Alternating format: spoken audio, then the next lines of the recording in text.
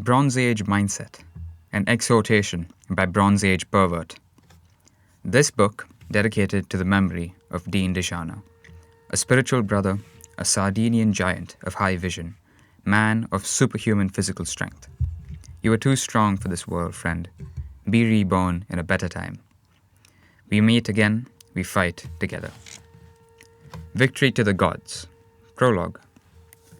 This is not book of philosophy. It is exhortation.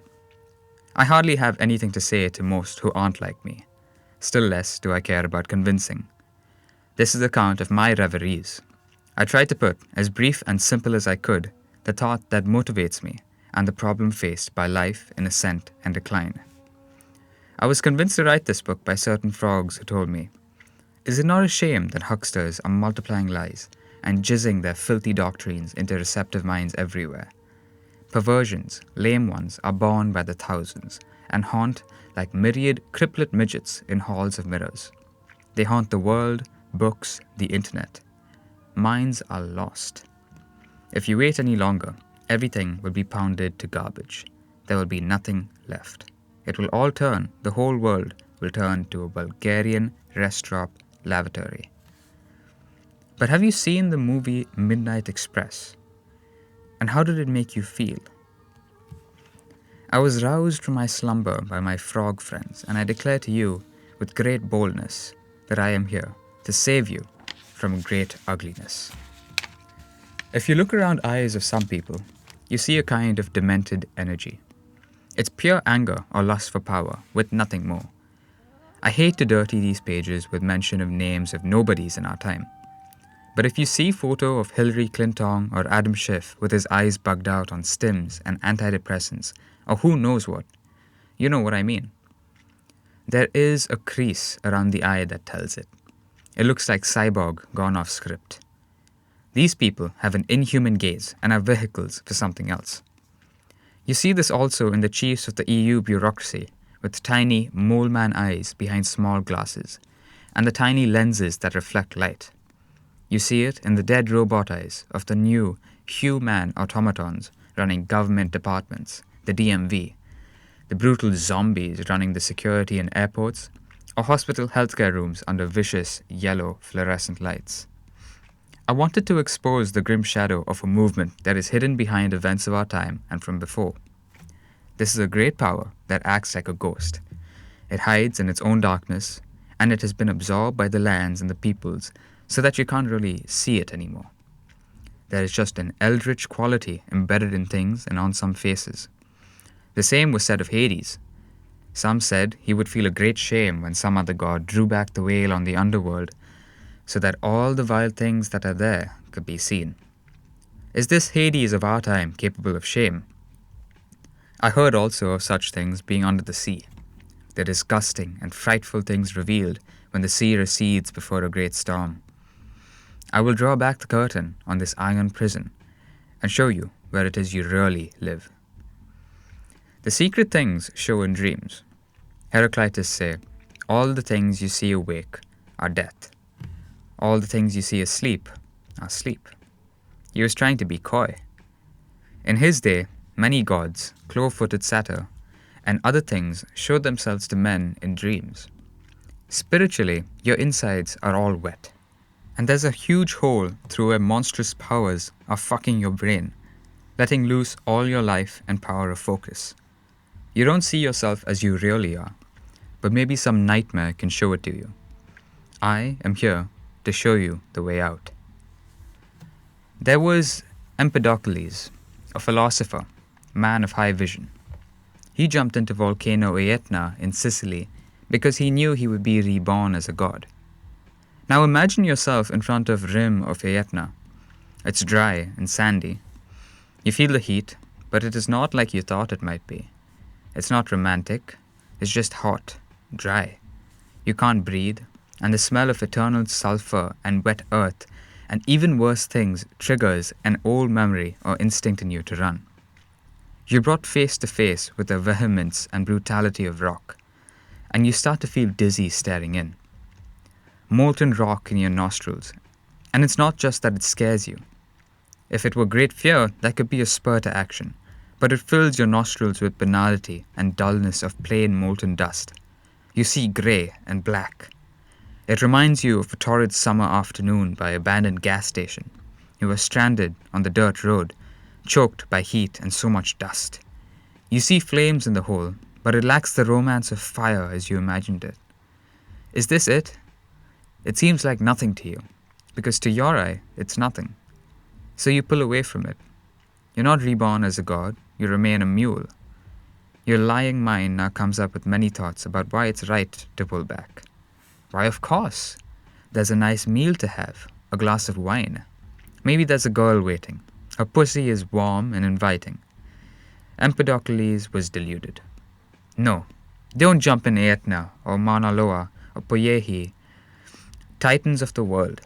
Even if you get yourself to do it, it won't work now. These portals are closed for ages, but other doors are closed to you too. What Mount Aetna was to Empedocles, is there something like that to you? Is there something like that at all anymore? Life has a thing inside of it that reaches beyond itself. This is an intergalactic worm.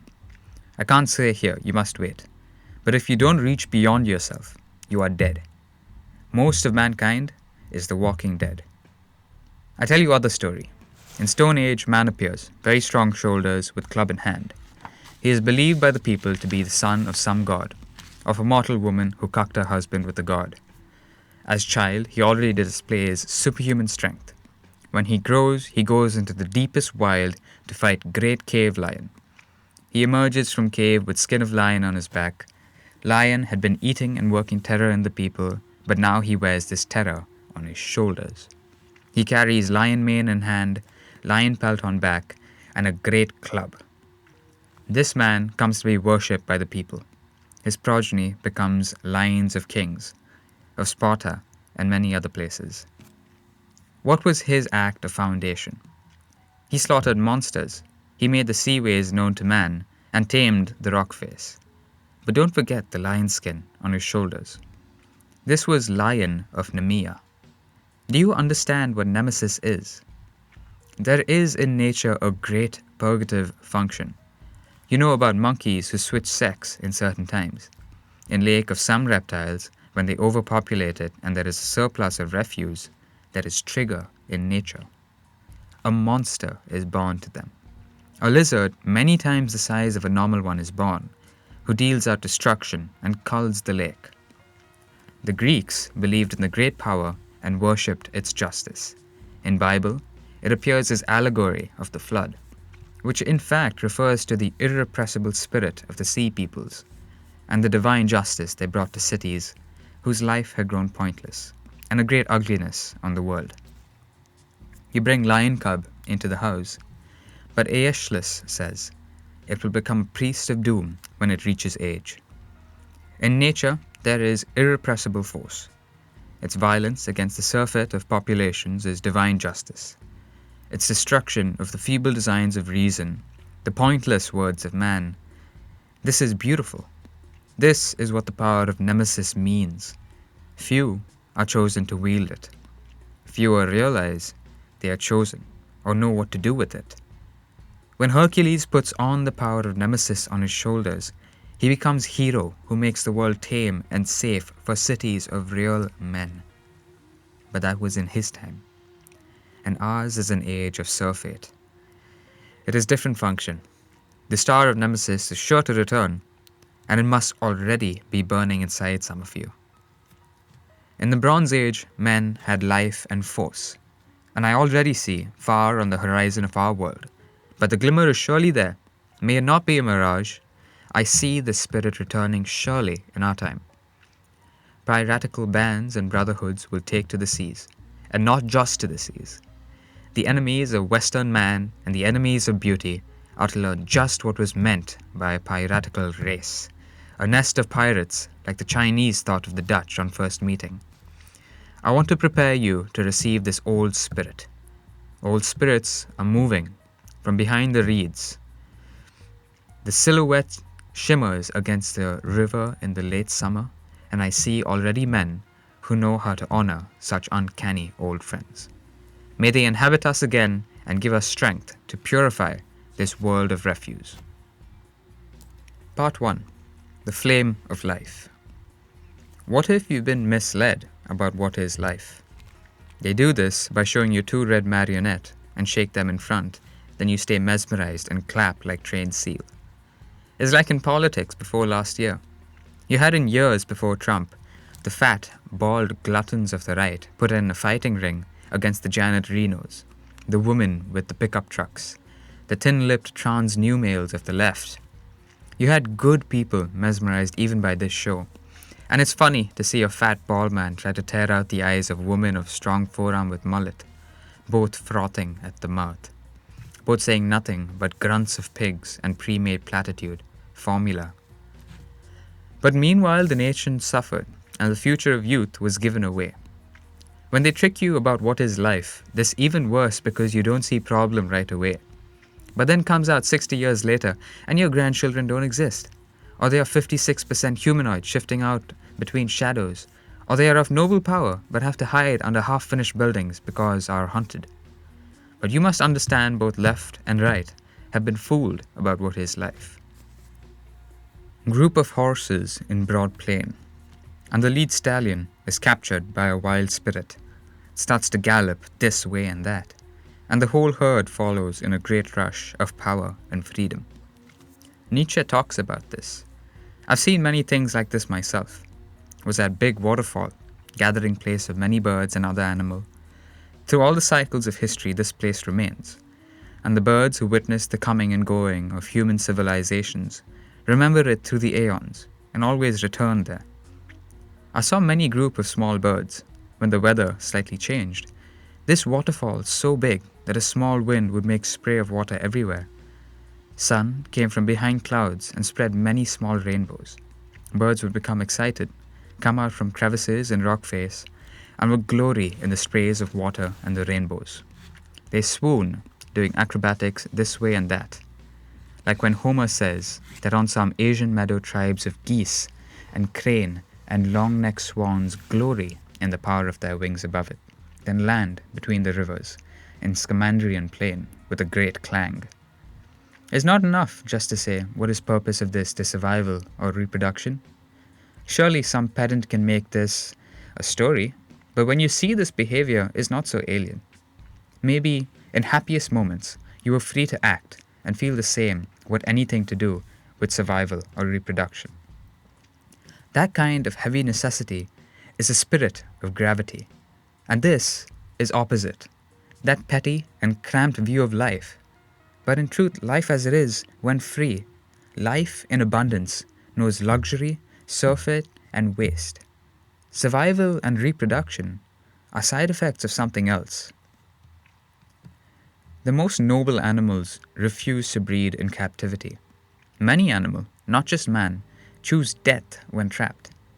But I thought all life strove for mere survival and reproduction. But this not enough? But if not enough, then must understand animal in some other way. Very much when thinkers talk about evolutionary psychology, they abstract from way of yeast to way of animals and man. But this is backward. There's a sociology of the world of scientists, like of everything else. This is a cause of much confusion about biology and ideas of evolution. You think you've been given objective truth, but the minds of biologists are in general very limited. The truth is, the biggest minds always went for physics among the sciences. There may be chemistry. Until recently, but even now, biology gives little opportunity for the kind of thinking that penetrates mystery of nature, the kind of insight into physical relations that attract the best scientific minds. They've been, on the whole, a half and half group in history. Schopenhauer refers with contempt to the people who have their catalogues of monkeys and think they understand nature. Darwin himself, Nietzsche called him a petty mind, the kind of calculator who likes to collect many small facts and synthesize some clumsy theory. The theory is clumsy and full of holes. This is the biggest reason creationists, who are also wrong, have been able to challenge it, where they were never able to challenge theoretical physics. There is much dishonesty and stupidity among scientists and biologists when they talk about evolution and life. The problem now is you think I want to attack idea of evolution, or to change it because it's racist or uncomfortable, just like the left and others attack and suppress it. This is not true.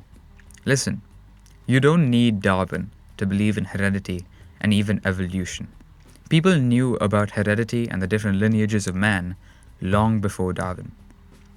In the political sense, the promotion of Darwin teaching and its application to mankind is a great good. The left and its many robots, I will talk of their origin later, want nothing more than to hide truth about human nature. And Darwin, evolutionary science in all its forms, is a great weapon of truth against them. In all this I agree. But remember the marionettes I mentioned. Don't be distracted by the puppet play. It is important not to be misled by a fierce debate with a stupid opponent into just accepting the only other alternative that is presented to you. Although the left, or what I have termed the bug man, hates and fears evolutionary ideas applied to humans, Darwinism itself is a product of bug thought. In the end, it won't show you way out of the prison of the ages. The hereditary nature of the qualities and the suitability of an organism to its environment and vice versa. All of this is true observation. And that true observation about heredity is in the end enough. You don't need more than that to utterly crush all the designs and vanities of the bugman. The bugman fears heredity and nature, not Darwin.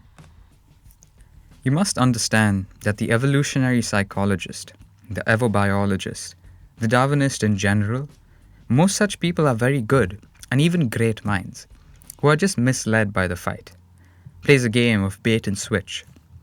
Many times he's not aware he does this himself. He believes in Darwinism as a teleological faith, that reproduction and survival are the ends of life, the purpose to which all life strives, and that this explains how life or an organism behaves, and also how it is adapted to an environment. But when you confront him on this, he will deny all notion of teleology. He will say he doesn't believe in any of this, but only in a material mechanism of natural selection. Through this mechanism, those organisms that are not in keeping with demands of environment at some time are slowly paired out. By a process analogous to our breeding of animals like dog and horse, nature itself breeds organisms and life this way and that, by accident. There is no end or purpose, he will say. You are crazy. But then when he's not paying attention, he will talk a different way. They all do this. He will start to say that this or that animal is behaving this or that way because it is trying to secure either reproduction or survival. He will explain physical features in this way too, and when he really forgets himself, he will make a moral principle out of it. The most honest ones, when they trust you, will talk about replicating themselves as an aspiration and a goal. This is human, all too human, but also very natural. Because it's very hard to talk about biology or life without teleology or some consideration of ends or purpose. Clearly, physics and chemistry seem to be driven by no purpose or goal, but animals seem very much driven by motive or purpose. And it's hard to explain a biological feature without reference to its end or purpose. So the Darwinist forgets, or tries to change the topic all the time. He knows what is really interesting is the question of what drives life, what explains animal behavior, and what explains the correspondence between organism and environment. This is the question. The mechanism of heredity or the means by which a species is shaped, natural or unnatural selection, which is really Darwin's only insight, is the least interesting part of all. Actually, it is a tautology. Yes, only those animals who have managed to reproduce actually pass on their traits, something every sheep breeder in history has known. But that this alone explains animal adaptation or behavior is nonsense. There is an alpine mouse that collects food for winter. Somehow it knows exactly the proportion of poison herbs to include in its winter stores, to preserve them. Too much and the food it gathered becomes poison. Too little and it spoils. There is example Schopenhauer gives. 2 insects and one will kill the other on sight. Yet this other presents no immediate danger to the first, but will only eat its eggs in the future. How does that very first insect know this? It is not taught, nor does it see. It has very primitive nervous system. It knows this somehow, in the blood. This is a very specific and complicated behavior. There are many such cases in nature. Creationists have focused too much on complicated physical features. But even for something like the eye or the bacterial flagellum, it is possible to construct stories of how they evolved gradually. I don't believe these stories. They sound improbable and made up. But they're more believable than the stories you have to make up in the case of behaviors, and many more. So many animals and simple insects have such complicated behaviors they are born with already. At some point, the incremental explanation becomes so convoluted that it's hard to believe. Please remember that the Aristotelian and Ptolemaic system for calculating motion of planets and so on worked quite well for a long time. It was abandoned because ever more convoluted explanations had to be invented to support the fundamental and wrong assumption of the geocentric model. Evolutionary theory today is slowly in the same position, and nowhere more than where they may try to explain inborn behaviors of this kind. It is obvious that such behaviors, if you want to call them adaptations, came about as we see them now, complete and without significant incremental change. How did such miracle occur? This is not creationist book. I do not believe in that. Nor do I believe in the miracle that modern science has invented, hiding under the word random mutation and the hand-waving of incremental change. There is not enough time, nor enough number of specimens, nor the kinds of mutations observed to support either natural selection or Lamarckianism as explanations for evolution. Many of the mathematical models for how a trait will spread in a population have failed. They don't tell you this. No, I don't talk about miracles, whatever words you put them under. And the design is there, but it is by no means benevolent or intelligent nor comprehensible. You see in the spider's web a creature of rudimentary nervous system and little intelligence. Design, something beautiful and complex. And this is key to understanding also all of nature. There is an inherent intelligence inside things, uncanny, silent, and demonic. Its workings and aims are obscure to us. Our own intelligence is only a crude deviation of it, an approximation. There is an intelligence in all things, an inborn in our bodies before anything to do with the brain or the nervous system, and all adaptations, no matter how much natural or unnatural selection may have gone to spreading them within a population, occur not by random, but by a spontaneous correspondence of some kind between the organism and the environment. Someday, we may discover the material cause or manifestation of this correspondence, or the chain by which it travels from the lock face and the elements of brute matter up the forms of life. There is some as yet undiscovered signaling system, but the adaptation by no means takes place at random, not even primarily by natural selection, which is just one of the means by which it spreads in a population. A truly objective or scientific approach to life would be to start without assumptions. Make no big stories. Take animal and study. Study what it does in nature, not lab, when left alone from human. Study different specimens, the mood, the behavior at different time of year, in different places, at different levels of fortune and well-being. Make no assumption about what it wants ultimately. Study how it behaves today, tomorrow, in the moment, which is the only thing that exists for the animal. Look inside its brain. Study its hormones and its internal states with great care, and with clinical objective eye, correlate these internal states to what it does, or what it's driving at, and driving at that day, or in that moment, not what you think about reproduction or survival. This is true path to understand animal adaptation, behavior, and life. There is some of this done, but much too little, and not well. In the end, are you so different from goat, dog, or even ant that you look at such beings and really remain puzzled? For sure, the real research I just named must be done, if only to convince the boneheads. But the behavior of an animal would be a complete mystery to you if you weren't very similar yourself.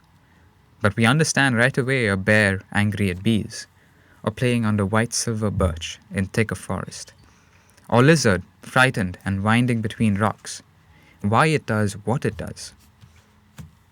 It is no mystery to us who are also like them. We love dogs because they express so honestly and without dissimulation what we also are and want. They and other pets calm us because they promote a kind of carelessness normal to animal life, unencumbered by thoughts of the past or worries about the future, none of which actually exist. Women are, in their natural state, close to this condition as well, or closer on the whole, which is where they get much of their charm and power from. The modern education that teaches women to be hyper-aware, anxious for the future, abstract neurotics, etc., actually takes away their power to a great degree, while tricking them into thinking they are being tough or sassy. But a hyper-conscious woman is made powerless and charmless. But study must be made of inner state of animal. Now in this condition, now that. What anyway would objective study of an organism say? What does life want? Darwin and his style of thinking would never have made so much impression or ever had such power if it was simply false. Actually, Darwinism is true, but only under certain conditions. It's not even a half-truth. It is actually the full truth about a kind of life. But the mistake is to think it describes all life. Darwin is meaningless without Malthus, but this is why Nietzsche is right about both of them when he says they describe only life in England, or more precisely, the England of that time. The beginning of the industrial age, and England is the first nation that solved the problem of infant mortality. These are the relevant facts. England was able to colonize so much of the New World because it was the first country to solve this problem. Many criticize in some way the Portuguese or Spanish model of colonization, but you must know that the Portuguese had a population of 1 million when they began the Age of Discovery, with Henry the Navigator. And of that population, many fewer were young men who could embark on voyages of great danger. Some say up to a fourth or more died on these voyages alone. They had no manpower to settle faraway lands, but continued the old pattern of elite dominance, where brotherhoods of conquering men often took local wives and such. By contrast, the English could now transplant entire populations, being surfeit of humans. But it was still not enough. The cities became crowded, the filth unbearable, as the lowest classes swarmed the monstrous new machines of industry. The living conditions of workers well into the 20th century were purely hellish. Marx and his followers, at least, were right about that. And that's why they could prey on this condition. It was a condition of misery and destitution similar to or worse than we see in the shanty towns of the Third World. Solution to infant mortality problem meant these lower classes put all excess income into supporting more mouths to feed, not improving the quality of life of the children they had, just an exponential increase in human biomass. And this is the world of Malthus and Darwin. Life under filth, life under distress. Darwinism describes life under extreme stress. From this very partial view, he thinks he has discovered the truth about life in general. But animal under conditions of extreme stress, crowded condition, observed and watched, filthy, beaten and imprisoned, its life severely regimented away from what it should like to do if left to its devices, will not give you secret to what life is. It will be a very misleading example, and this is basis of Darwinism and of all thought that comes from it. It is the philosophy of life of the tenement and the slum, of the open-air work camp. No kind of distress is worse than the feeling you are trapped. My worst nightmares are about opening a door only to find myself in the same aluminum cell over and over.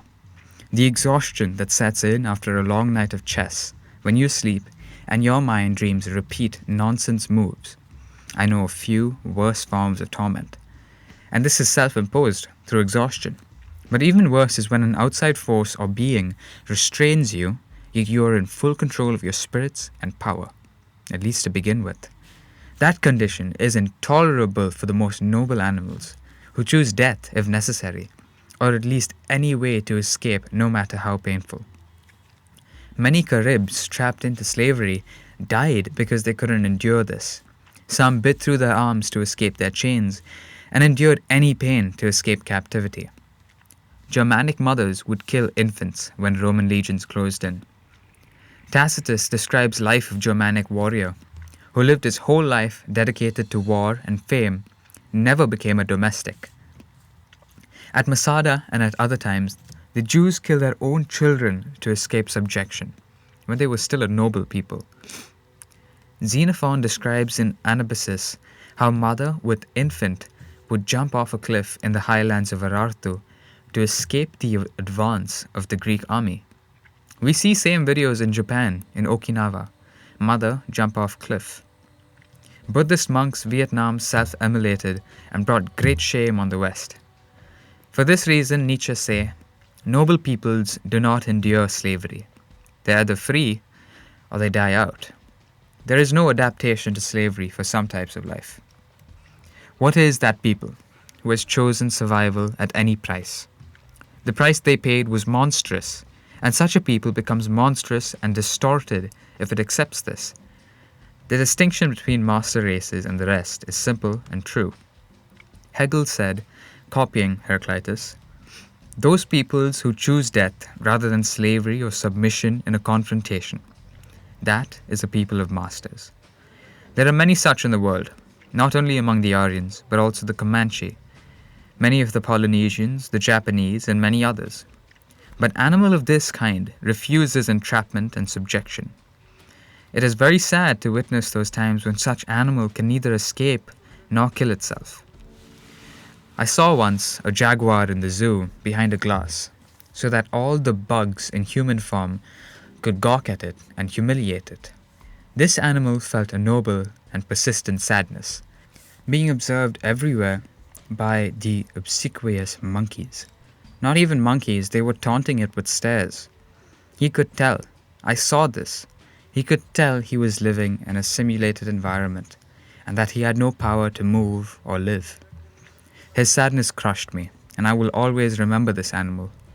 I never want to see life in this condition. Just a few weeks ago, I was outside a nightclub in a city that is still untouched by first world regimented hygiene.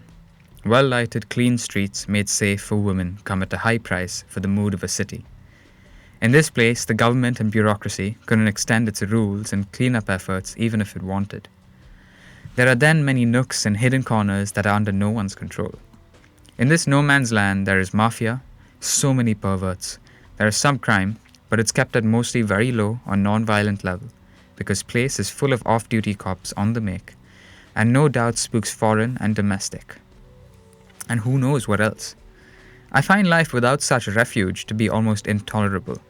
So here I felt free, but I think was after day in a haze, and the glycine was kicking in. I must have taken 600 milligrams theanine as well, and after much coffee I was spacing out.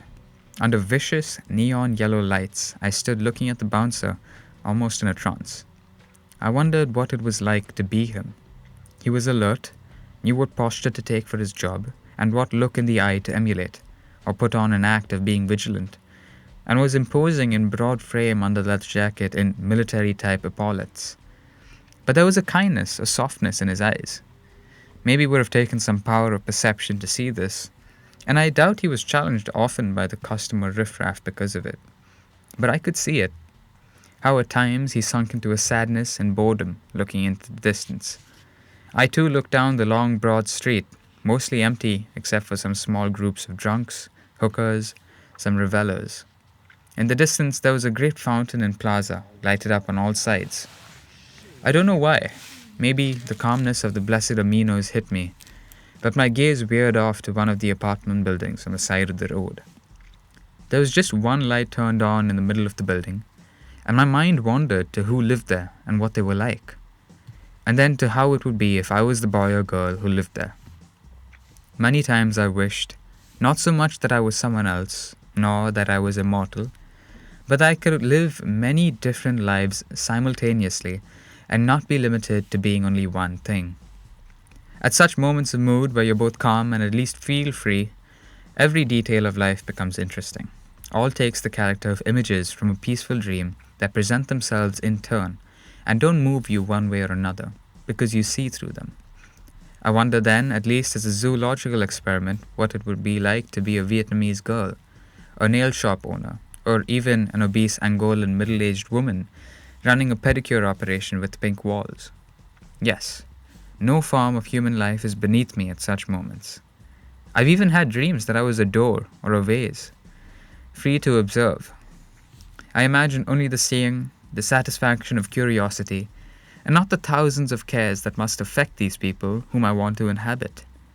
But most of all then, when to this love of curiosity is added some sudden burst of energy, I start to wonder about men like myself, around my age, and what it would be like to be them, what they think moment to moment, what pulls them this way and that. I feel then a great longing for them, and also for myself, and think of the friendships that I could have had with them, and the great tasks that could await. I feel beset by this as an almost erotic irritation that is diffuse, and a great sadness and irritation that I will never know who lived in that building at that window, never see what they saw looking out. These ways, this is all my version of love for mankind. Of the other abstract kind, it means nothing, and those who invoke it are bullshitters. Very young rams, very young stag even when fawn, well before horns appear, play fight with heads butting. This is an anticipation of horns that will grow. Yet no one teaches them this, but they know it in the blood. What came first for this animal, the development of horns, or the knowledge and will to fight in this manner? In phenomenon like this is kept the truth and secret about evolution and life.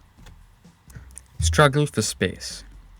A healthy animal, not under distress, not maimed, not trapped by man, seeks first, when young, space. Animals seek space in physical sense, territory. But this meaning isn't crudely physical. I give this as vivid image, which is true for many animals that seek ownership of concrete territory, but more generally you must take it to mean something else. Space to develop inborn powers.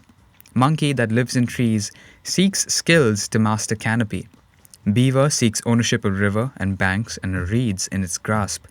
Many big cat, of course, seek mastership of actual territory and claims to prey and mates in this territory. Big feline hunting dogs seek full use of claws, fangs, development of smell, and other senses to extend their reach over space. They seek these things because they want to master matter. All of this is higher organism organizing itself to master matter in surrounding space. Successful mastery of this matter leads to development of inborn powers and flourishing of organism, which allows it to master more matter, to marshal the lower, to feed the higher. It is mobilization of matter to develop the inborn character or idea of fate. This true not only for food literally. In social animals, an analogous process takes place within social relations or social space. There are some important changes that happen here, but principle is the same. Important to understand that there is a circular process. Organism seeks mastery of space, environment, to master matter in ways particular to its own abilities. And as a result of this mastery of matter, there is development of its body, its senses and all of its faculties, and the unfolding of its inborn destined form or nature in time. Its particular form flowering in the spring of its season. All of this requires precisely freedom from struggle for survival, or time away from this, a reprieve from this pressure. As for reproduction, animal in natural state will not even seek at this point, will not even think about it. Very far from its aims, it seeks to become strong, skillful, to master problems and feel the expansion of its powers. And not just feel them, but perceive it to be truly so. Perceive intuitively its mastery over its space. Only after full development of its powers and its mastery over space specific to its needs does the need or desire for reproduction come. Reproduction is the side effect of animal desire for discharge of strength, after mastery of space is achieved.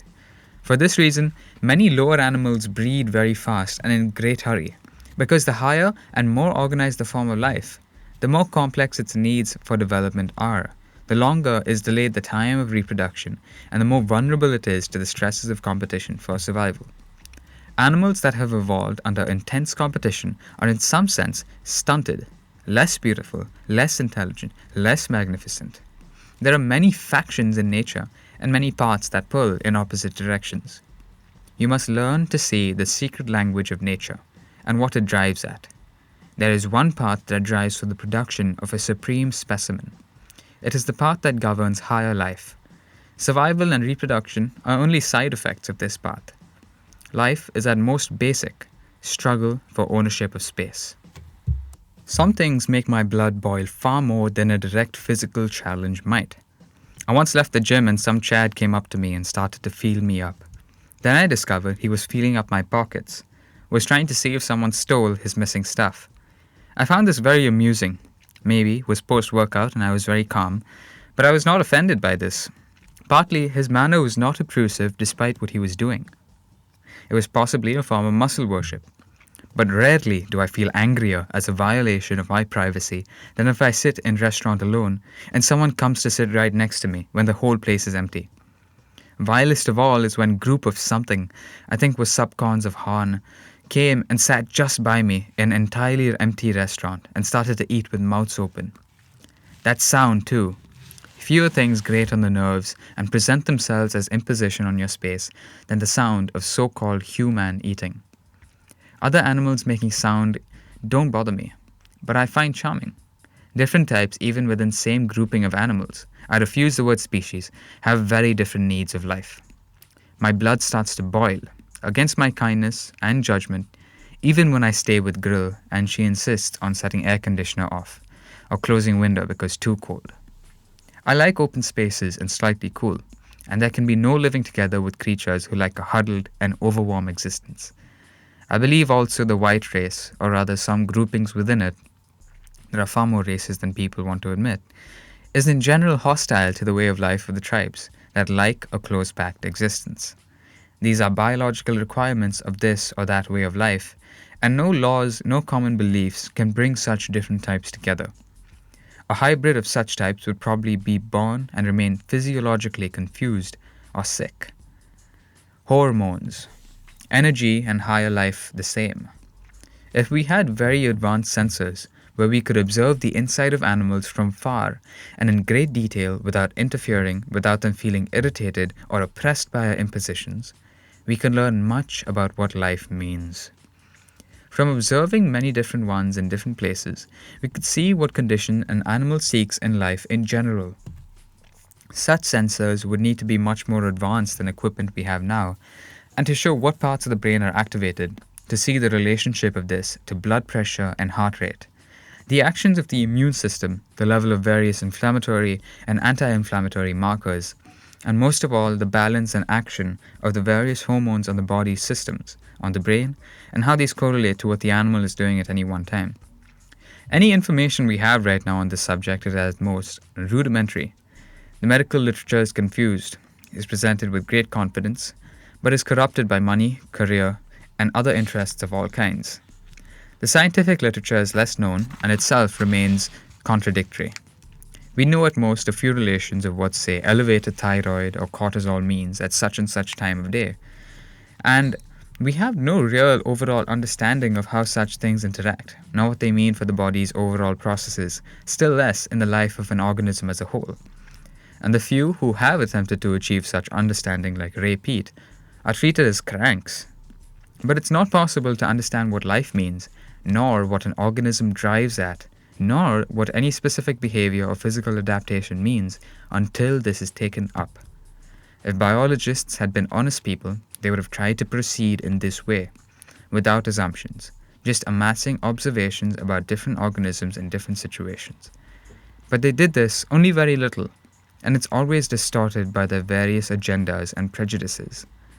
The data we have itself is therefore at this point much too sparse, and it will take decades to get what is needed, even if researchers begin now. It will be a genius of the ages who will really be able to understand and explain the complete views of how hormones act in an organism. There is no irony here. I don't do irony. Learn that I don't understand the gay idea of irony. Hormones hold the key to the meaning of life in the most fundamental way. And if this sounds reductionist to you, If you think I demystify things too much, it's because you think you know what you don't, or you think scientists know when they actually don't. These substances, seen with fresh eyes, are pure, big magic. They govern all cycles of an organism's growth and its decay. They can turn small calf or baby gorilla into giant elephant or half-done silverback on diet of greens. They can turn a skinny man into Herculean half-god, or make strong man take on the aspect of a woman, and change tendencies and feelings, mirroring the magical transformation of some animals that switch sexes by signals we don't yet understand. This doesn't even begin to cover the different meanings of thyroid, progesterone, the various neurotransmitters, and many others that act one way on the nervous system, another way on the gut, another way on the immune system that governs cell division and the preservation of functions in ways that are for the moment a mystery to doctors and to science. Only a complete understanding of these hidden substances will reveal the fullness of life in its glory. The study of life as a black box has led to misunderstanding because the observers are dishonest and stupid and will report an action, but not what comes before or after, nor its place in the life of an animal, nor do they try to intuit from within themselves the study of hormones among many other internal processes of an organism, will prevent them from lying in this way. For example, an animal may act one way under stress and pressure, but then appear to do the same action out of a spirit of openness and self-increase. And the same action or behavior may actually have completely different meanings biologically. This will be shown by actions of hormones, neurotransmitters, and cytokines in the body. And I will tell you what they will likely discover. So far, only Ray Peat, a man blessed by a grand and alien understanding, has tried to decipher the secret language of this blessed substance. Learn that there are at least two kinds of life. Usually, you think of life versus inanimate matter. How strange that the most primitive languages, the agglutinative grunts of Neanderthals like Basque, distinguish not between gender of noun, but between animate and inanimate. I wonder then what they would call yeast. Learn that there are two kinds of life, and yeast is different from higher life. Higher life means many fancy and mysterious things too, of course, but at its most basic, it has to do with differentiation and structure. Yeast is an amorphous blob that expands, whereas a higher organism has different parts with different functions, different organs, different systems within itself. The sexes are different because it reproduces sexually, and some have taken this to be the main distinction: asexual versus sexual reproduction. But it's obvious that distinction between higher organisms goes much beyond this. And to preserve the function of the different organs and different systems within oneself, an organism sacrifices the ability to expand and replicate indiscriminately, like yeast does, for example. You can think of it as sacrifice of this ability, or just say that these two modes of or tendencies, expansion and replication of cells on one hand, and preservation of higher or differentiated function on the other, are at odds with each other. They are governed by different hormones and neurotransmitters, where estrogen and serotonin are stress substances that govern cell division, but thyroid and progesterone are those that govern the preservation of function. It is not correct to call estrogen then a sex hormone, but a stress hormone, and its greater proportion in body of female is because female is under greater stress due to demands of inner cell division and menstruation. The picture is far from complete, of course, but this leads to many good observations. Considering this from the other side, the side of pathology, the indiscriminate cell division, the return of primitive life within the human body, is called cancer, which looks and acts very much like a fungus does. Conversely, from the side of health, the structure of the body is preserved to the extent that cells successfully command energy. And so, to speak artistically, but to be right, on one side, the hormones that promote cell energy are precisely those that promote the preservation of function, namely thyroid and the like. Whereas the hormones that promote lassitude and that take away energy are precisely those that promote cell division, inflammation, the production of free radicals, the breakdown in order and function.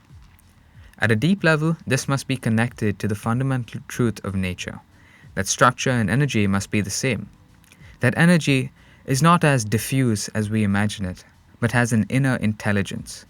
This word is very bad in this case, because it is rather the imperfect intellect of our brains that is a mere approximation of this primordial and primal will. This will is almighty. Its forms are endless. It is no different from the fire of Heraclitus, a pervasive energy at play inside all things that seeks to order and reorder itself into ascending, uncanny objects. Its intent is mischievous and beyond our ability to understand in words. In the life of organisms, this seeks to understand itself into higher and more differentiated forms. That is, concretely, seeks the production of one supreme specimen. Peoples are nature's circuitous ways to great specimens, and for this reason, the peoples that have arisen out of nature must be preserved in their distinct forms. In same way, see from all this that aesthetic physique has the most cosmic significance, and it is because of what I have said so far that aesthetic bodies are a window to the other side, because they are the pinnacle of nature. The gods that surely exist but remain hidden have the most beautiful bodies we can imagine. They appear to the ancient Greeks in dreams. Contrary to this exists the surfeit of flesh we see on the abyss, and in general, the lassitude, the spiritual obesity, not only of modern life, but of many historical forms of life as well.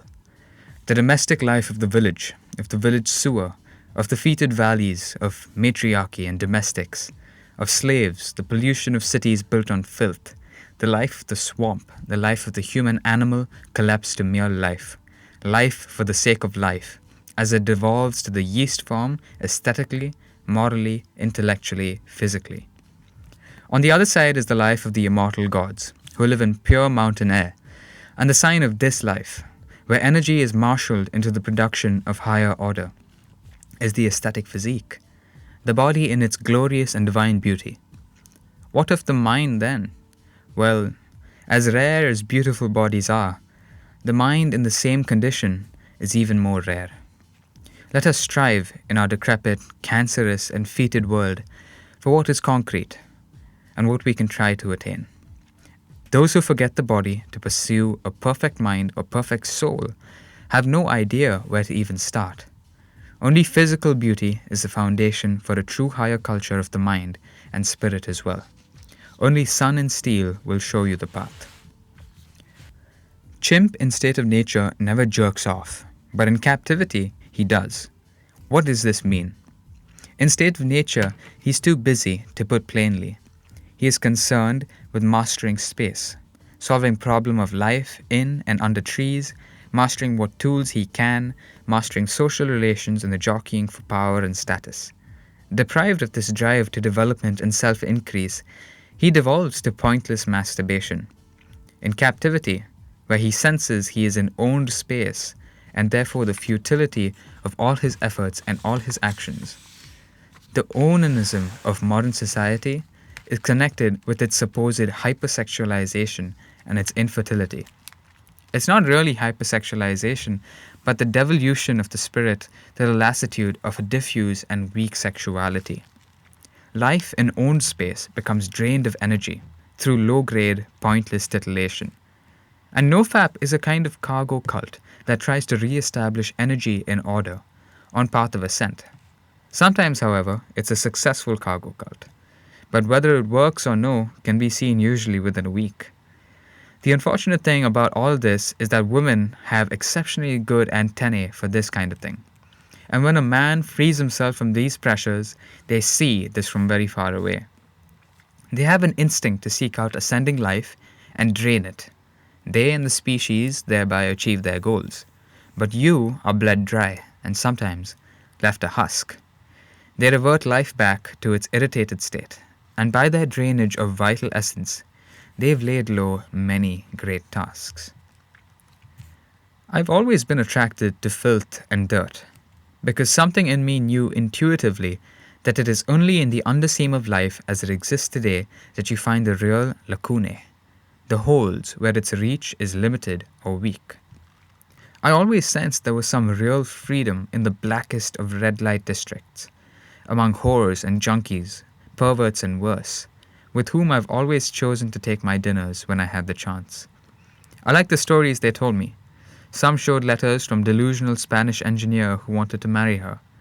Another told me a story of miscarriage her friend had in old pervert's bathroom, and how they flushed it down a toilet, and then its name written on a piece of toilet paper. It's in this world, and almost only in this world today, that you can start to polish the claws nature gave you, assuming it gave you any. Unfortunately, it's easy for a man with good antennae to see that even this world of shadows has at most a conditional existence. The truth is that they are allowing these holes, because they, or the people who created the fabric in which the masters of lies operate, are smart enough to know you need these free spaces. They are of great use to a manipulator. See how the Japanese, so famed for their love of law and order, have nevertheless always allowed the Yakuza to operate running prostitution and meth rings, and even worse. Such things have a serious function in Japanese society, as the mafia and other institutions have had in Western society. Only a cretinous government will get rid of such a world entirely, and thankfully, we have very stupid governments in the West now. Their days are numbered. It is with sadness that you realize, eventually, after the first exhilarating rush of freedom in this world of the damned, that these spaces too, though not so pervasively owned, have portals and gates manned by that which owns everything else. Still, it's better than nothing, because in the moment, all of that's still far away. On a late summer night, when you are asked by a corrupt lawyer to spy on Lebanese strip club owner, and you're out in courtyard with 20-year-old prosty, she put cocaine on your tongue, and you feel the ocean air at night fill you with the longing of the great sea.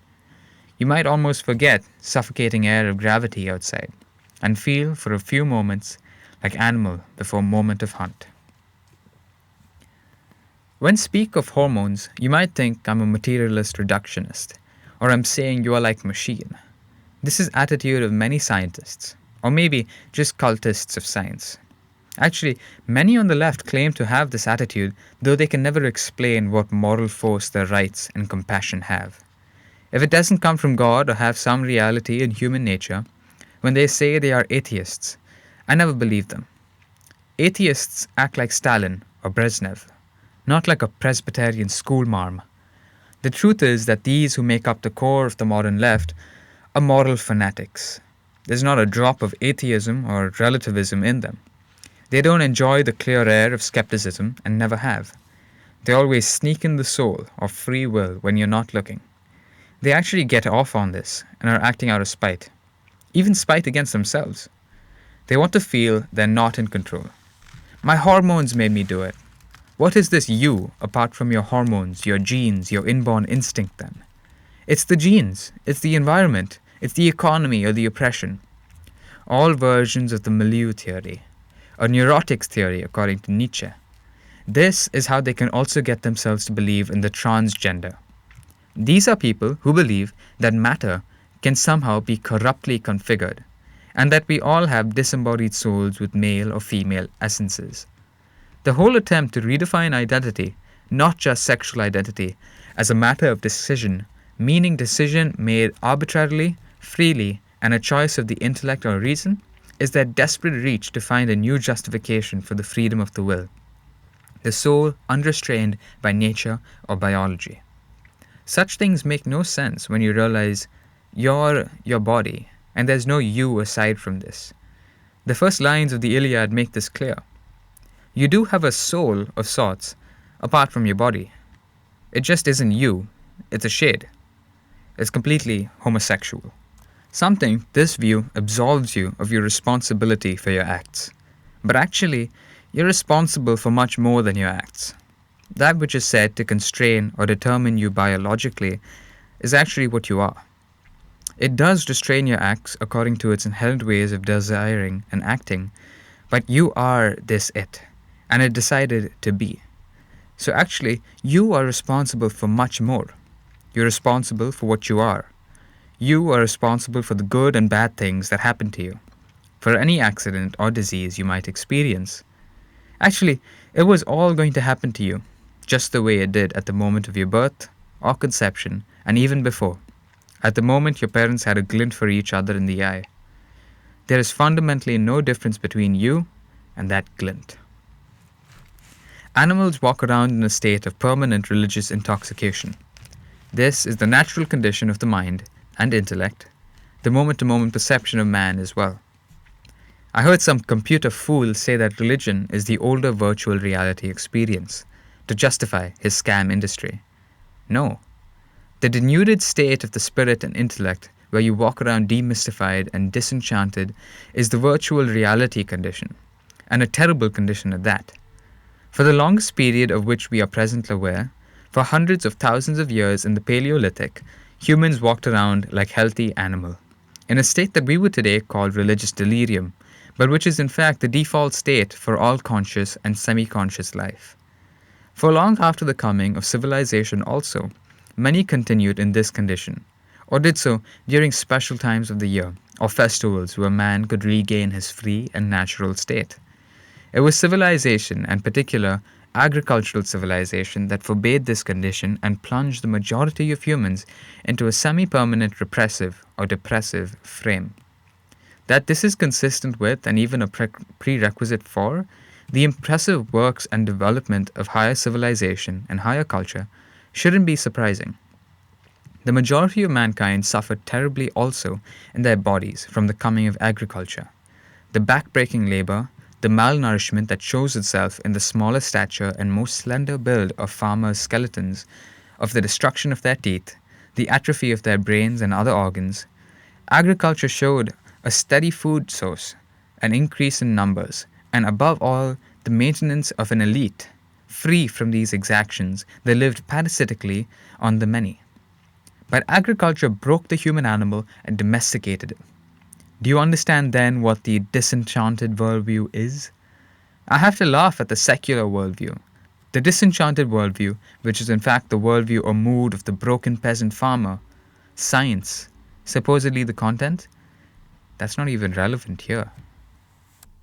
My favorite thing is to walk around the city during the day, completely plastered, on very crowded streets or on boardwalk by sea or river. With container, maybe it looks like iced tea or water, but is full of alcohol. At night I don't enjoy as much, but during the day I walk around in a state of great enthusiasm and energy, powered by liquor, or best of all, some kind of wine that energizes you to a great and holy rage. I don't mean really rage because I'm laughing on the inside, but I love to walk around like this, to see the people, to accost strangers in all kinds of ways. Nothing is more entertaining. I've often wondered at these times what it would be like and how blessed life would be if I could feel this way all the time, and not just when I drink, and also never pay the price for it. Alcohol should never, by the way, be used for stress relief, because after it crashes, and even the next day, there is a rise in cortisol, so that unpleasant feelings become worse. But I wondered what it would be like to feel like this all the time, and that there must be or have been people who do. Aren't we told this world is full of mutants? Why not a mutant who is perpetually full of this kind of euphoria? But even more, why not just one set of emotions or one emotion? I wondered at these times how life could be if you were possessed only by one specific feeling. And if there is a man who has only felt the purest and most intense anger, continually and nothing else. Or who has felt only a very specific kind of joy, and no other feeling, even sadness of certain kinds, makes life beautiful and can be a spur to great things. Even panic is better than the numbness promoted in our time. Why would a creature who only ever felt such a thing be like? And why can't one exist? It would be a monster or a god. Or in any case, he would be possessed by a god. Do you imagine that men of genius, or let's say men of science in history, walked around clear-headed, disenchanted, reasonable, with the tight-assed attitude of the science cultist and materialist? No great discovery has ever been made by the power of reason. Reason is a means of communicating, imperfectly, some discoveries to others, and in the case of the sciences, a method of trying to render this communication certain and precise. But no one ever made a discovery through syllogisms, through reason, through this makeshift form of transmission. Great mathematicians saw spatial relations as great physicists saw, and to some extent felt, physical relations. In some contemplation of mathematical forms, there is almost a physical feel of geometric relations. And all mathematics at bottom is about geometric relations even when it doesn't seem so. Compare the Euclidean proof of the Pythagorean theorem based on syllogism, which helps you understand nothing that's actually going on, with the imagistic proof of the three squares that makes you perceive, physically perceive even in your own body, why this theorem is true. Gauss, so beloved even by the tedious scientific goblins that even Google gave him a cartoon, is famous to have said something like, "I got it. Now I have to get it." Meaning he had seen and felt the fundamental spatial relation he was searching for, but now he had to translate it into the imperfect language of mathematics for others. Thus, all mathematics and all science in general, mathematics is only a prototype and most precise of the sciences, is about the definitions, not about the proof, not about the process, or absurd, the algorithm. All great scientific discoveries, supposedly the great works of reason, are in fact the result of intuitions and sudden grasp of ideas. And all such sudden grasp and reaching is based on what, in other circumstances, would be called a kind of religious intoxication. It depends on a state of the mind where the perceiving part of the intellect is absolutely focused, limpid, yet driven by the most relentless energy, an energy to penetrate. Direct perception is already intellectualized and in fact much closer to the innate intelligence of things than cerebral syllogisms. No scientist worth anything has ever felt pride at using algorithms or trial and error to solve a problem. Yes, feminists are right that science is patriarchal in this sense, that it is a rape of nature. Real science like Galois are monsters of will, and the preponderance of men in the hard sciences is explained by this orientation of character, as also by the fact that the minds of men, more than of women, are capable of sustained focus on one thing. Women are better at multitasking. There are women who are great scientists, but like women who were great chess players or poets, they are probably spiritual lesbians. The modern peasant just replaces the artificial prejudices of superstitions and village old wives' tales with the superstitions of science, which he receives ready-made from authorities among the popularizers of science. He loves them because of the creature comforts he believes they provide through technology. He is a cargo cultist. He knows nothing of what goes on into the discoveries of science, nor the way the substance is transmitted among scientists. He just has a propagandized image of some of the results. This is no different from belief in big magic, which is how many primitives think of science, the big magic of the white man.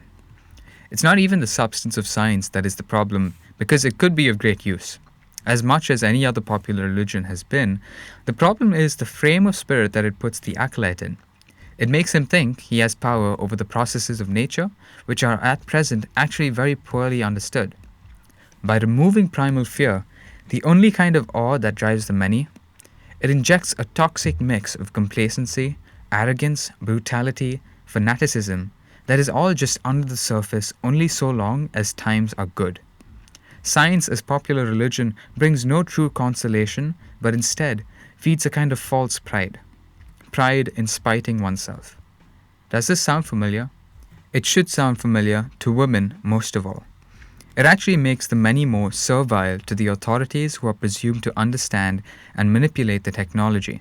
That is its purpose, to make the many submit, which wouldn't be bad if they weren't submitting to the lords of lies.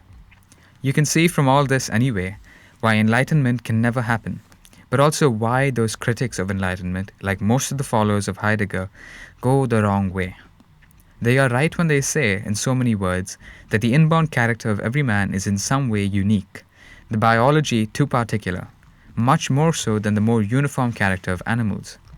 For animals, the worker ant or two fruit flies will have exactly the same inborn, but humans are all slightly different.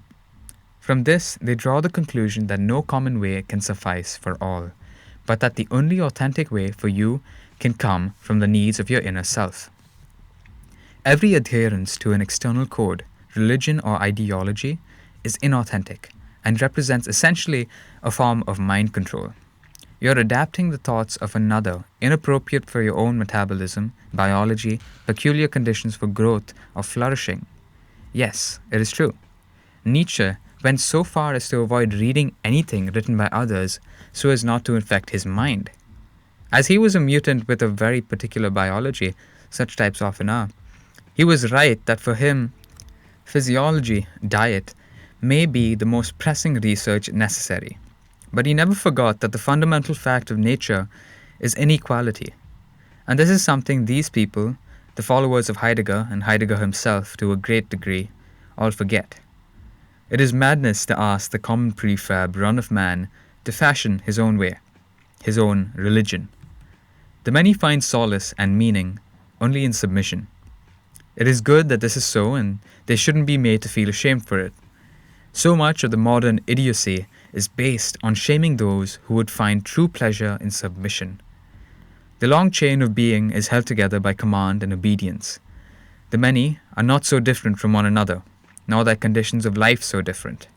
In the end, you too, no matter how special or genius you may be, are held together to the average man through many ties of biology, so that you would both do well to pay attention to what is common, especially insofar as the body is concerned. The body is not a private thing. The individual body is likely deceased. The universal body, the correct type discovered by ancient Greek science and art, is not something you will develop by nurturing your own individual quirks, doxies, and faggotries. Biology works according to types and grades of manifestation, not according to the development of unique personal eccentricities. Science, rightly understood, helps us understand the types, the species, and the true cleavages of nature. Science is not in and of itself the cause of our problems, of your alienation, nor does it have any content beyond who uses it and for what. Science is a great tool because it can uncover for us the biological conditions of all life and the relationships between types of life. It can, as Nietzsche predicted, settle the question of the true hierarchy of values, or more precisely, the real ladder of life, the true hierarchy of biological types. What prevents this from happening is not inherent to science or technologically as such. It is a political and sociological problem. One way or another, in time, the right force will take hold of the power of science and reveal its true potential. Science was never meant to be for comfort. I don't talk about if God exists. I don't know this. I've never had any feeling for this one way or another. I've sat in houses of religions, but I've always felt nothing. It put me to sleep. Even the novelty of a Buddhist or Hindu temple wore off very fast.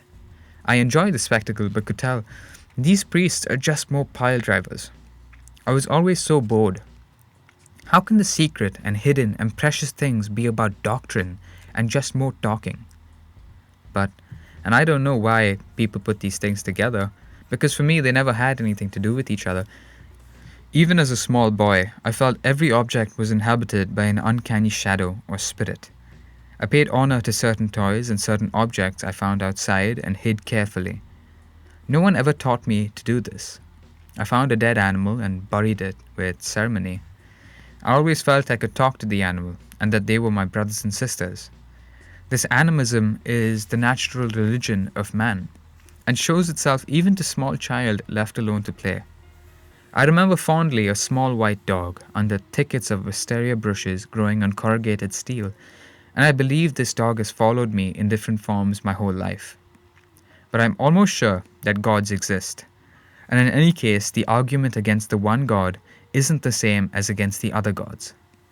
In all the fulminations of Sam Harris and Hitchens, and the new atheists, there's nothing really new. They want to banish not just religion from public life, but to enter your own mind and replace whatever vestiges of old organized religions are there with their own very stupid organized religion. If they have an easy time of it, this is because monotheism overreached.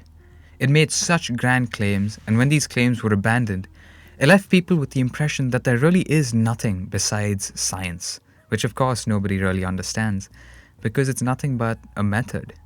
It would have been far more honest to embrace skepticism, but of course they would never let you take the logical conclusion. But still, forget for a moment all the claims made about God, about the creation of matter out of nothing, which runs against all intuition and all observation that you can make yourself. You don't even need science for that. Paglia said once that the real novelty of the one God was that he spoke the world into existence. How different this was from all other creation myths. All pagans knew the world was eternal, and that its present condition was a result of cycles of birth, rebirth, regeneration, copulation. The Japanese even have myths about gods shitting on fields to make them fertile. How proper. It makes many other things about Japanese culture easier to understand. Monotheism, even of the intellectual or deist variety, and especially that variety, makes all kinds of claims too about the lawfulness of matter, or of nature about intelligent design and the like. It's actually much closer to the science that claims to disprove it than to the original paganism of all mankind. So much of the story makes time a line, and makes matter conditional on a deity or creator that lives outside of it. The creation of matter out of nothing, the creation of your soul out of nothing.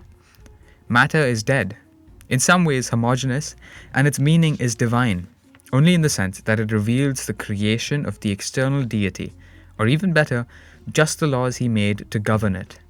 It seems and feels wrong, or runs against the immediate perception of the world, so it requires faith, a concept unknown to ancient pagans of all kinds. For this reason, the Romans considered Christians and Jews to be no different from atheists. That view is very different. As such, there is no scientific reason why you should have to rule out the existence of beings stronger, superior, more intelligent, more magnificent than us, equipped with powers that appear magical to our understanding. The only reason I can think to dismiss this is Schopenhauer's.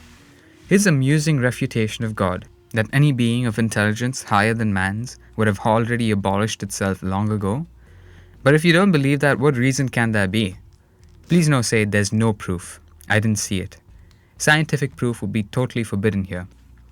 In fact, there are many strange occurrences that have been recorded by many, as much as any event can be recorded, but this lacks any scientific meaning. It's a case of not applicable.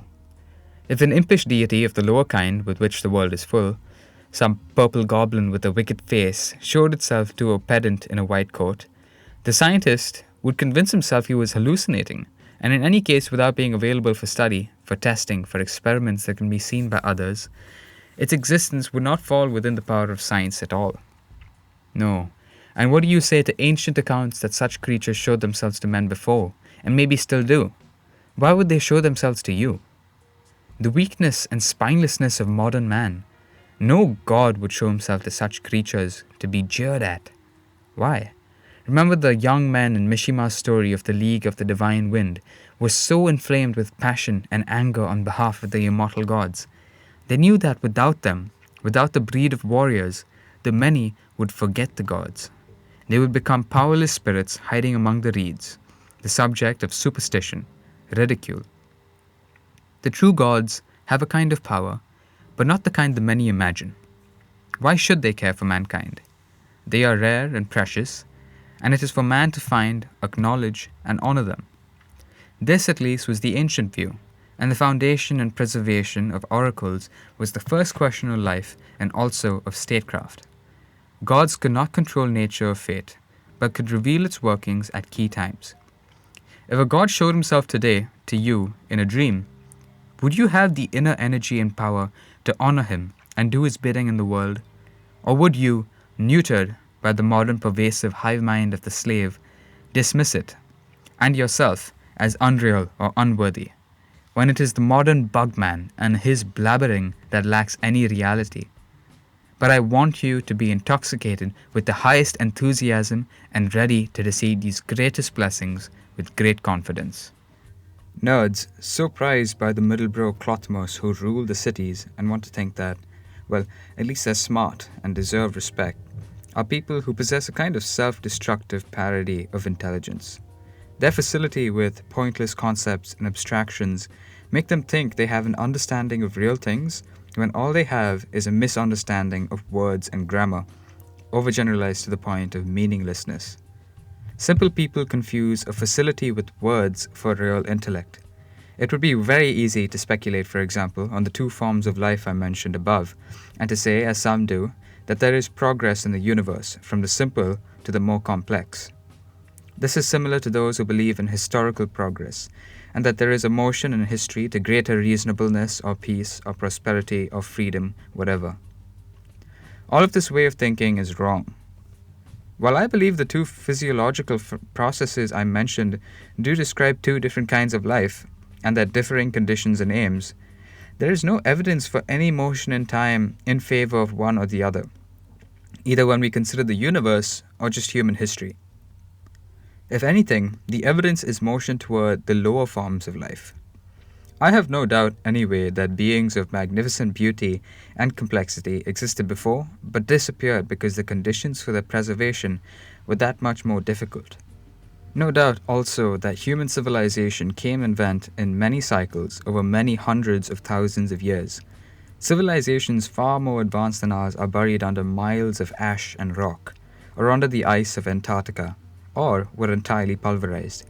The memory of such things comes to very sensitive youths with the nervous system so strong that as a parasite it takes over the organism. In moments of limpid calm, a small perturbation in the will brings a faint feeling of a memory from long ago. They suddenly remember, like a revelation.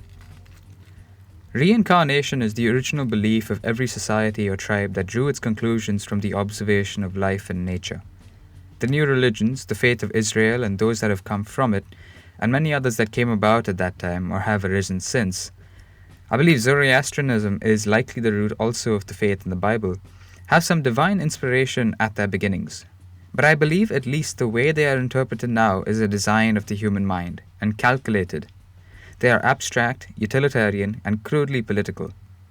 Before this, nearly every society had a belief in reincarnation.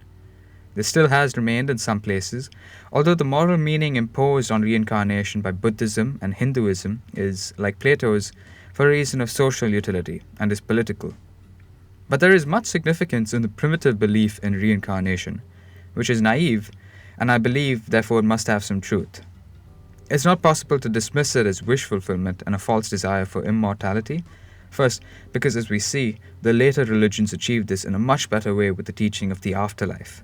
But most of all, because too many people, reincarnation is a kind of hell. You've all had very comfortable lives and maybe you wouldn't mind reliving something like this again. But try to visit a burn ward. Life is so painful for so many that suicide, an escape from this infernal prison, is very common at all times. But unfortunately for the suicides, that death is not the end of the story. I believe reincarnation is fundamentally true, even though most of these religions taught it in a metaphorical and popular form called metempsychosis. This is the belief that the soul, the supposed but false unity of will and intellect, is fully reborn. This is false. The intellect is merely physical quality, like muscular strength, and can't be reborn any more than your muscles are literally reborn. You are not at the bottom of your intellect. This is impossible, although this is the assumption of almost all modern people, even when they claim otherwise. They pay lip service to supremacy of the desires, or to biological determinism, but they still believe they are their intellects, just imprisoned by flesh and matter and genes and a biological programming. This is wrong, and it's not the intellect that is reborn. I will tell you what is. Take a fruit fly, or a worker ant. This type of being is very close to plant life in some ways. It has very primitive intellect, a very primitive nervous system. There are inborn ways of behaving, of reacting to certain stimuli, inborn desires and orientations in the blood, and when you kill one ant, the next one over will be identical in this regard. Its rebirth is instantaneous because the ant has a will that is shared uniformly across its type in the hive, and is therefore persistent and enduring. Once the queen dies, the next queen is indistinguishable from it in that thing that Schopenhauer calls the will. What he says is inborn way of wanting, and is in a very literal sense a reincarnation of this same thing. If you don't see this, it's because you keep confusing yourself for your intellect. But that part of you that is really you persists even when your intellect is asleep, and would persist even if you experienced total amnesia. If you doubt, just ask yourself, someone you love, if you had to choose, Would you rather they forgot everything but still behaved the way you always knew they did? Or would you rather that they kept all their memories and knowledge but had a radical change in personality? This question is easy to answer. If you love someone only for what they know or remember, everyone knows this betrayal because that's not who you are. And in fact, there's no such thing as a radical change in personality. The lower forms of life are nearly uniform in their wills or inborn ways of acting, and also very simple. In the case of amoeba, yeast, and such, they are not far removed from the behavior of the natural forces like gravity, which is completely uniform and persistent. Once dead, they are immediately reborn, and indeed live simultaneously in numerous bodies. For higher and more differentiated animals, the will appears more particularly defined for each type, species, and finally each specimen when it comes to the human. But this biological reality, independent of what is known, remembered, or consciously decided, is a matter of the blood and body. And this same being, thing, or will be reborn in just the same way, in a different time, but this same particular way of desiring and behaving that is inside you will come again. This is the real meaning of reincarnation. And with the glut of humans in our time, we have to wonder if the same being also lives now in multiple bodies sometimes. Where do these beings come from? Some have said that these new billions of humans, that in a previous life, they must have been yeast, amoeba, locusts, and other insects that are born in multitudes in each season. I'd like this to be true, but I think rather that in previous ages, mankind also swelled to many billions, or even more. And also, I have no doubt the entire universe is teeming with life of all kinds. It would be interesting to know what the extinction event or path in each previous human cycle of civilization is. If it is something completely random and external, like asteroids or volcanoes, or if it is something inherent to civilization, or some circumstance or behavior that leads to virulent disease or some kind of great weapon, or maybe even something more uncanny. I wonder if the peoples and religions that exist now also existed in past cycles under different names, with slightly different superficial circumstances and appearances, but in all fundamental ways otherwise the same. And if one or a set of these, or some new belief that hasn't even appeared yet, is the cause of the end of civilization in every cycle. A frog once suggested to me that the explosion of African populations in our time is the event that the movie Alien describes. A population bred under the most extreme pathogenic load, and that, despite its weaknesses in cold weather, can nevertheless wreak so much damage on the rest of the world that societies collapse under the march of the zombie. I personally doubt this. Asia will shut them out without glancing twice or hearing of their suffering. I think instead the end in previous cycles has varied, but that very often, and most interesting, one cause has been the emergence of brotherhoods of savage men who have decided to purify the earth and rid it of the infestation of the human cockroach.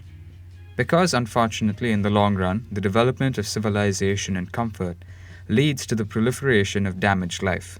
The innovation of mankind leads to unspeakable abortions of life, and men on the periphery who want to preserve the natural order begin to plot the end of everything. I also wonder if some ancient civilization has managed to escape all these cycles of destruction and has hidden underground somewhere.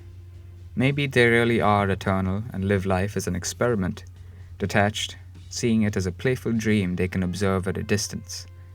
Maybe an emissary surfaces from time to time so they can amuse themselves.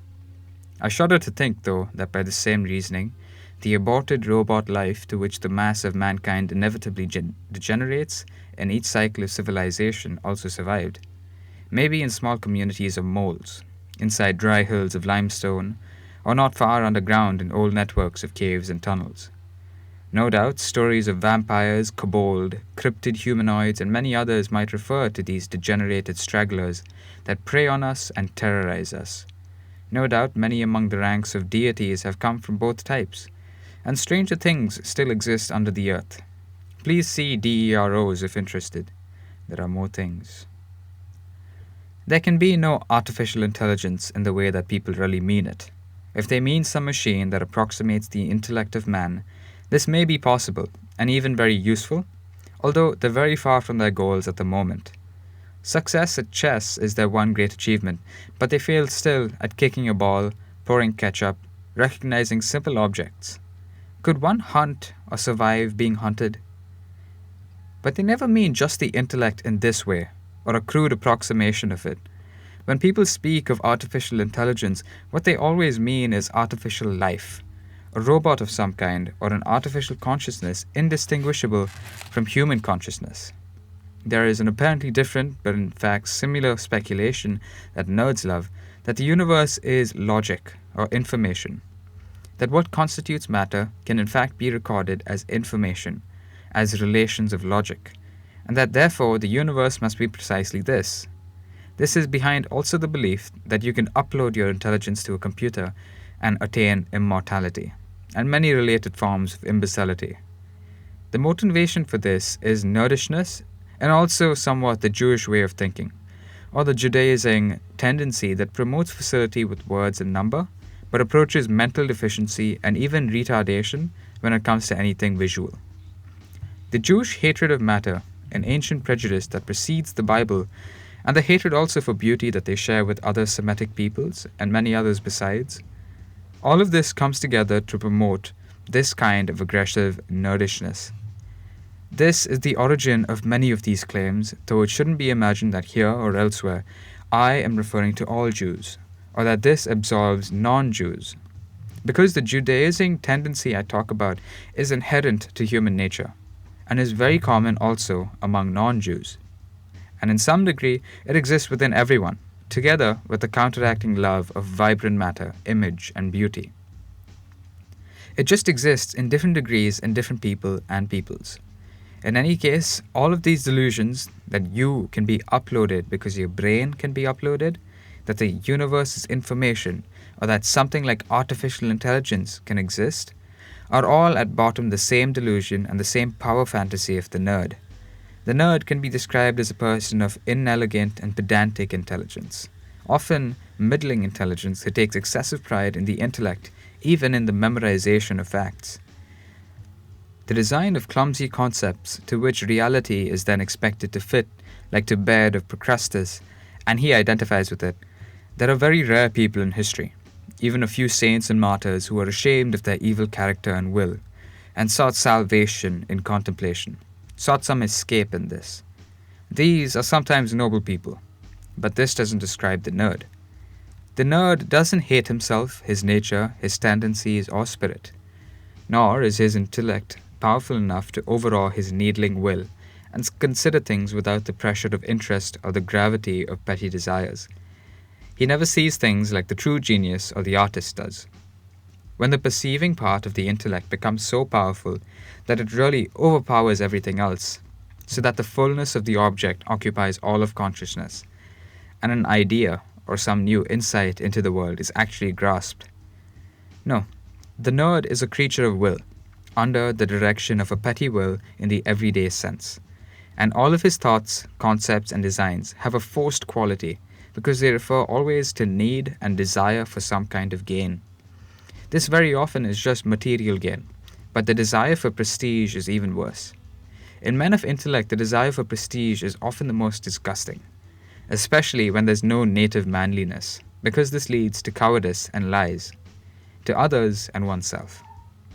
For this reason, Nietzsche said manliness is the first requirement of the philosopher, but there's no one farther from the philosopher than the unmanly nerd, and there's no enemy more implacable of the human race and of the genius of the species than just this nerd and everything he represents.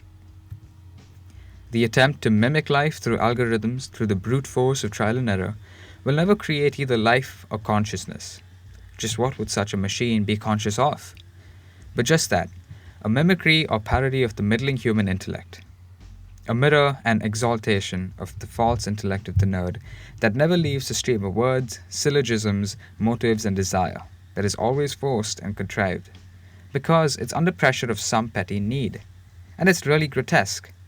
It's as if you have a girl you desire. She dies, but using big magic, you reanimate her corpse, put makeup on her, reteach this zombie to speak, force her to copy all of her old habits, condition her like you would a pigeon to act in ways you remember and that you liked. But in the end, she's just a reanimated live-action doll, and this is grotesque. This is just what AI is. It is a fantasy of power of the conspiracy of biological interests that unite the nerds, the intellect of reason, the party that believes in empty words, the middling, and the Jews of the human spirit into hoping for their golem. AI is the golem of those who hate life. It is their true messiah and their vengeance. Youth and beauty are universally hated in almost all human societies in history. These societies are run by decrepit, sclerotic old men. Sometimes they use image of fat woman, Earth Mother, to beat the young men over the head with and make them submit. Over times, they promote ugliness in all ways, ugliness and perversity in custom, scarification, circumcision, self-mutilation. Customs and religious authorities that concern themselves with how you should wipe your ass, brush teeth, how many fingers to insert an anus to achieve such and such magical medical goal. Petty legalisms of all kinds. The Shiite sect among Muslims and rabbinical Judaism are most like this. All of this smothers genuine religious enthusiasm and the true oracular science, from which can evolve arts of great beauty.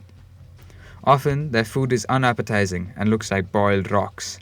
Their languages, most human languages are so hard to listen to. Tagalog is almost torture to hear, though I don't mean to single out this culture. It's hardly the worst in terms of love of ugliness. Their people are ugly. Millennia of arranged marriages for financial gain among the Indians, originally a noble people, led to a nation now of 1 billion that almost never wins any athletic contests, that has won fewer gold medals since its inception than tiny Croatia has since 1992, where both the men and the women are inbred, ugly, unsexy, and almost deformed. I don't mean to pick on them because they're hardly the only ones, and this ugliness, physical ugliness, is almost universal in the human race. Beauty is the very rare and precious preserve of tribes that have striven to promote child-making for something other than financial, social, and political gain. No, the promotion of ugliness is nearly universal, and the love of beauty so rare among the great civilizations. Only the ancient Greeks, the French, the Japanese, and somewhat the Italians are true lovers of beauty and refinement, and have based their existence exclusively on the promotion of beauty. How many times in history have cultures become ugly and petty because financial interest overrode eugenics in marriage? And free love, though not perfect, is somewhat more eugenic than letting fathers trade daughters for personal gain. In their hatred and distrust of beauty, one feels such societies live under tremendous pressure of needs. Their true ruler is the god of gravity, and they are dominated by fears of the future, unspeakable anxieties about money and matter, and importune, brutish behaviors all motivated by need, by the desire to grasp, by the feeling they all nourish that they're being taken advantage of. They always feel like they're being disrespected. The desire for respect is a true mark of the forever slighted. The distrust of beauty is sometimes sold as the high-minded rejection of material desire by the saintly, or the kind, or the contemplative. But that's just nonsense, and you can see it in this way. Beauty-hating cultures have one other peculiarity they all share, which is very revealing. They hate also privacy and personal space. They hate also beauty in good and refined manners. These societies are based on such popular solidarity that it's considered normal to barge in on other people, absurd to demand to knock. They make animal sounds when eating, or the way such people are often said to smell in history whenever such societies are encountered. All of this tells you what the hatred of beauty is really about.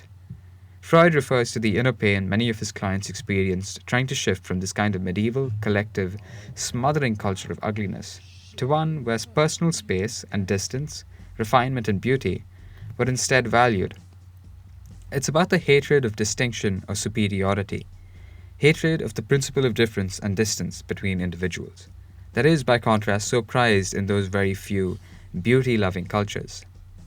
The hatred of superiority comes from the suspicion that many in such beauty-hating societies feel that in not being subject to the horrible pressures of need and anxiety under which they themselves live, that the beautiful and carefree make a mockery of what they take most seriously.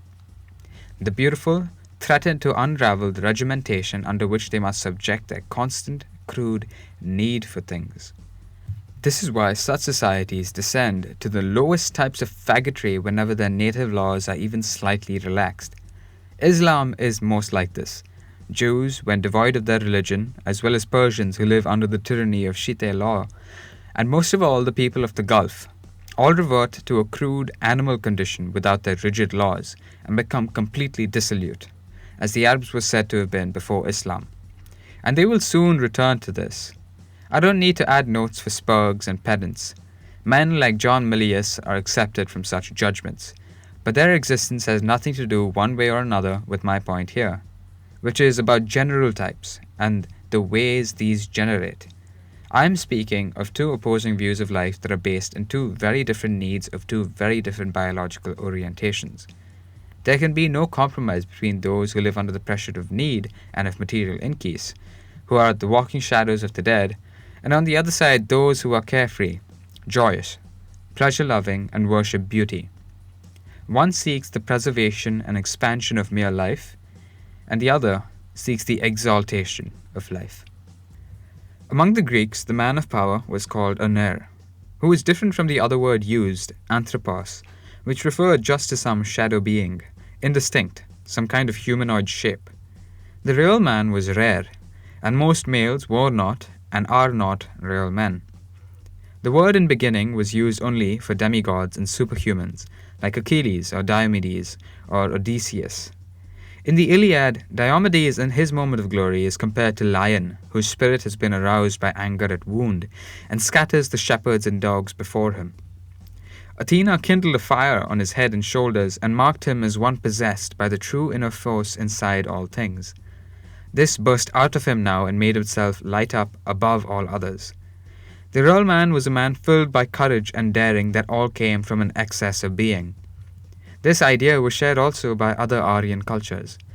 The Roman vir, the Sanskrit and Avestan nar, the Welsh ner, the Proto-Indo-European hner, all ultimately refer to a kind of vital life force capable of superhuman strength. There is other word related having to do with manly youth, Ayu. Ayu refers to the youthful life force that renews itself in each generation, that moves from life to life without end, forever persisting. It is behind all the Indo-European words for youth and youthful strength and power.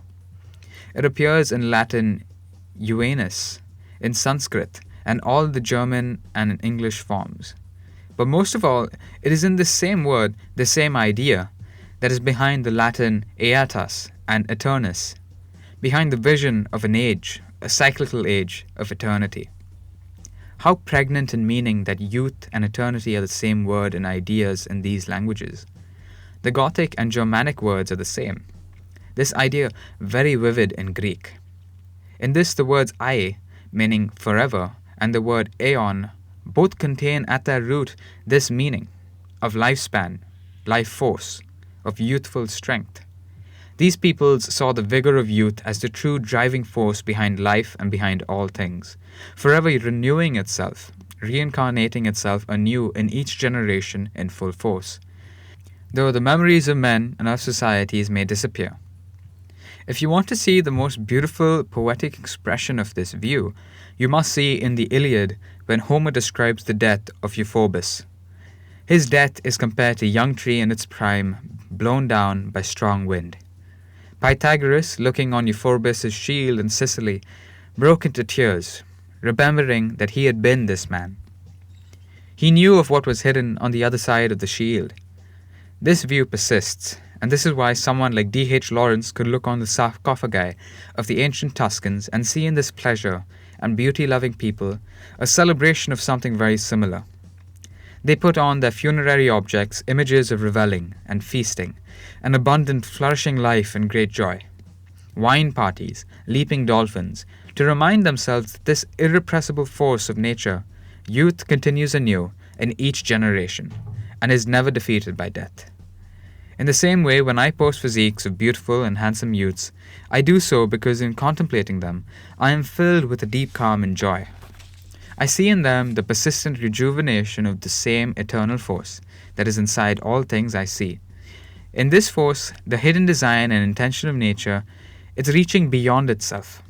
It's mysterious to us, can only be understood imperfectly and through metaphor. Its plan and design is beyond human comprehension, but it is, without doubt, that it is striving against numerous other factions and centrifugal forces, for against the production and creation of a superior creature of some kind, a specimen of terrible beauty and power. I have no doubt that the gods, if they exist, would look only like perfected and improved versions of beautiful physiques of young men, just like they show themselves to the Greek oracles in dreams. They were the first to discover the true biological and physical form of the man, the correct form, the true proportions. I have no doubt also that this force, in being inside us together with others, has made human history, life, and our own minds the battleground and stage of its action, and that passivity in the face of its power is therefore absurd. It calls on us to allow ourselves to be possessed by it, and to wage war on its behalf against its enemies. If you want to understand the true power of Aeon, of the eternal youthful energy that is the universe, you must study what remains from Heraclitus when he uses this word, and how he connects it to the idea of fire, that is the essence of all things and all action. And he is very right when he says, "The best desire one thing above all, ever-flowing eternal fame among mortals, but the many glut themselves like cattle." This is what I believe in. Part 2. Parable of Iron Prison. If you recognize pathology, brokenness, denatured life as what it is, it can teach you a lot about life in a healthy state. There is nothing wrong with looking in life under distress, if you confuse it for life in Ascent and freedom. When you put some kind of working dog, like a terrier, even cute Jack Russell, in city apartment, they will start to try to dig through the floor. This mode is inborn to them. They seek the development of their powers, and there are very few sadder things than to see an animal thwarted like this, playing at becoming itself, but reduced to a doll and useless acting. Carl Schmitt said, "They've put us out to pasture." This is the condition of life in modern world. Modern world not just bad because modern, and it is better than some ages in the past, but many parts of past were as bad or worse than our situation, and for the same reasons. The modern is nothing new. It is the return of a very ancient subjection and brokenness under new branding, promoted by new concepts and justifications. If you want to see our future, look to Europe as it existed before 1600 BC, or much of the world as it was until recently, and still is. The communal life of the Longhouse, with its young men, dominated and broken by the old and sclerotic, by the matriarchs, the blob and the yeast mode in human life, overtaking and subjecting all higher aspiration. Aztec cities, with 20 morons sleeping and eating off the floor, demagogued in the masses by blood-hungry priests with dead eyes. It is no different if they use the doxies of reason and logos to cart us off to this life. A history of modern brokenness. So many different things have been written about the evils of modernity or the crisis of our situation. Both on left and right, many, maybe most, feel something has gone terribly wrong. Even those who love some aspects of the new age, like technology, look away from our banal time and instead hope for a futuristic flourishing that is not yet here. I'm a little tired of all this. I don't want to just repeat more aspersions of modernity, which many of you already know. Most of these are footnotes or commentaries to Nietzsche's prologue from Zarathustra, where he describes the last man. The last man has been wrongly confused for the bourgeoisie, though Nietzsche says it's something much worse. Houellebecq says explanations of the sexual problem of modernity, of the incel. All of these explanations are amazing and true, even if he is just following Nietzsche. If you want to understand true problem of our time, you can read that. Then I won't dwell on it. I want only to deal with one particular case of domestication, brokenness, of potentially high life that has been thwarted to illustrate modern problem. The peculiar history of how the queen develops, the modern, effeminate homosexual, is very telling. The problem of the modern homosexual is revealing because it is the model according to which many other kinds of higher life have been thwarted and warped into something else. Don't be fooled by propagandists. The modern homo has nothing to do with ancient predatory bisexuality or with the pederastic rights found in many societies.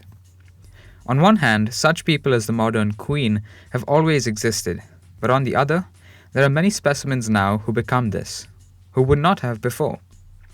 It is a very unfortunate event in life of animal. Camille Paglia says that the modern homosexual is the product of the pressures of post-industrial life.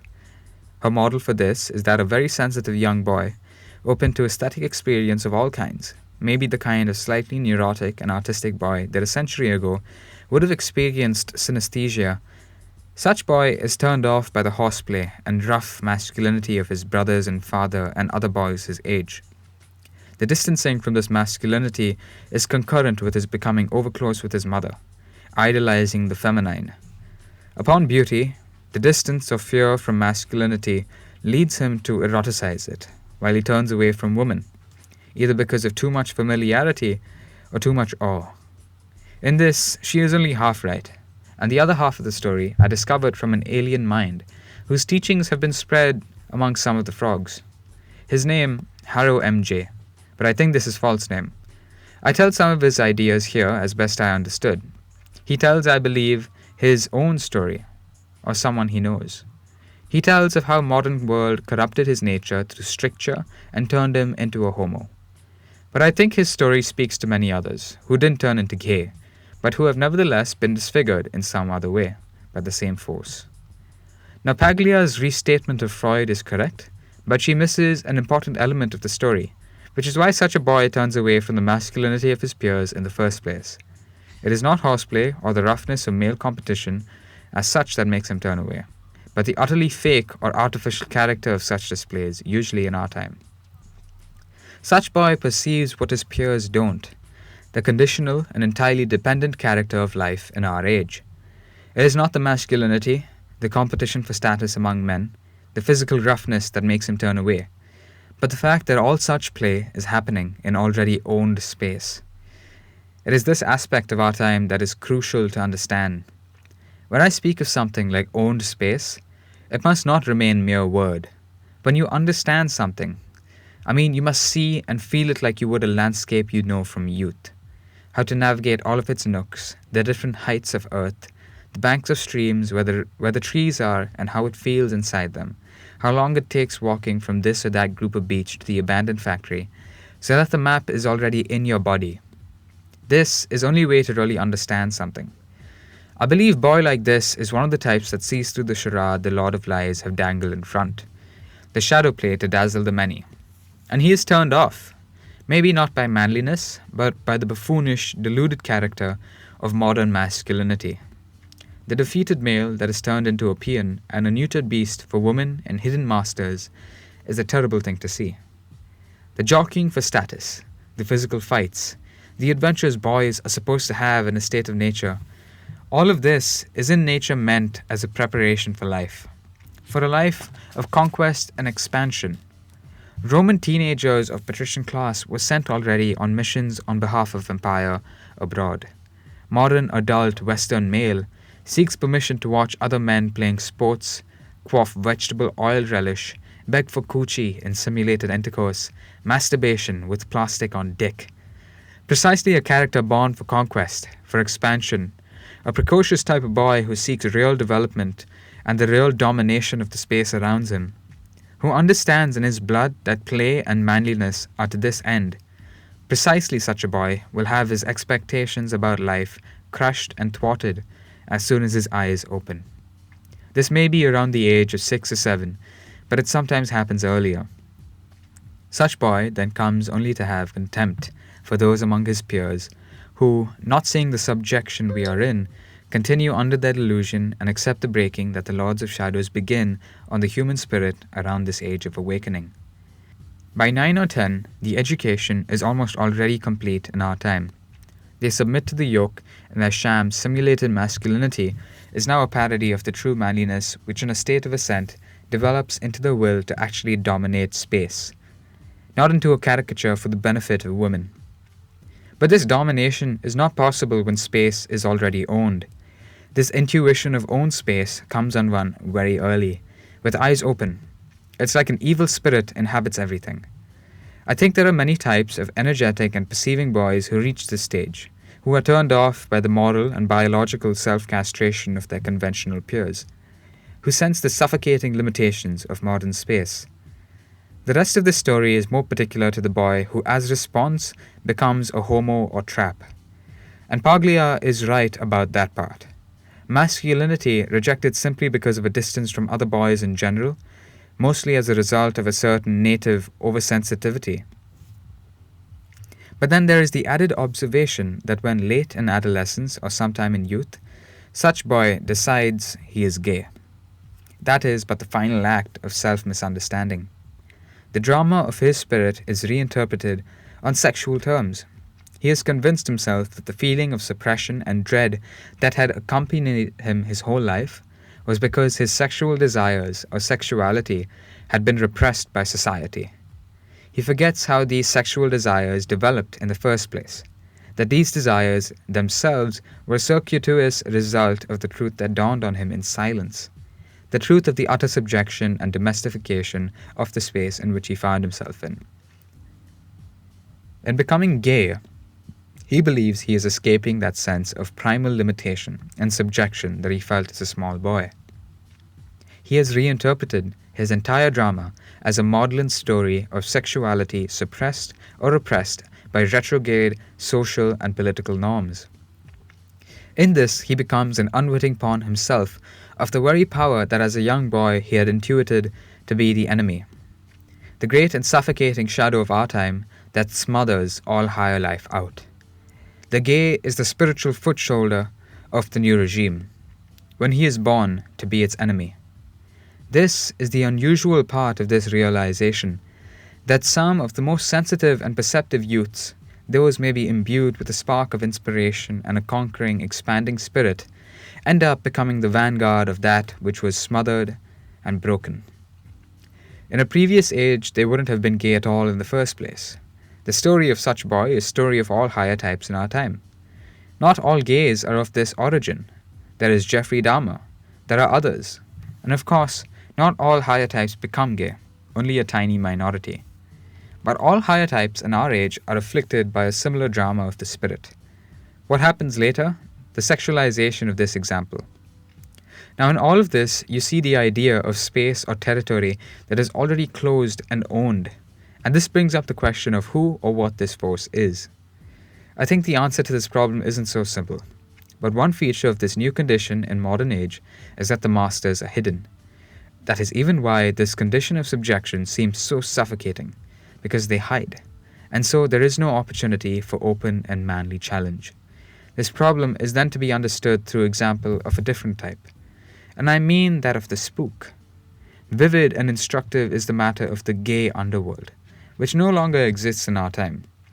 But in the 1950s and a little before then, when the system of global tyranny was being firmly erected, it should not be a surprise from everything that has been said that the gay underworld was negative of the New World Order, its sieve and pressure valve. The gay underworld was part of the remainder. The phenomenon of homosexuality in the modern world reaches up to the most profound of political and social problems. It was always the ghost world, the underworld left over, that the engineers of our time couldn't manage or account for in the erection of the Leviathan. This underworld included far more than the gays of that time. Of course, that's the point. But the gays formed a kind of bulk population that's allowed an easy bridge between this world and ours. They made it far more permeable to others as well. If you had girlfriend, maybe artsy girlfriend, she had gay friend, you could go with them to lounge of this half-world. And there would be maybe 2 social contracts removed.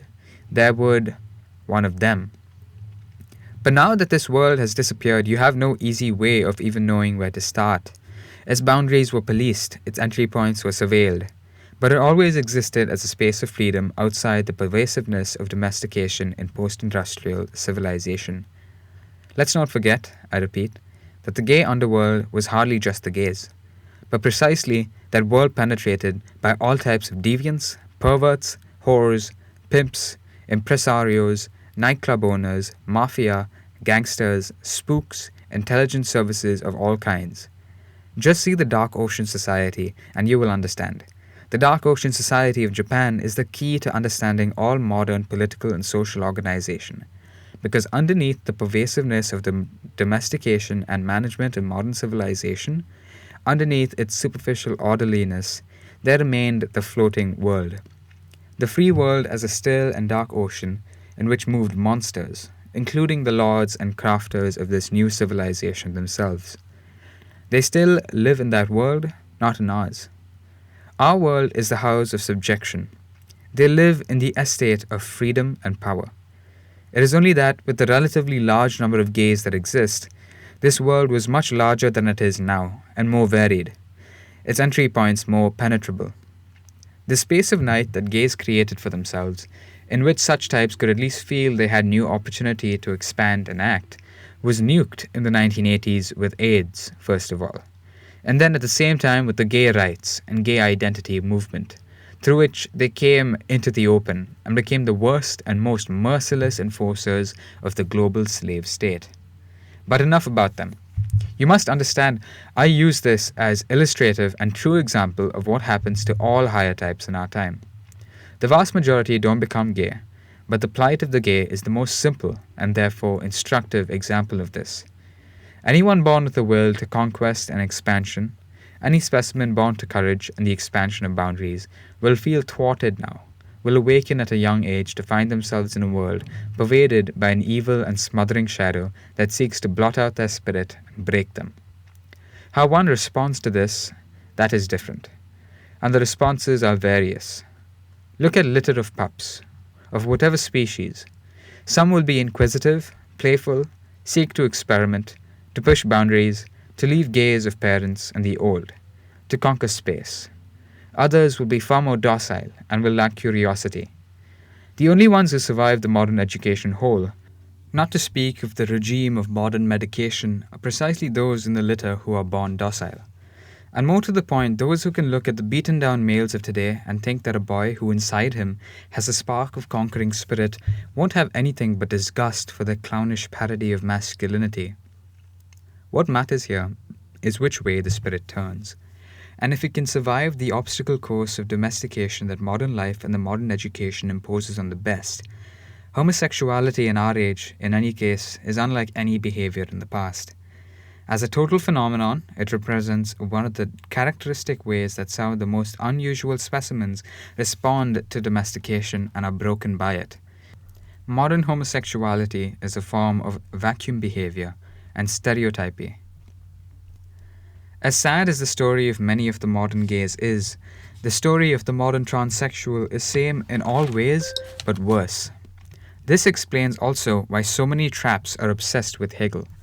They know in their blood, but they misunderstand themselves and forget who broke them. The story of the modern transsexual is the story of our collective future. Should the tyranny that has descended on our age ever gain the power it seeks, and then be challenged enough to feel itself in danger, the mass annihilations that will be carried out by homosexual, transsexual, and especially lesbian commissars will exceed in scale and cruelty anything that has yet happened in known history. Imagine lesbian mulatta commissars with young Martin Sheen face, and haircut manning the future Bergen-Belsens, installations that will span tens of miles. Barbarism and civilization. It's funny when Westerners defer to China or the old cities of the Near East and the Orient as the fountains of civilization, the standards of city life. We're latecomers. We were in loincloths in forest with painted face hunting boar, while they had cities and writing. This true, but Westerner forgets what civilization means. Less myopic than others, but still myopic, he thinks when he hears Chinaman lived in cities for 5,000 years, that these must be like the cities in his own history. There are cities and cities. But what was writing? Most of it was for inventory or the most tedious kind of national or dynastic chronicles. Lists and lists, the kinds of passages that make the young bored even with the Bible. The oldest part of Greek literature is from the Iliad. The catalogue of ships, the heroes and their retinues are recounted with much flourish and poetry. So it's not so boring, but it's just barely saved by Homer's artistry. But nearly every national writing is like this, and most writings stayed in that condition for a long time. The Chinese have always lived in houses, yes, if that's what you mean by civilization. But their history is marked by convulsions of annihilation. Just look in their history. The Cultural Revolution is the norm. Mass extinction of millions of faceless peasants in the name of remaking a new society. They are no hive. They ignore the dead in the street and look away. I've known of ravens who have more consideration for one of their own. Everything for oneself, everything for personal utility. A pleasure in cruelty towards the weak and towards animals. This is the end result of thousands of years of civilization. Don't be fooled by the supposed historical conception of such people. Many periods of forgetfulness when they erased and threw away their chronicles even, and totally falsified their history. This is true for many other civilizations, even religious texts. Leaving aside the problem of translation, the Quran is, as Schopenhauer claimed, a tedious book of wretched, repetitive stupidity, with not a single new idea in it, the poorest form of theism. Unfortunately, this is sufficient for the level of most people's religious needs. It's not clear that writing is a great advance for much of history. Its value is questionable. Only quite late some productions of genius arise that redeem the skill of writing. In similar way, different societies mean quite different things by city. In the Orient, this is always referred to a steaming pile of humanity, with crowded, fetid eateries, close-packed throngs wading through shit and the filth of animals, rabbit and hen kept in cages, abused orphans, endless drone of yelling humangs, hawking wares and spitting phlegm on street. You see this still in the cities of the Far East. Even in Japan, that all love for its supposed order, there is a terrible menace hanging on the streets of Tokyo that drives too many of the good people there to the mental asylum. The workplace is hell, and transportation system is chaotic and suffocating. It reduces everyone again to the cipher he has always been in the Oriental city. A shadow even in his home, where the woman inhabits all the terror of the ancient family deities. The Japanese man gets allowance from wife, who often physically depletes him, takes his phone, his lunch money. The woman rules Vietnam.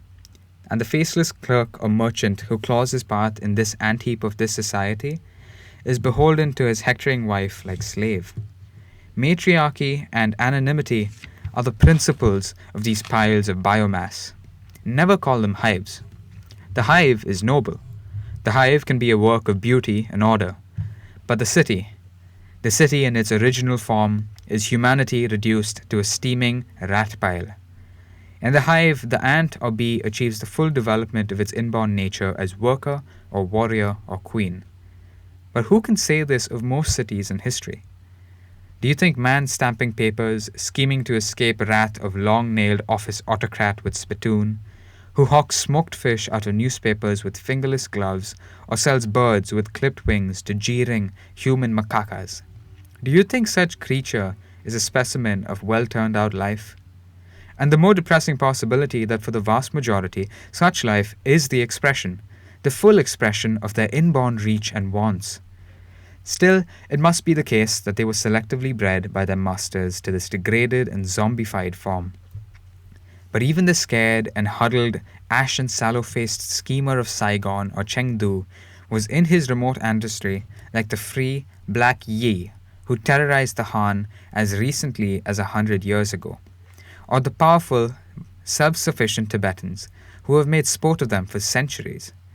Existence for such life is hell, trapped not only in a miserable society of anonymity, but in a body bred for such a society. Still, there must be a spark they can never extinguish, that at least asks for all of this to stop. Do you understand what Buddhism is now? No, look not. To the Manchus and other Tungus peoples hardened in the taiga and the Arctic, to the freedom-loving Mongols who to this day love nothing more than to drive out into open country with no roads, and consider our cities horribly claustrophobic. Actually, in history, when you look at life of true nomads who are always on the move and in open space, they never engage in the kind of depressive introspection and questioning of life that you only see in settled and civilized peoples. The Buddha became a world denier in the city. Look at his conversion. What drove him to it? It is the injustice, but above all the filth, the disgusting suffocation of city life, the vision of life degraded and under distress that led him to his escape. He said that the home is a place of filth. And what was this escape, after all, but just an attempt to re-establish the freedom and openness of the steppe, where man can once again be what he was born to be? He thought he was opening up the steppe of the spirit, and in the Sangha, the brotherhood of disciples and monks, he was recreating that true secret society of the steppe, the society natural to a man like him, the brotherhood of warriors and the free youths. In such a way, he must also understand the West, or actually the city of the West, the small, orderly city of the North Italians, the German and Swiss cities Machiavelli praises for how well run they are. This is entirely alien to the Orient, and indeed to all other civilized societies that we know of. The very idea of the citizen is alien to civilization as such, in the respect for privacy, for distance, for property and propriety, and the small and orderly character of the cities, in the relentless concern of the aristocracy with biological quality, you see an attempt to mitigate the great evils of civilization. Actually, you see an attempt to re-establish some of the character of barbaric and free life inside the city, if only for the citizen class or the upper class. If there can be any defense of civilization, it is this: that historically it gave a class the full or nearly full benefits of the free life of the steppe and forest and mountain, while ridding them of some of its inconveniences, at the price, of course, of misery for the vast majority. In nearly all other parts of the world but the West, the misery inside civilization was universal, and the elite, such as it was, didn't redeem this misery. They themselves remained servile. A city means nothing, but could even mean a retrogression in the human type.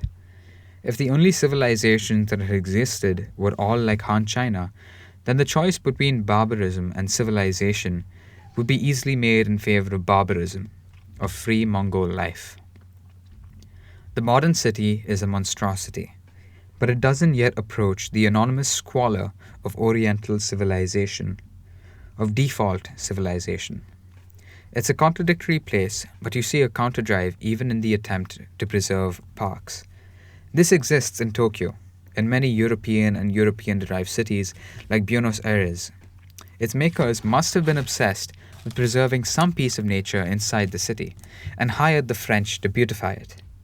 And in non-Western cities that have copied this way, in the arrangement of public spaces as well, of the streets and even of the social life, the modern city is not entirely a reversion to the pre-modern squalor of pure civilization, but an attempt to preserve or at least simulate a natural space for man to move, to expand, to practice and perfect some excellences, as limited or stunted as these may be. In the modern world, the return of pure civilization is the slum and the shanty town. It is slowly but certainly encroaching on the modern city as it still exists, which is in all ways a leftover from European domination of the world, and is by no means the form towards which life is progressing. The future of Blade Runner is much too optimistic, and even that in Elysium doesn't approach the true wickedness of our fate if nothing is done. Mohammed Atta, one of the leaders of the 9/11 plot, was an architecture student. He was deeply moved by what had happened to Aleppo, and the corruption of Muslim life that finds itself disoriented in the modern city, not just in its different moral life, but in the arrangement of space and buildings that upsets the life of the faithful. He was reacting to the modern city as such, not necessarily to the slum, although the expansion of modern life in the third world is very ambiguous here. There's always some slumfication. The cities of the Near East, of North Africa, of most of the Muslim world and even much of the Orient were in any case always differently arranged from the West, having neighborhoods closed off physically from each other, walled compounds with inner courtyards, and in general a turning away from public political space into the space of the family and the clan. This was the result not only of the corruption of authorities, but of an entirely different feeling of what the city existed for in the first place. There is a confusion about what different peoples object to in the modern world. They don't necessarily hate in modern the same thing you hate in it. It would rather ally with the leftist hipster than with China. The Chinese will actually appropriate everything and pretend they invented it. Aristotle says Greeks are different from North Europeans and the Orientals. The Asian is civilized but slavish. The European barbarian is uncivilized, unlearned, but free. In this formula is assumed Aristotle believed in a balance between these two extremes, and that Greeks were better because they were the median between these two deficient extremes. Actually, neither Aristotle's view nor the view of the Greeks of his time, and even later, took things quite this way. There was no equivalence drawn between the free northern barbarian and the slavish Asian, but the Greeks valued and respected the free barbarian far more than the Asian. You can see this is so from many things. As late as the Crusades, when Anna Komnena wrote the Alexiad, she refers with some horror, but also much respect, to the Western barbarians. She is in awe at their handsomeness, their bravery, and often their intelligence and cunning. Similar praise never exists for the civilized or slavish people of the Near East. The same attitude existed also in the age of the classical Greeks. Herodotus, among other things, expresses much admiration for the Scythians and sees them as the innovators of a new and magnificent way of life. The nomadic through which they confounded and defeated Darius and the Persians. Very often you can read of classical Greeks who perched on the shores of the Black Sea, went native, at least for part of the year, and joined the nation of the Scythians in admiration of their free life. The same thing happened much less often and usually not at all in the Near East. There were mercenaries, artisans, architects that worked for the Persian king and others, but they didn't go native in this way. The charge, to Medes, referred to a political alignment taken out of necessity, not to a cultural preference or affinity for a way of life. The Athenians used Scythians as police in their city, but aside from a few very old families with claims of Phoenician heritage, there was no equivalent use of Orientals and Asians except as slaves. The beauty of northern European children is praised in antiquity very late. Children of angles for sale are often referred to as not angles, but angels. Many of the Greek heroes and gods had fair hair and blue or grey eyes, among which Aphrodite, Athena, Apollo, Achilles, Menelaus, and many others. Many ancient poets refer to the Dorians as a blonde race. It's hard to believe that such idealization would have been made for the qualities of neighboring nations that were despised. No. From all this and more, it's clear the Greeks admired the power and freedom of the barbarian far more than the civilized way of the slave, and his false intelligence. The balance often attributed to Aristotle between these two ways is no such thing, but a reference to what I speak of here. That Western civilization, the European city, is unusual because it is the attempt to preserve free and barbaric life within the confines of the city. It's an attempt to exalt and develop certain tendencies of that free life that could presumably benefit from the arts, the science, and the leisure that can only be promoted inside a city. It's an exception in history, and by settled city and settled life, I mean settled with slaves. And let's not forget that the Greeks never abandoned that mobile and nomadic life, but transported it to the sea, as to a large extent the Germanic peoples also always have. They've always been a seafaring people. Entire Greek cities like those of the Phaeacians, rather than submit to Persian rule, preferred to embark their ships and move to colonies as far away as France and Spain. Marseille was founded by them, but there were outposts farther west as well. The Athenians were ready to do the same to escape subjection, and like the Scythians, take to the open sea in their sea wagons, which in fact they did for a while. The call of the open steppe, the freedom of the new steppe of the seas, this never left them. It's clear from this, and even more, how much contempt they had for the civilized and slavish life of the Asian, and how much respect and longing they had for the life of the free barbarian. This extended in some way even to their respect for the black Ethiopian, about who Herodotus says such nice things, especially when he compares them to the neighboring Egyptians. But in this case, there was very little familiarity with the African, his nature too foreign to the Greek.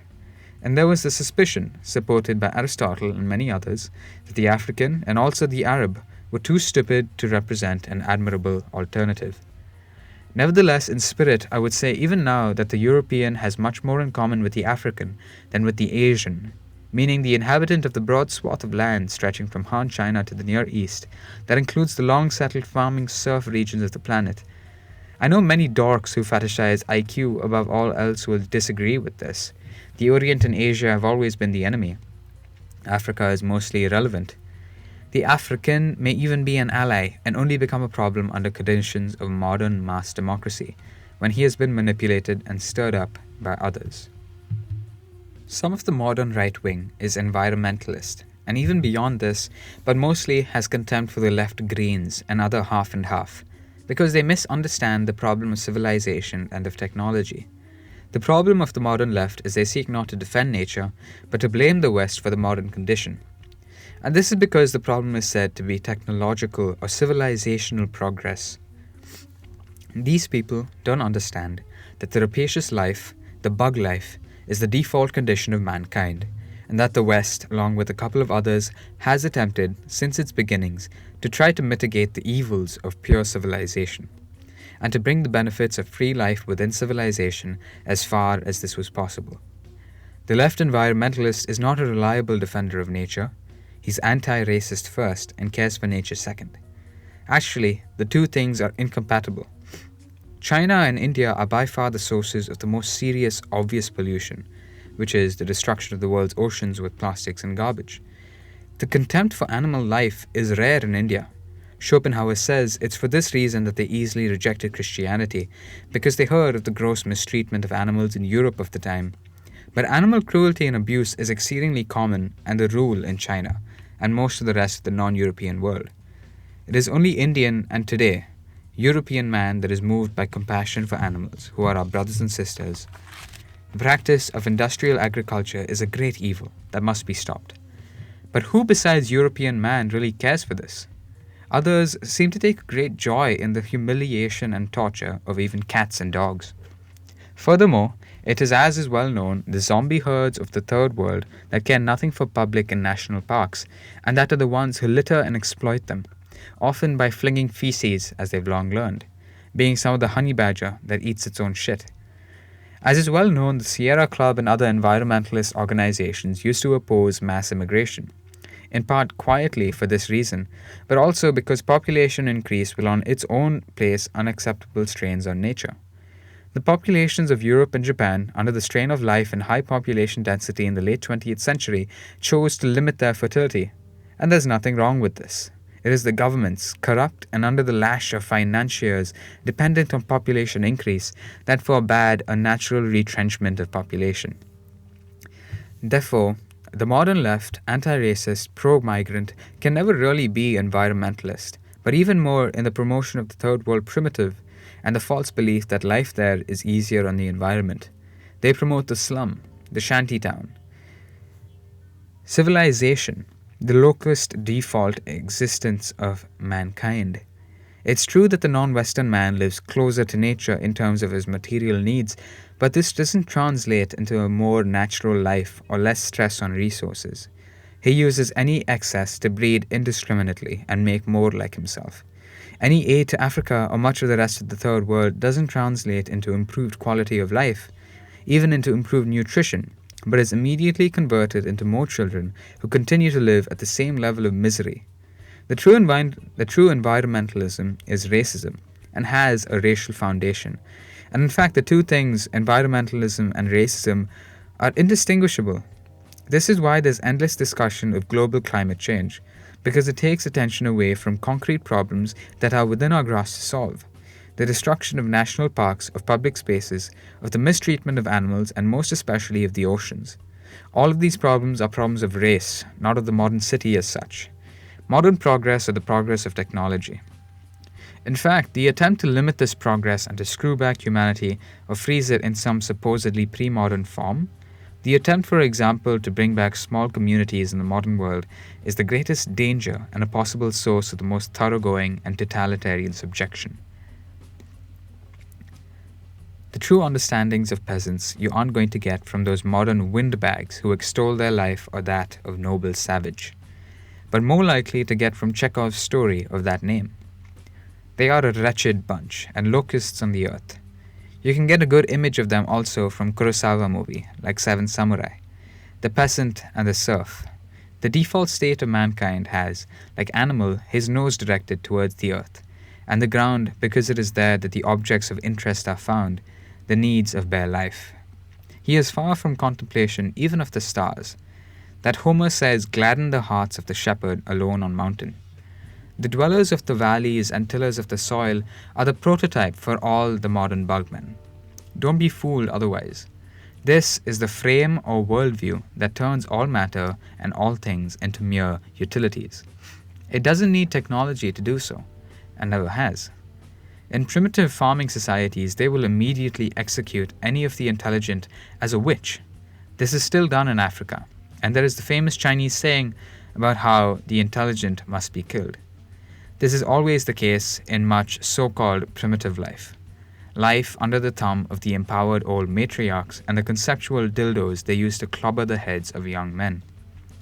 What is worst about the modern world is the reimposition of this life, which is taking place for political and biological reasons. The problem of our time has never been with technology as such. There is no inner working of technology that inevitably leads to human subjection. The tendency exists merely because, by allowing an overwhelming increase in the numbers of the superfluous, it gives them and those who cater to them power when it is mixed with democracy. The left environmentalist, among such others, is misguided because he wants more power given to such people. He attacks precisely these elements of the modern West, of modern technology, even of modern culture, that can mitigate somewhat the rule of the superfluous and the destruction of nature, including human nature. I can imagine few fates worse than if we decided to live closer to our means, to retrench and stop technological progress and innovation, to scale back to small integral communities, and to bring back traditional forms in our circumstance. I understand the desire of those on the right who long for the great parts of the past.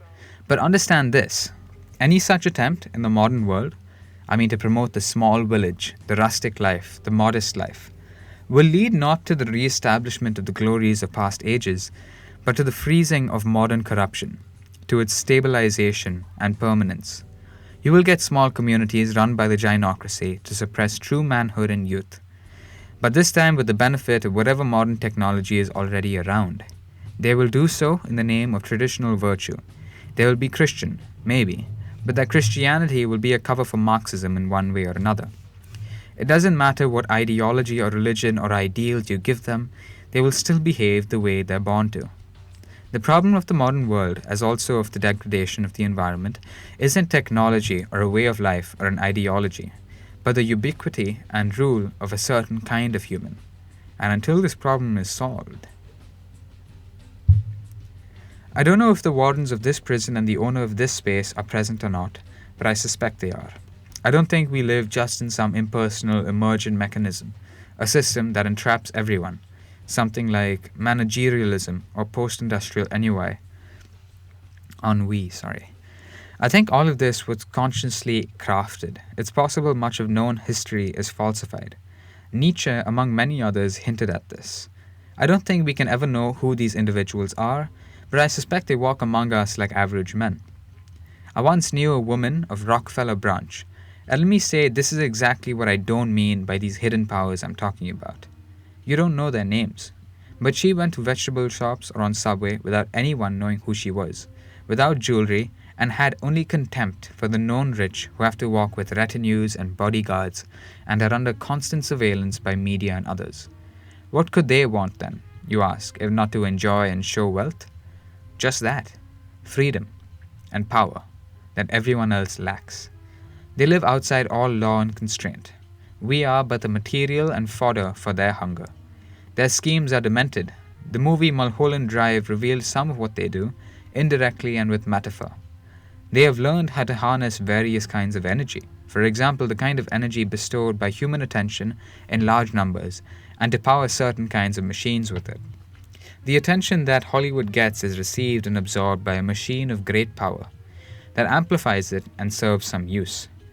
They founded this right with human sacrifice and human blood, and that is what this movie is about. They know how to harness sexual energy, which is why they persecuted Wilhelm Reich but stole his technology. Trump's family knows the secrets of Tesla. They know many other things. Science and rationalism are the public religion of our time. But the rulers believe in something quite different. The masses are dazzled by the fridge, the hairdryer, the phone.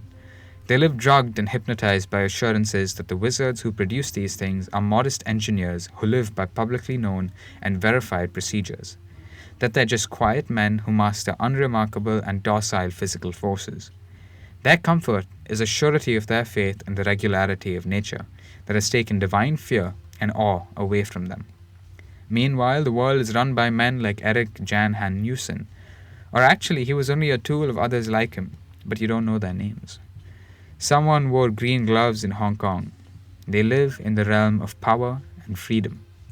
The great lie of our age is that it is about the freedom of the senses, liberation of the desires from stodgy social and moral controls.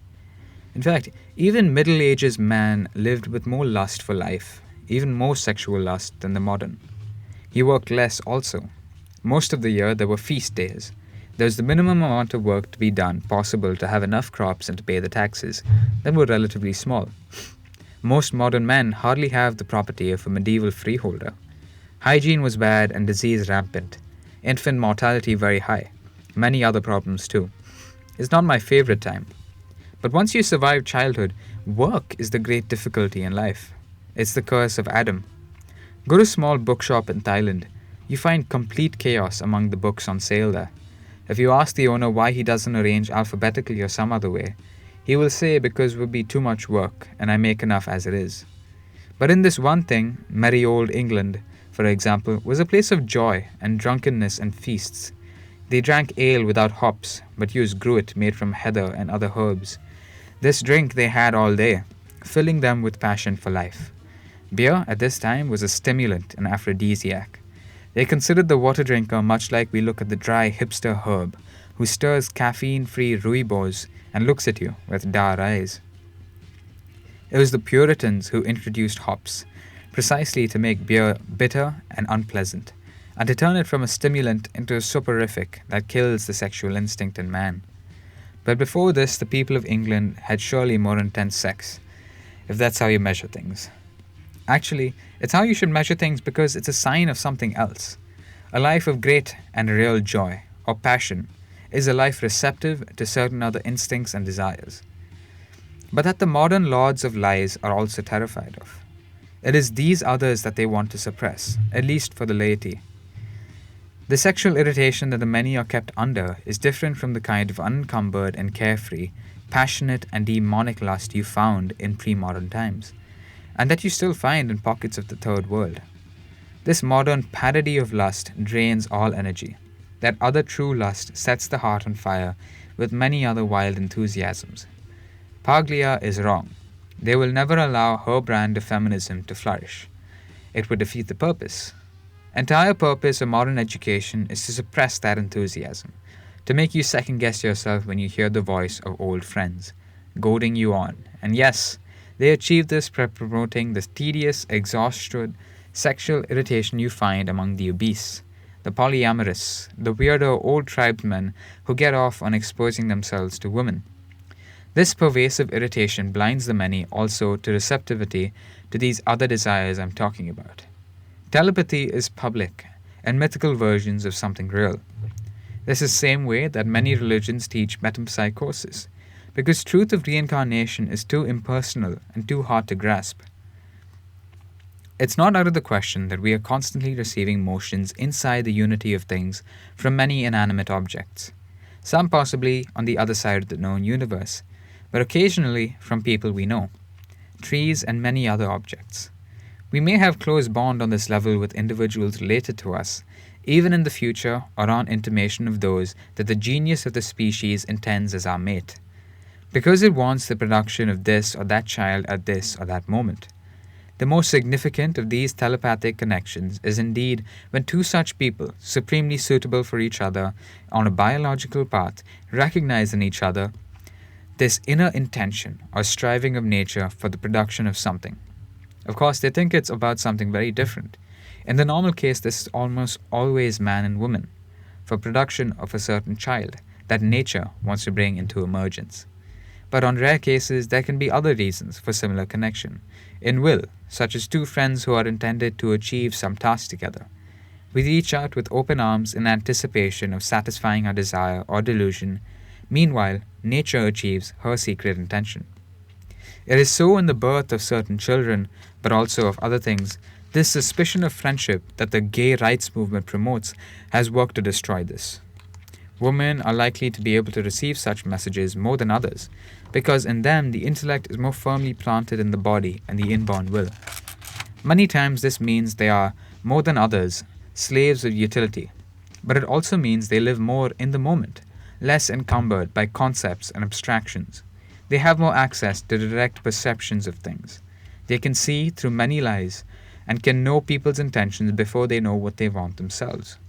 Saddam Hussein was like this. He was a transsexual in his soul. Not all women, but there are cases where a certain turn in spirit frees their intellect from the confusions of their desires and the chaos of their hormones. And yet they don't lose that rootedness in nature that is usually harder for men to achieve. This is where the Greeks and many other ancient peoples knew that women are more likely to be oracles and to know the future and also the intentions of others. They know the future from innate sensation of the intentions and the blood of others. Cassandra was such a prophetess, and even the great seer Tiresias was said to have turned into a woman for a while. Many shamans practice transvestism among various peoples. Fools interpret this as gay rights, not seeing the cultic understanding of femininity. The Pythia was a woman, and the ancient Germans always consulted women before great decisions, because they could provide a different and more direct view of things. The modern lords of lies have alienated women from this by promoting the hyperconscious, talky, neurotic obsessive persona among urban slave women. That is a parody of the worst kind of men. Oracles in nature are already rare enough, and how many have been lost to us because they were misled by the snakes who seduced her into thinking she could ape the snappy, chatty self-consciousness of the midget homosexual and comedian. They know how powerless we are without knowledge of the future. They keep this for themselves. Many times in a new country, I get so restless in small apartment and filled with such a desire to act out. If bars and everything else is closed, I go to the nearest hostel and make a nuisance of myself. I was kicked out of a number of such places and also out of frat houses in the past, when I told them my theories about mind control, about the numbers in phone books arranged in suggestive ways, about the habits of African hunting dogs and the strength of hyenas' bite and neck. The people liked my stories, but the staff watched me from the side with great jealousy and wanted to call security. In the mall, I've been frequently asked by a sallow guard if, "Sir, do we have to call security?" Because while walking, I felt myself grabbed with a fast spirit and ejaculated all kinds of words in a Tourette way. I went to troll gay bars with Hitler mustache and outraged the patrons there with stories of how the National Socialists started as a gay rights movement in a basement in Munich, and how this is admirable. Hunger for space, claustrophobia, the most noble phobia, isn't just spiritual. Nothing serious is ever just of the spirit. Of the spirit means fake and gay. All real orientations exist only in the blood and show themselves not just in the higher reaches and tastes of one's spirit, but in daily life and daily needs. I want always to be in center of room in front of big window when I must work, which I hate doing. All real thoughts come only when you walk outside, standing up in fresh air. I knew this long before I was made aware of it through Nietzsche, who says you should distrust any thoughts you've had indoors. Add to that any thoughts that come into your head in the fetid miasma of most cities. Add to that when the whole day you're harassed and needled by the viciousness of others that comes from a vulgar desire for power displayed by secretaries, service workers. Service workers have often tried to oppress me. Larry David understands this problem, but he is still trying to be too nice. He presents his struggle against the oppression of the service industry as self-deprecating, self-criticism. They are mostly vicious demons. Just today, waitress came to try to take away coffee cup, even though it had small layer on bottom, my favorite cold layer of coffee. I told her, no, I drink this. I signaled with my hand and still she bent over while looking me in the eye, trying to take, and I could see in the look in her eye a mixture of defiance, lust, masochistic lust, a desire to usurp, a desire to eat me alive. I had to repeat 3 times. I have had to push customer service bitch mail against the wall. He wouldn't stop following me around and commenting on the wine. I don't pretend to be a rebirth of Theseus or Ajax, but if any such man were born today, he'd be fast in a mental asylum, or dead. Only the small in spirit can thrive. In this way, they chip away at your spirit in 1,000 ways. Traffic lights train you to obedience like animal in cage, especially at night when there are no other cars around. Having to be in passenger seat while moron is driving. I couldn't even stand this friend and asked him if he wouldn't mind if I jacked off while we drove between 2 cities. Yeah man, sure, go ahead, no big deal. So I knew there was nothing left in him. It's for this reason also that I go in the dirtiest of red light districts or enter porn cinemas. I like to see Trap injecting industrial-grade silicone in their chest. I like to hear whores trade stories how the word homosexual comes from a sexual man, and that homos are just hypersexualized whore males. I believe this is true. There was a nightclub on top of strange cinema that during the day doubled as place of porn. I decided to go inside once with friend. An old man father on same row contrived so that he got out right in front of us and brushed right by me, grabbing my crotch. I shoved his face into the wall and had to push my way past security guard with terrible breath and goblin-like pockmarked face. There was loose vampire bat in lobby that had flown in, but this was normal. Outside on the street, as I ran looking for taxi, there was black woman taking shit in middle of road. At intersection, in grey beaten-up Volvo, there was a driver with no head. And on seeing this, I entered a state of vertigo and fugue. Some talk about this madness behind things. The real world is very different from the one that appears to us in waking life. But it's not so different as to be entirely alien or abstract or philosophical in the way you might think. It's not abstract or made of perfect and eternal forms. It's not somewhere else. It's immanent, here and within things, and it's twisted. It doesn't have any moral significance that can be understood by us. When Heraclitus speaks of all things being one and all things being fire, he means this. When this actually shows itself to you, there is a demonic and violent madness underlying things.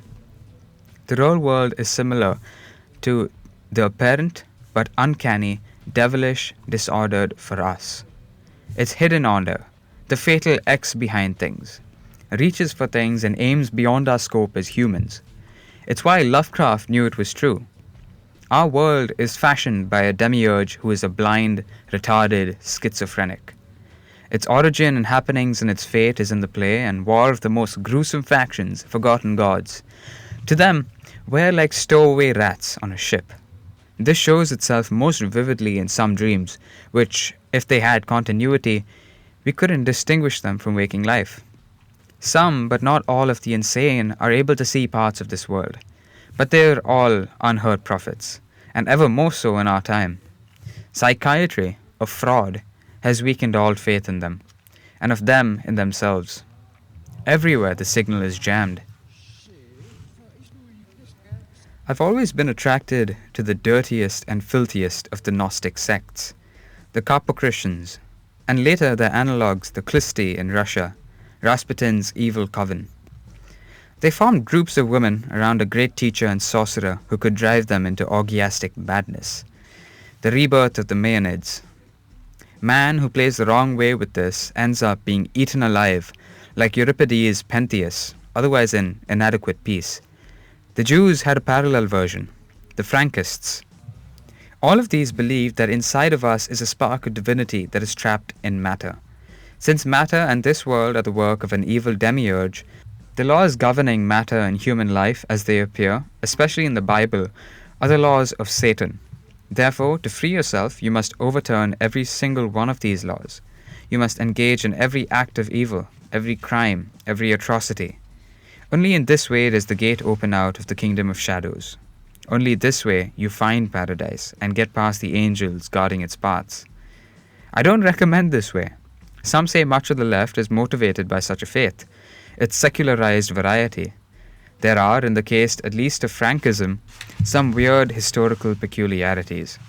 Many of the prominent leftist Jews, the founder of the most aggressive leftism at least, are said by some Orthodox Jews to be of Frankist origin. This was so in the case of Brandeis, hardly the worst, but supposedly there are many others. I myself don't believe this, though it should be studied. I feel a kinship to such sects, but this not direct. I must explain. In general, you can understand Gnosticism in all its forms in this way. The Hebrew faith is based in claim, saw that it was good. The claim that the world is crafted by a benevolent God and that matter in the world is good.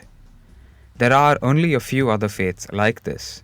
Islam is another, and Schopenhauer claims Greek and Roman paganism are the same, although this is not the full truth.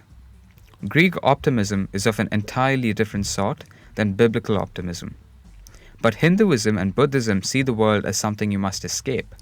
They believe in nirvana or moksha that frees you from the cycle of rebirths.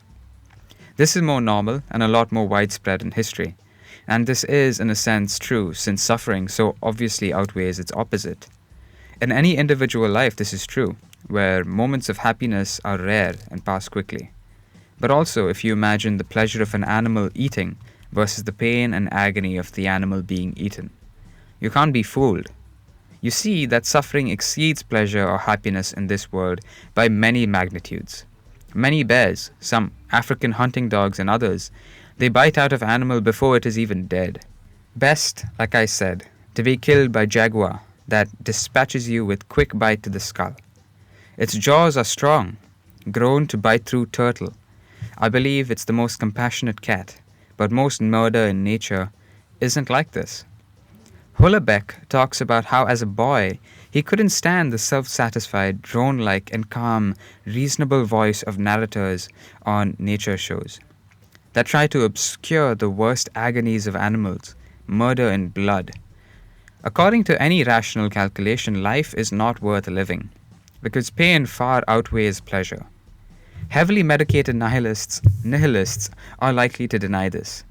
The blessed and happy know it's true, but also know that reason and rationality are false. Gnosticism is driven by the problem of suffering, or compassion for those who suffer, and tries to absolve God of responsibility for this state of things. Sometimes it says the God of the Bible was put to sleep, or imprisoned himself, or that he is bound with chains of adamantine and kept in a cage, and that a usurper took his place. Other times it says that the God described in Genesis isn't the real God, but a demiurge, and the real God sent his emissary Jesus to overturn the rule of this demiurge. There are many variations, and some interject not one demiurge, but 99, all to remove responsibility from the Godhead for the creation of this world of evil. They should have just become Buddhist or Hindu and stopped trying to save the mythology of Canaan. Maybe in its beginnings, the Christian faith was the same as the Buddhist, and this is now lost in the confusions of hateful sects that distort history. It's easy to think that this is the religion of a hopeless age, that it's a byproduct of the decay of the Roman Empire and a symptom of despair or suffering. It's much worse than that. The problem for man, as for other animal, isn't stress or suffering, but the feeling that one can't escape, the despair and panic of exhaustion and entrapment. Beyond the borders of the known inhabited world, the Eucamene, there lay uncrossable oceans, including the great earth ocean of the steppe, and the Sahara in the other direction. China and India were known, and trade existed, but this was only a vague knowledge that could have, in theory, stimulated the sense of conquest and adventure. There were, in other words, plenty of possible sources for the feeling that beyond the known world still remained the unexplored. The same unknown that called the enterprise and spirit of the Portuguese, Spanish, and other Europeans who set out on a colonial mission of world conquest and discovery. All of this existed in late Roman times. But the will or spirit was not there. There was only exhaustion on all sides. The same exhaustion that explains the pointless history of China, India, and all long-settled farming places. Civil wars and palace coups will always continue, but the spirit of man is broken by habituation to an overlong domestication, and nothing genuinely great in body or spirit takes place again after a while. This habituation includes, of course, those habits of the blood, which leads to the breeding and overproduction of the superfluous. Once a great power imposes domestication on its neighbors and then itself, comforts grow, and so many are born who experience life already at birth in an exhausted state, and who call upon themselves the governments and religions of the exhausted and stressed. Surely, the external obstacles we face now are far greater. Outer space for us is not traversable, even in theory, and we know of nothing on the other side of empty space. Everything outside the already known seems barren. And yet, I repeat, this kind of physical limitation isn't the real cause of a spiritual exhaustion that yearns for escape of some sort. It is the very character of domestic life to present the world as an enclosed, owned space. And although mankind adapts itself on the whole to this condition, both biologically and culturally, yet there remains a glimmer of the opposite tendency inside even the lowliest. He can't help but experience this new state of things in late civilizations except with dread. The dread suspicion, an uncanny suspicion that the world is artificial. He begins to sense that this hothouse he lives in is the malevolent creation of a demiurge that likes to observe our sufferings, that he and his minions feed on them. In the remote future, should the evil of human innovation continue unchecked, we really will live in the world the Gnostics feared, and that spark of vital life and energy that is the gift of nature to all youthful peoples born from its womb, that spark will remain entrapped in matter wrongly configured, matter entirely foreign to its inborn desires and working, but fashioned instead for the benefit of something else. In many ways, the world we inhabit now already anticipates this living hell of the Gnostics, and the response of those in whom the pain of civilization and modernity is most advanced, the transsexuals, unwittingly help to further uncouple reality from nature, and to make our progressive domestication more totalitarian and aggressive. And yet for yourselves who wish to fight the encroaching tyranny, remember that in conditions of crisis, the carpocration option, the attraction precisely to the criminal and deviant, can be very great. But one here is at the edge of the abyss, and the way you interpret the call of this instinct. I am interested in the falsification of history, and possibly of geography. I think mankind is exceedingly stupid and wicked. You can't trust a word you receive. I have no doubt your religions are true, but can you be sure some vicious faction didn't insert itself into the hierarchy of priests some time ago, or of religious authorities, or of book printers? Insert all kinds of things that weren't there to begin with. For example, old Slavonic copies of the Bible in Russia used to have heavy Gnostic interpolations. This explains the multitude of such sects that sprung up there, including those who castrated themselves, and others like the Dukhobors, who make a mockery of the higher and noble nudity by practicing the nudity of the deformed. In the West, there were similar things. How do you think the Cathars found such currency in North Italy, in the Rhineland? It wasn't just a new teaching, but very old practices and old formulas that found a ready home among a population long prepared to receive them. Some were pre-Christian, while others had spread along with the early church and preserved elements of early Christianity mixed in with Manichaeanism and Magianism, and other even stranger things. Why do you assume then that the main religions that survived are not in fact forgeries? Islam could very well be such a forgery. The Quran is a mishmash of nonsense, and possibly was originally a Syriac Christian devotional book that was re-edited much later. Muhammad was their name for Christ, and the faith originally was a version of Nestorianism that was spread by the Persian king, not by Arabs. The entire history of Heraclitus' crusade against Persia, as of Persia's downfall in battles against Arabs, may be entirely fabricated by both sides, though of course now this lie has long been forgotten. What historical or archaeological evidence is there at all for the existence of Muhammad? But do you have any idea how speculative the conclusions drawn from archaeology are in general? Just read, for example, the kind of evidence they used to establish horse riding on the Great Steppe before 1000 BC. A few, maybe not even 5 or 6 bones that seemed to look like bits. Life is short. Rebirth as a man is uncertain and may happen a billion years from now. To these pitiful liars to trust your only life? Look at Thucydides, who is a great man and a genius of the ages. He seeks to outdo Herodotus, and this pattern is followed throughout all antiquity. Each great historian was setting out to outdo his predecessor as a rival. Do you think they made some things up? How much do you think, then, that the scholar, the scribe, the vain monk, the nerd as a type, is likely to lie? They will lie far more than you think. The nerd, more than Thucydides, is possessed by infinitely greater mendacity and also vanity, jealousy, spite, and pettiness. Don't you think such people, who for the longest time in the form of the monk were the only keepers and copiers of texts from antiquity, don't you think they would be willing to change the text, to add, and even to make up entire books and authors? Corroborations from third sources would be relatively easy to manufacture as well. But anyway, Josephus uses this rivalry among the Greek writers to cast doubt on Greek histories in general, and in this, he's not entirely unreasonable.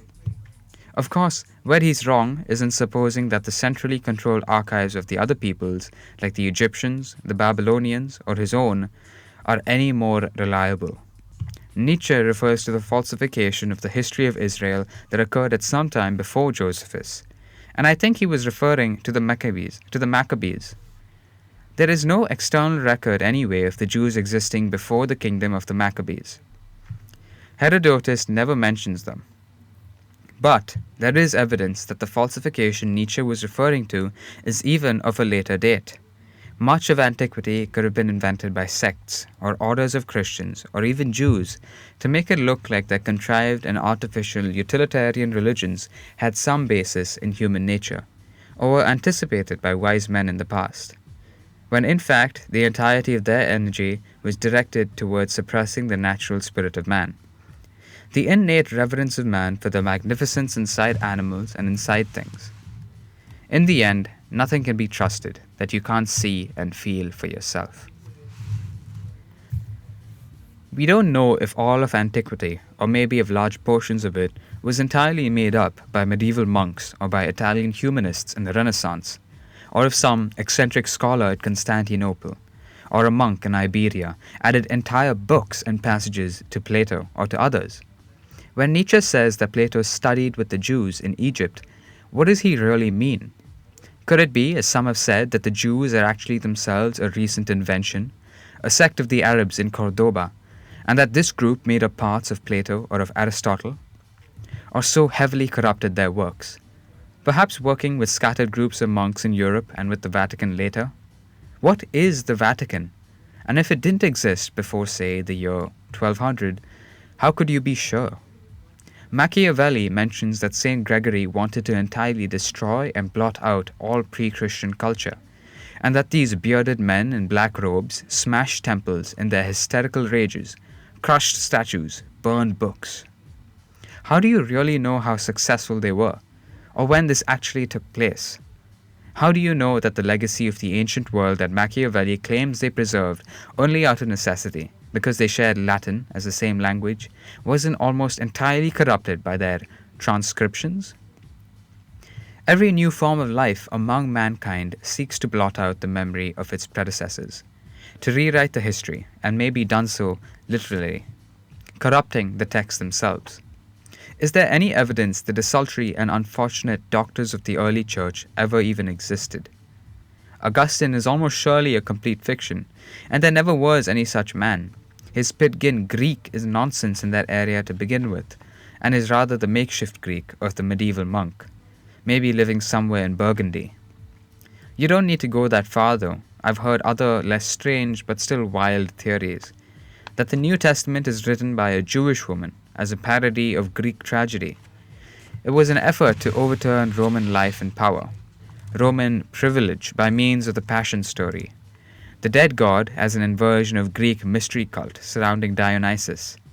Does this sound familiar in our own time where monstrous historical hoaxes, including the so-called and entirely fake Cold War, during which the United States was funding and arming the Soviet Union the whole time? If Nietzsche believed such things, he would have never put them under his own name or said them openly. But could it be when he says that Plato is un-Greek, that he really means precisely this? Was Plato, or at least many of the works of Plato, the invention of a Byzantine polymath or of a Benedictine? Such speculations are the opposite of comforting, especially in a world where the consolations and certainty of religion are rare. History has somewhat taken the place that religion had. I mean, to provide stability to a world that is otherwise lost in complete confusion and chaos and uncertainty. I want this chaos, because what I want to bring thrives in it. The continuity of history, if not its progress, is that last thread that secular, scientific man unmoored in the universe on this floating rock, the play of titanic and foreign forces. It's the last connection that he had to any sanity. I want a world of psychosis. I want the end of his sanity. What if there is no firm ground to what we receive from history, and the continuity we think we have is actually a jumbled and confused mess? That events from antiquity have been confused with events from the Middle Ages, for example. I found the suggestion of Fomenko that the Crusades and the Trojan War were really the same event to be so disorienting that I had to act out in a very vehement and stern way that day later. At the lounge, when the bouncer asked me if I was on drugs, and I pushed his forehead away from me in a gesture of majesty and power, I was soundly beaten up by his goons in the alley. The speculations of Anatoly Fomenko, as well as the so-called phantom time hypothesis, which claims that 3 centuries have been wrongly added to our chronology. This is small stuff. It's very small. From these doubts, I was led to many others far more horrific. I've lived a wandering life, and at times I was confused by a strange similarity between certain street corners. The smell of this and that building that I supposed were different. The uncanny likeness of 2 streets that years later I can't tell anymore which was which, or instead I dreamt it. I believe it needs to be investigated. For example, if Mexico City is not in fact the same as Bangkok, and the so-called Baja Peninsula not the same as the Malay. The similarity of dishes like mole and Thai curries only lends further support to this hypothesis, as does the quacking language of the Oaxacans and the Chiapans. It's the same as language of the Laotian. I've heard rumors that as you go inland from Port-au-Prince, you start to see the lights of Manila, and that the Caribbean islands are no different from the Philippines. Both enjoy the grilled pork, the rice with cheese, delights like spaghettis with ketchup and hot dogs or spam. And I hear certain other things also. The slums of Bangkok are the same as those of Mexico City, and Cambodia is the same as Guatemala. Honduras is entirely fake. Thus, it is said in some corners, when Columbus came upon Cuba, it really was Cipangu, or Japan, and he really did discover Asia. The entire New World and many other areas of the world also is thus a fraud of the first order. Shanghai can be accessed in 2 hours from Manhattan by secret bullet train. And if you ask how it is that so many travel by plane, well, it's not so hard for there to be an understanding among the relatively few active pilots to keep this a secret and use circuitous routes to make flight times seem a lot longer. If you don't want to go this far, remember, nevertheless, they can keep entire continents or islands a secret. You're not allowed, as far as I know, to approach the North or South Poles. And it's not out of the question that a tropical refugium exists in both. There is an esteemed scholar from Bangalore who points out that the year in the Vedas has 6 months of daylight and 6 months of darkness. But you think I'm promoting idea of noble savage?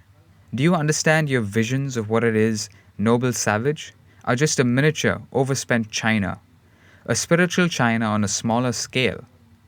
I know there no such thing as noble savage. Mark Twain attacked the red man as a faithless liar and rogue. Well, fine. That doesn't bother me. My idea of noble and vital power is different. But choose whatever view of nobility you will, it doesn't really matter. You won't find it among primitives as a rule. You idolize peasants. You look up to island savages living at one with nature.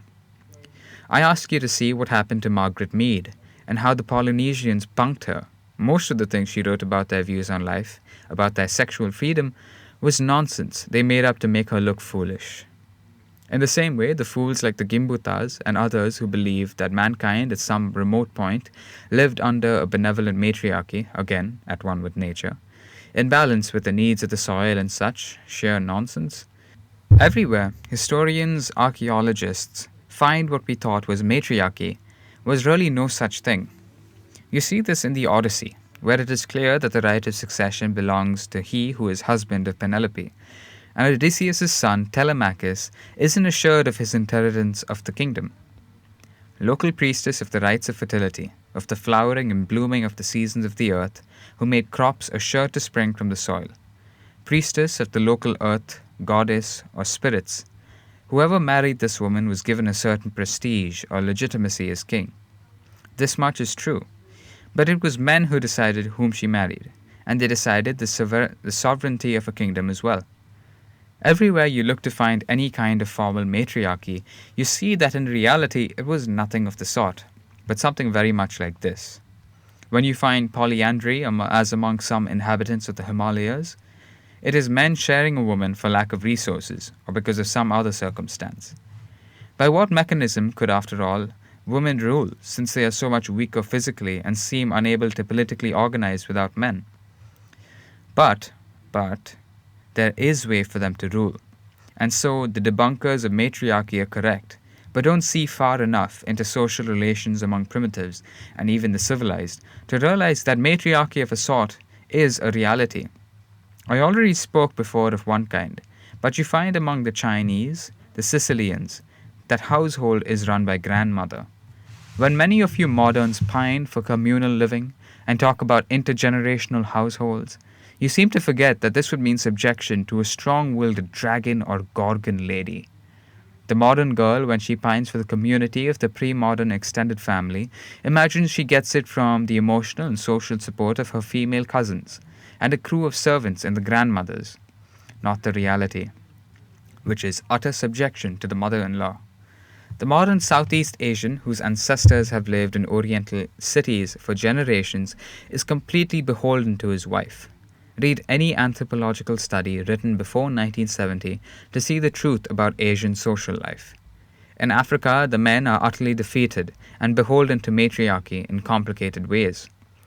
The women run all food production without the help of the men, who rely on them for the daily ration of bland slop mushed up from grains. At times, to break this monotony, they seek bushmeat, but they mostly live as farmers, dependent on big-armed women tending messy patch of roots. The entire social life in this area is managed through secret societies. The apparent political power is brittle and meaningless. Interlocking secret societies based on the manipulation of black and white magic are the true source of all important decisions reached in such societies. Women play a prominent role in such societies or outright rule them. There is among them a long tradition of respect for women as oracle, which is only natural. The Yoruba water priestess chimping out in ecstasies over the boa, receiving visions. This is not so different from the Pythia. But where the Pythia had submitted to the solar and boyish manliness of Apollo, such a conquest of the power from under the earth never took place in Africa, nor in many other places. And so here, as elsewhere, there is a kind of matriarchy, but it works covertly, so that both the left and the right are fooled on this point. In the end, then, the left is more correct. The worship of the titanic powers of the earth, of the Great Mother, is connected to a kind of matriarchy. But where they're wrong is in imagining that this leads to any kind of freedom, that it represents a kind of liberation from the strictures of modern civilization, the pain of specialization, the submission to moral authority, the modern alienation, and every other thing they like to blame. In fact, everything that you hate about modern life, and that makes it into an iron prison, and I agree it is a prison, represents a return of the endless, sallow night of matriarchy. It is a return in every way. You must understand this literally. Nietzsche says that in modern Europe you see the reassertion of pre-Aryan modes of life, the return of socialism, of the longhouse, of feminism. And this is happening also to us internally, where the higher instincts of the spirit are being overtaken physiologically by the retrograde and the prehistoric. The life of the village and of the primitive is one of utter subjection, total domestication, and total brokenness. The matriarchy that does exist, and that exerts enormous influence and power in the social and moral realm, is only the manifestation of this brokenness and of the males. Communal solidarity absorbs and snuffs out any personal distinction or intelligence, and this task is relatively easy where it concerns the majority of the parts of the village. The real problem becomes what to do with the young males. In every way, they represent a threat to the established customs and the physiological torpor that benefits the old and the woman. The social problem in primitive tribes, as well as most civilized and unfree societies, becomes this: what to do with the young males, their aggression, their sexual instincts. In every way, they must be broken and subsumed for the benefit of the tribe. This is more or less easy for the majority, who lack life force in any significant quantity, harder for the remainder, and where impossible, the fate of the outcast, or more likely, death. You fool yourself if you imagine that young males are needed for protection from external threat. In fact, most societies of the settled, primitive, as well as civilized, are more than willing to accept the risk of submission to an alien tribe. In a given area, if many such tribes follow the same path of self-domestication, the risk is hardly even that great in one's lifetime, and a few benighted, spineless warrior drones are sufficient to contend against similar neighbors. But even in cases where there is great external threat from vigorous tribes, such societies, ruled by women, the old and the imbeciles, are willing to rather accept subjection to the alien than to allow freedom and flourishing for their young men. They are right in this calculation too. Subjection to an alien force rarely means extermination at its hands, whereas allowing their own youths freedom and power would end their way of life for good. But submission to the alien would just often mean some sporadic taxation that used to be relatively hard to enforce. Peasants are very good at hiding stores of goods, and even fields. The routine humiliations of subjection, the loss of honor, the rare but occasional rapes, the loss of sovereignty means little to such people. They are allowed to continue their communal life, unchanged under the subjection of another, and even thrive under such subjection. They prefer it anyway. This is the condition of the so-called old civilizations of mankind, and especially China and India. The Chinese Han faced the most dreadful threats from the steppe, and were frequently conquered by a few scattered men on horseback that they outnumbered many times over. They didn't care. Their stolid, unchanging life as a community continued, whether it was Jurchen or Mongol or Black Yi that preyed on them. The Indians, once they reached their period of priestly rule and senescence, also degenerated to this condition. They were conquered every summer by adventurers and warlords from the Hindu Kush and beyond. Afghanistan ruled India, but subjection suited them. Slowly, with the patience that yeast enjoys because time is on its side, the Chinese would wait. The day will come when this conqueror too will become exhausted, his blood spent. Then he will join us, the people. And they were right. This is the famous assimilation of Chinese civilization, the assimilation of the exhausted and the spent. And there's no real way to understand the Chinese other than the reduction of the human animal to mere life. They are not what you understand normally when you say civilization, but rather a perpetual subject population, a uniform and undifferentiated blob of serfdom that seeks subjection and undermines through it. This is the rule of matriarchy. The Indians and many others are the same. The Chinese on many occasions prefer this path to the alternative of letting their own men assert themselves and gain sovereignty.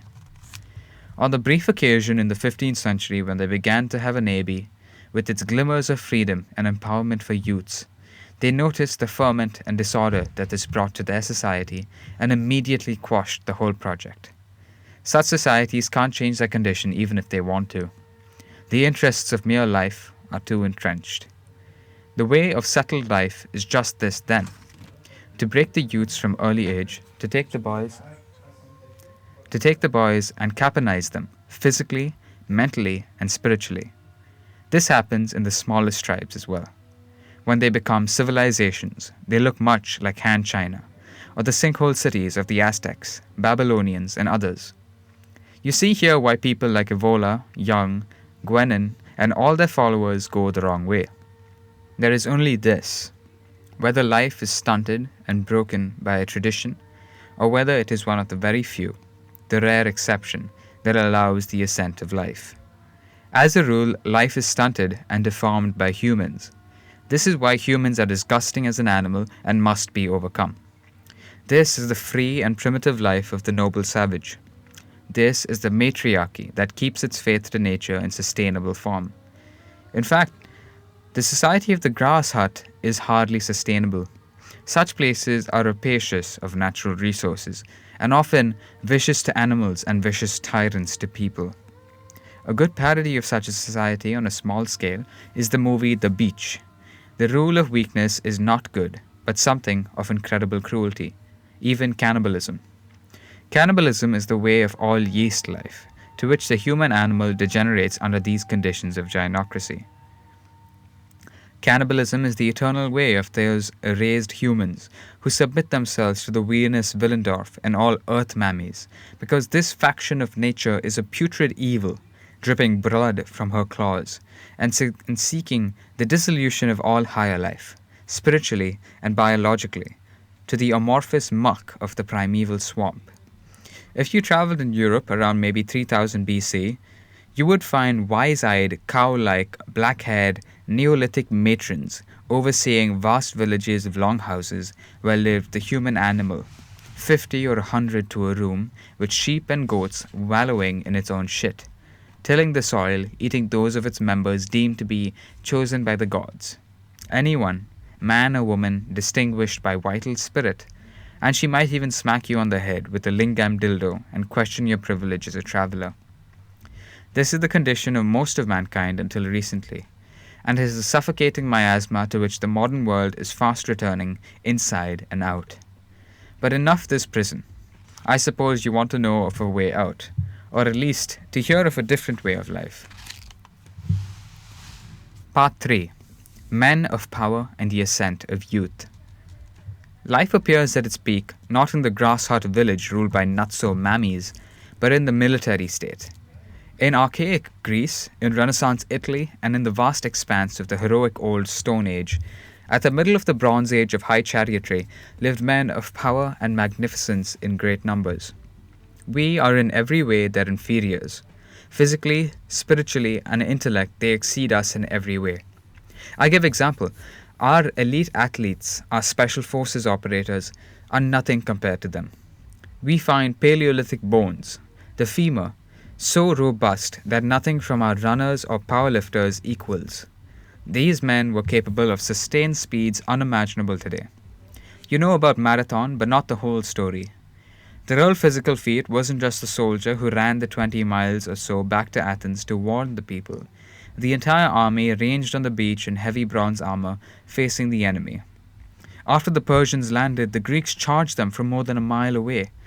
The Persians were amazed at the line of a gleaming bronze running toward them, and their war cry. These men ran a mile in very heavy armor, and also carried 6-foot-plus ashen spear pike. They drove the invaders into the sea, and right after this great effort they marched, still in armor, all the way back to Athens without pause, to prevent the Persians from making an opportune landing there.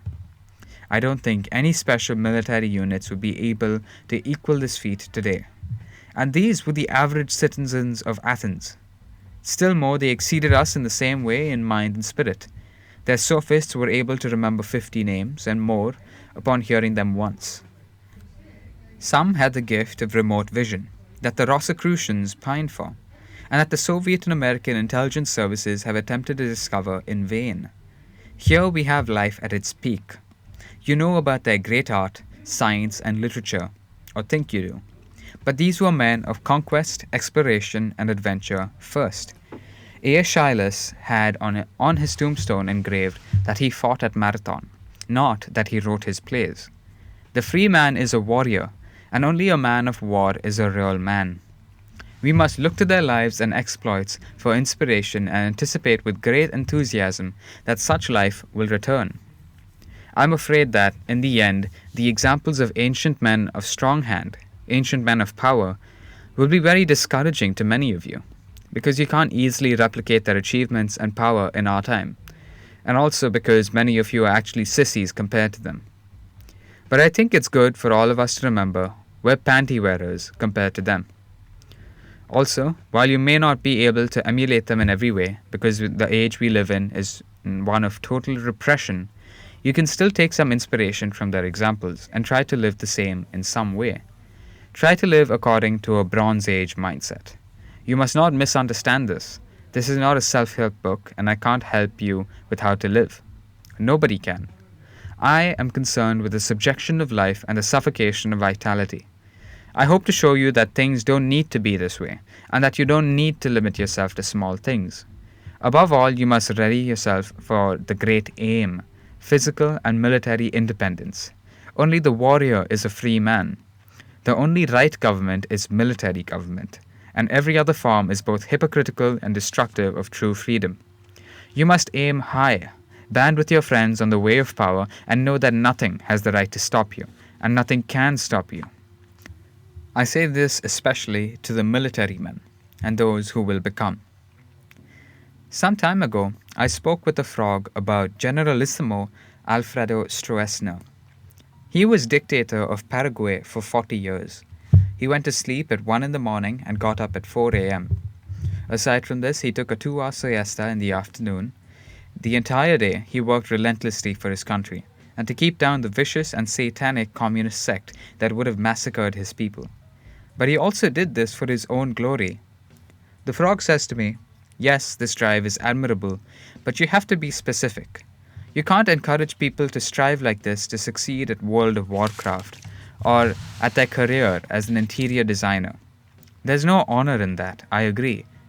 But when you look at these ages in which life is ascending, the great vitality of their blood is the same as the great aim for which they reach. And although we live in the most debased of all ages, it's still possible, as you will see, to break this Babylon and have the eternal fire of youth surge you to the heights of power. In your own life, you can break their power and ascend to a chaos of joy and destruction. And in our future, I already see, like faint image far on horizon of vast ocean violet evening. I see the islands of Hyperborea on the edge of this Leviathan, where we will be able to establish new outposts and subdue this great beast from the outside. Imagine a Mitt Romney, but different. A Romney who was actually capable of acting like he looks, and was worthy of his looks. Imagine a younger Romney who rouses the nation to a new war against India through power of charisma and speech alone. Then he leave on ship to head the armies conquering India. But then come rumors that Mitt ran a black Satanist dinner in New York. Also, people awaken one day and find that someone defaced the Holocaust Museum and the Lincoln Memorial. Rumors spread that it is Mitt and his friends in preparation to overthrow the government. So he is recalled from his command to stand trial. Instead of returning, Mitt runs to Russia, where he becomes a major advisor to Putin. Soon, though, he finally has to leave in a great hurry when it is discovered he's been banging Putin's wife in secret. He runs to China, where again he miraculously becomes a major political force and advisor, adopting Chinese customs and language with ease. After some time, he leaves China and ends up living in Afghanistan with the tribesmen as one of them, in one of their mud fortresses, where he is finally found by American Special Forces and he goes out fighting, charging them repeatedly with machine gun in his glorious black and gold armor and Dune-like headset. Exactly such and more was the life of the ancient Alcibiades from Athens. How inconceivable. Even as versatile and flashy a man as Trump is, very far from this possibility in our time, though he at least makes such a type somehow believable. There's nothing like it in almost any other era of history. Someone like Talleyrand is famous for switching from the monarchy to the republic to Napoleon and back. being somewhat successful under different forms of government, and that's rare enough to make him famous. But that was all within one country.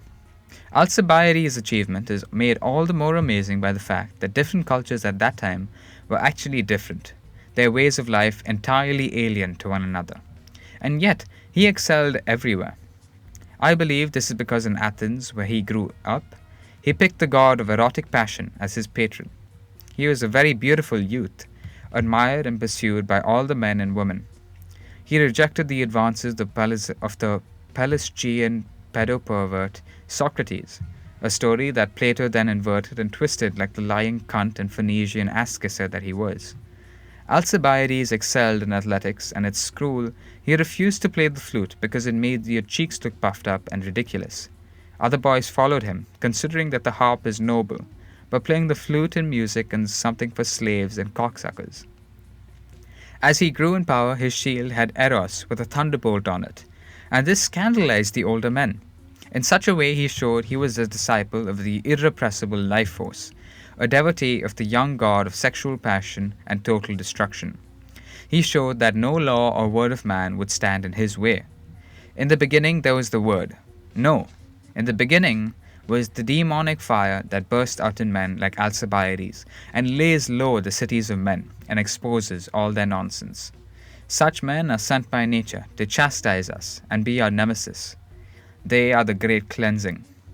His story is told by Thucydides and Plutarch, though you must know the latter is a famous liar, but I think there must be someone as colorful as Alcibiades among you.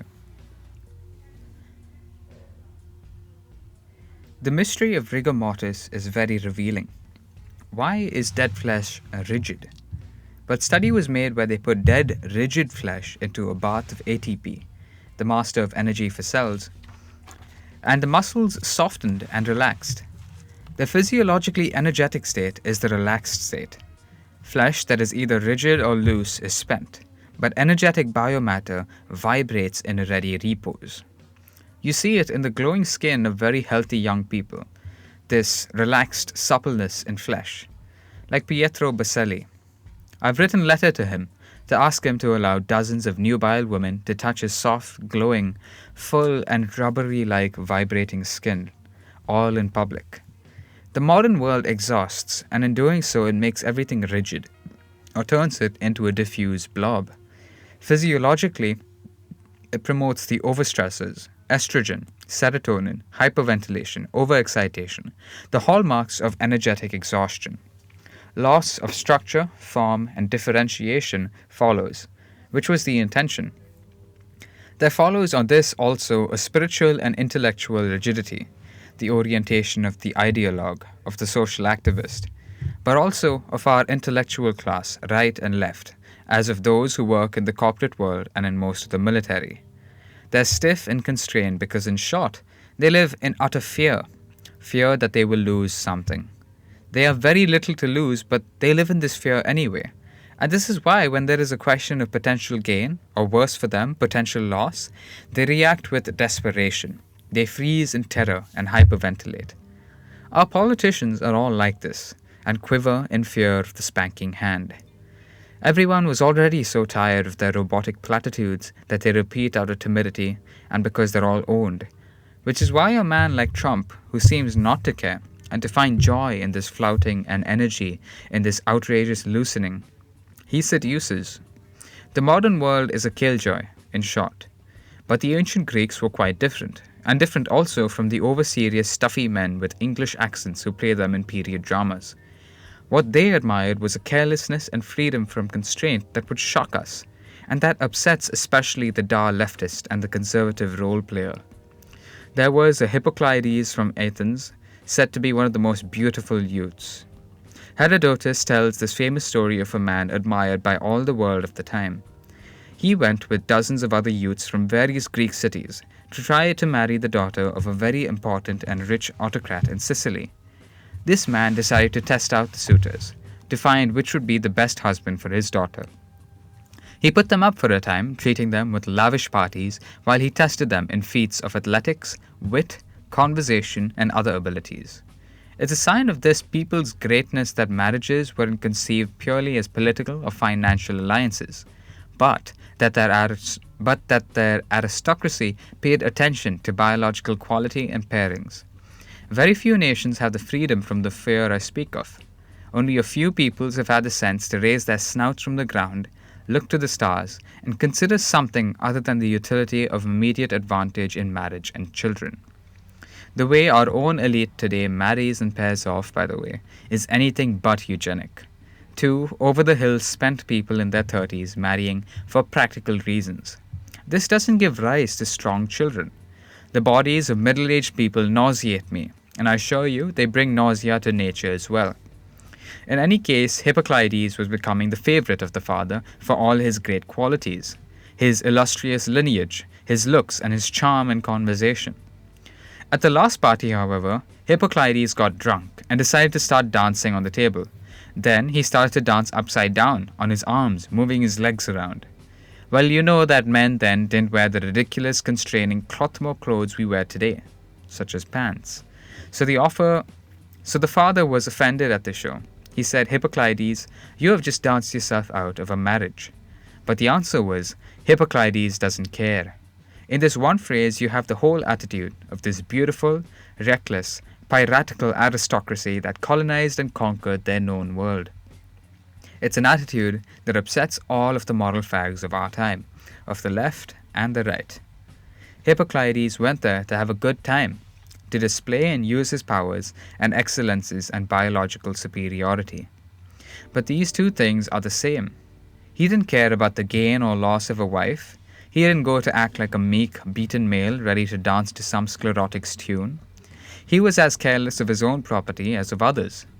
This is what Tacitus says also about the most noble men among the Germanic tribes, who lived only for the joy of war and battle. This is what the great among the Greeks admired.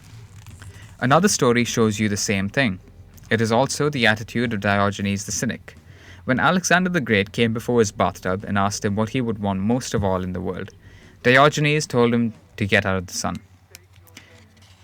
Now compare that to one of our slavish intellectuals and philosophers, and how their meager spirits would huff and puff at the approach of even a mid-level, constipated bureaucrat. How distinguished. The honor. Alexander said that if he had not known Alexander, he would have wished to have been Diogenes. I don't know if I can recommend for you to be like Diogenes or Hippocleides. It's hard. Maybe you have to be born that way. I can tell you it's a better thing to aspire to, divine carelessness that comes from embracing the life force, and that this is what this great people loved. Anything truly great must have some of this divine carelessness. Didn't the Christians also believe in give us but your daily bread, implying that this is enough and you shouldn't worry about anything else, even for the weak? Nietzsche says good things about poverty, independence, and being of good cheer. And these were very poor men. But the sons of God need nothing more. Schopenhauer explains the carelessness and joyful frivolity of women by the fact that they live in and for the genius of the species. Although unconscious of it, they are full of its boundless aims that reach far beyond the individual. With his petty anxieties and cares, the coming of the next generation is the most serious matter. They live in the species. In them, the species rejuvenates itself. It goes without saying I'm talking of women in the best case, and most specimens are botched. Why are they botched though? They've been taught to hate their own natures and instincts, and in some cases these instincts have been warped or butt-hexed into something else. They've been, as a wit recently put it, Bernankified up the ass. Modern women have given up this great advantage, so that they can become neurotic copies of gay desk workers. They've abandoned the great power endowed in their blood.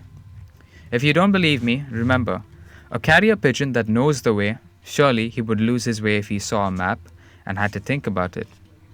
What comes from the blood is best, but it's hard to hear this call of instinct today, because you're taught to distrust it. Abandoning yourself to instinct, once one has a discipline and practice through the body, a man can pass over a chasm on a tightrope with a sure step. The left talks much about letting loose, about no longer being repressed, if they only understood what this really meant. I will show you men who really didn't have any hang-ups, who weren't repressed at all. One name was Clearchus, and he was a Spartan general. He was sent by Sparta to the city of Byzantium by mouth of Black Sea. They had asked for help. He came there as military advisor, but soon no longer answered to Sparta. He used his power and contrived to invite the prominent men, the senators and the rich of the city, to a meeting where they were then hung by the neck. He took their property and took the prize of sovereignty in this place. After Sparta sent an army to dislodge him, he put up a great resistance in difficult battle but was defeated. Then Clearchus managed to escape while the city was besieged. By night he sneaked away in a ship with the treasure from a neighboring city that he had also taken over. Eventually he fled to Persia. But in Persia he didn't just enjoy his riches, which he had won by the power of his hand. This man was possessed by the passion for war and adventure.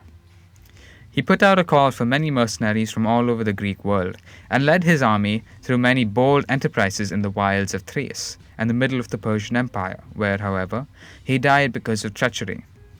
Here he was careless. You must be careful and know how to use the fox as well as the lion in you. I tell of another man, praised by Machiavelli as a guide for life, a kind of life coach. He talks a man called Agathocles from the ancient city Syracuse, a Greek city in Sicily. This man rose from humble beginnings through the ranks of the army because of his great bravery in battle and his astute mind-planning stratagems in ambush. Eventually, he was appointed top general in the city, where again, totally uninhibited and unencumbered, he invited the full Senate and all the notables to a meeting where his soldiers killed them all. He took the prize of power in this city. Then with many struggles, he defeated the Carthaginians who were harassing the Greeks in Sicily by landing in Africa and giving them a bloody nose. He ruled securely and in great glory. I tell you these stories because they show the lives of two men who were similar, who knew how to really let loose, who weren't held back by petty inhibitions. These are men who really knew how to enjoy their freedom, and who weren't limited by the opinions of others. What was the slogan of last decade in America? Yes, you can. This is also the slogan of the last decade in America, and I see no reason why you shouldn't take this idea to its conclusions. After all, no one of the very moral wise men who ruled that country saw anything wrong with that slogan. Surely they must want you to have internalized it. Please remember that these small people like Bill Gates, Zuckerface, and Bezos are entirely dependent men. They can't really do with their wealth what you think they can. For example, they could never just kill a man and take his wife. But even the ruler of the smallest African country has this power, this true wealth. When your happiness and wealth depend on the force of arms of another, you're not really your own man, nor can you enjoy the greatest delights in life. Clearchus and Agathocles knew this. They show you one of the ways out. They're really authentic men who went their own way. Yes, you can. The Pirate and the Fortress. Work was never pleasure for me, nor home-keeping thrift, which feeds good children. But to me, oared ships were pleasure, and war, and well-glinted spears and arrow. So speaks Odysseus, playing the pirate. This is the motto and the life of the pirate. Do you understand what pirate is? Many times I'm asked why the Bronze Age. Because it's the heroic age you see in the Iliad and the Odyssey, yes, but don't forget what hero really means. Thucydides say the men of that time enjoyed piracy and saw nothing wrong with it. And this is true. What is the pirate but the original form of the free man, and of all ascending life? How pathetic when you are told now about living life or having a life. These people know nothing about what true life means. Compare the intensity of Alcibiades, that super pirate, or of what I am about to describe here, to the life you're encouraged to have today. How worthless the wanting of these anxious creatures who live on pharmaceuticals, cheap wine, the rancid fart fumes of status and approval they beg from each other. Schopenhauer says that at some point in the past all animals were herbivores, but then some species decide to take its own life in its jaws, to risk itself, and with great daring become a beast of prey, living off the hunt. The predator is always the more intelligent animal. In every decision to become a hunter or a pirate, a man or a people is showing great daring and embarking on great freedom. Hero is not slave to the many, who sacrifices himself for them. The common man is awed by this kind of sacrifice, because they would never do this for themselves or others. But this is hero reduced to faithful dog. Wolf seeks not to sacrifice anything, but to discharge its powers over territory. We take the wolves and the lions and the leopards from among us when pups, and break them with false ideas, vicious conditioning, and lately, drugs that would have lobotomized a Da Vinci, an Alexander, a Frederick the Great out of existence in his youth. Then the energy that remains to them is channeled into mindless work for money. Labor and commerce are the ways to subject you to mere life and its preservation. When the superior are corrupted to a life of work and finance, they slowly move for their own destruction in the long run. I could say leisure is the source of all great things. The preservation of life is tedious. Freedom from its demands is needed for all high science, art and literature as well. And also all beautiful living, all adventures, all development of your body to the heights of beauty. One of the reasons the modern world has no great culture is because the sons of the rich have such bad conscience about not working, they all strive the same as others to climb on top of each other in normie jobs. Just 50 years ago, most used to list sportsmen as their main profession. That was in a recent time with slightly more beauty and more art. But it is wrong to look at this aspect of life, because it assumes we have more familiarity with it than we do. It's not just that we don't deserve to have a higher culture, although it's that as well, but that the purpose of such a thing is completely alien to us. From the point of view of real culture and refinement, we're as barbaric as the most obscure herd of the Khwarizm, where the women scratch their pubes in public. We're just more tame and insipid than they were. So when I mention leisure, don't imagine I mean by it what you mean by it. It's not just leisure. You don't need just leisure for higher life, but specifically leisure for preparation for war. To escape the subjection of our time, you can't really look to science or art any longer. You have forgotten their purpose. They've been defanged, and almost all participation in these today amounts to a kind of cargo cultism. Who can even think of a true scientist or artist among us? I think there is maybe a century since one existed. Just see how Cellini crafted his Perseus, in what frame of mind he was, and how foreign this is from our artist diddlers. Paglia says the artist is an obsessive, with a mind close to that of a stalker or a serial killer. And she is right. Look up monomania of Newton, or character of people like Balzac or Baudelaire. Violent spurgs and obsessives. Our diddlers are diddlers because they lack all intensity and all faith in themselves and what they do. They're not even nihilists. They lack all conviction in nihilism too. They just lack intensity. They're pissed dry. This is why in this book I don't promote for you the life of the scientist or artist or writer. Because in our age, these degenerate to hobbies and ways to pass the time. And there's no value in this. People who promote these things without really having a reason to are just doing this to make you harmless and to advertise to others in media or elsewhere that they too are harmless. What past ages understood by leisure is very different from what we understand. Should robots relieve mankind of labor, there won't be any flowering of the intellect or the arts or the sciences. It's not enough not to be free from work, because the retired and the NEETs are also like this, as well as most academics and many others, but they all do nothing that's worthwhile. They've been reduced to a constrained and dependent state, and this is the problem. Constrained and dependent people don't have real thoughts. For same reason that nations without manufacturing don't really understand anymore what innovation and invention was for in the first place. So our science and technology too is just more diddling. Cervantes completed Don Quixote while in jail, Don Quixote while in jail. Spinoza was a lens grinder, Diogenes was homeless, and many other great things were done by people who were poorer or in dire straits materially than people today. And yet one can't deny that the life of the average American is that of an overworked, overstressed slave. But the rest that would come from relieving him of that would be just that, simple rest. If it doesn't also come with manliness and sovereignty, there is no substitute for freedom and power, not even the feeling of freedom of power, is a substitute for the real thing. The pirate, the true warrior, not the modern soldier in subjection to a high brass eunuch, is the only free man.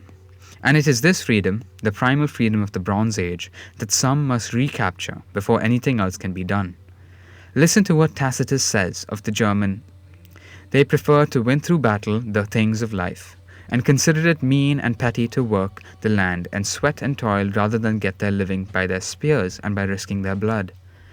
They otherwise spent much of their time in feasts and idleness. The noblest youths among them, if their tribe was at peace, would go to other tribes to seek out wars, because lack of adventure was odious to their race, and only through risking blood did they win distinction. This was also the attitude of the medieval knight, the chevalier, the return, the riders who considered the life of the serf of the community to be mean and dirty, worthy of slaves and low castes and women. They were always ready to ride away to new things and new adventures of glory and danger. So you see, it's not enough to say such people were freed from caring for the necessities of life. They had leisure. It was leisure of a very specific type. The Roman aristocracy, as Nietzsche says, had the motto otium et bellum, leisure and war, these being the only right ways of life for a man of power and freedom. In Celine's Journey to the End of the Night, I think he says at one point that his landlady, otherwise a modest woman, had an aristocratic contempt for labour. This was but an idle vestige, and he makes fun of it. By his time, the last flower of the Aryan aristocracy had been extinguished. As Nietzsche says, in the French Revolution, a mass revolt of racial slaves that remade Europe and took it on the downward path. Then there was another peripheral aboriginal revolt in 1917 that plunged Europe into a civil war from which it still hasn't recovered. But in Celine's book, the main character, in his restless seeking in this trash world, he was looking for that hidden key, the true freedom into the expanse of open space that he could conquer. Where to find the frontier? There are many places, but the path is not easy. In the nations, leisure from the slave state must be secured, and in this leisure must immediately be used in preparation of war. In Greek city, the man of power spent his time in the hunt, at the gymnasium, in the study of military history and strategy, in every way making himself ready for war. Many think of the Greek age when they think of its spirit. They think of a kind of solidarity and soldierly order quite different from what I talk about here. They think of the Lion of Hoplites and their discipline. They think of this age as one where the individual subsumed himself to the city and its laws, to the discipline of the ranks, and they connect this seeming egalitarianism to the practice of democracy in our time. In this way, they want to flatter themselves. Modern man is then called on to make a similar sacrifice and blamed for his selfishness. This is confused. In the beginning, the hoplite, the man who fought with heavy round shield, towelled spike, and heavy armor, he did not come as a tool of the republic or a democracy, the way modern soldiers are tools of the slave state. If you want to see what the spirit of the Bronze Age is, you look to ancient drinking song, at the mess halls of Crete and Sparta. This is my wealth, my spear and my shield. With this I trample sweet wine from the vine. With this I am called master of serfs. Those who do not dare to have spear and sword and fine leather shield to protect skin, all cower at my knee and submit, calling me master and great king. This was a real song, a popular drinking song among the ruling men. Such formed small companies of adventurers who early on took over the state away from the mounted aristocracy, themselves equally piratical predators.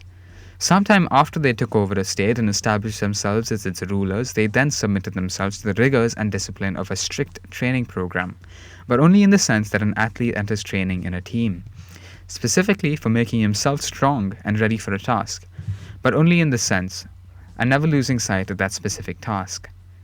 When we see the Greek cities at their heights in the classical era for which we know this culture, ruled either by aristocracies or in some cases democracies, we see cities where such men have taken over and built a state for themselves, and for the purposes of training for battle and supremacy in battle. That same haughtiness and lust for physical power that you see in the song, that never left them. In the case of democracy, the only difference is that the sailors are added also to the ruling assembly of armed men, And you can understand then that the meaning of this ancient public spiritedness, which isn't that at all, but free men accepting the rigors of training together, so they can preserve their freedom by force against equally haughty and hostile outsiders and against racial subordinates at home. Any racial unity of the Greeks was therefore only the organic unity of culture or language, but never became political. Such people would never tolerate losing the sovereignty in the states they and their recent ancestors had established to protect their freedom and space to move. But to draw any parallels to our time is absurd. These men would have never submitted to abstractions like human rights or equality or the people as some kind of amorphous entity encompassing the inhabitants of the territory or city in general.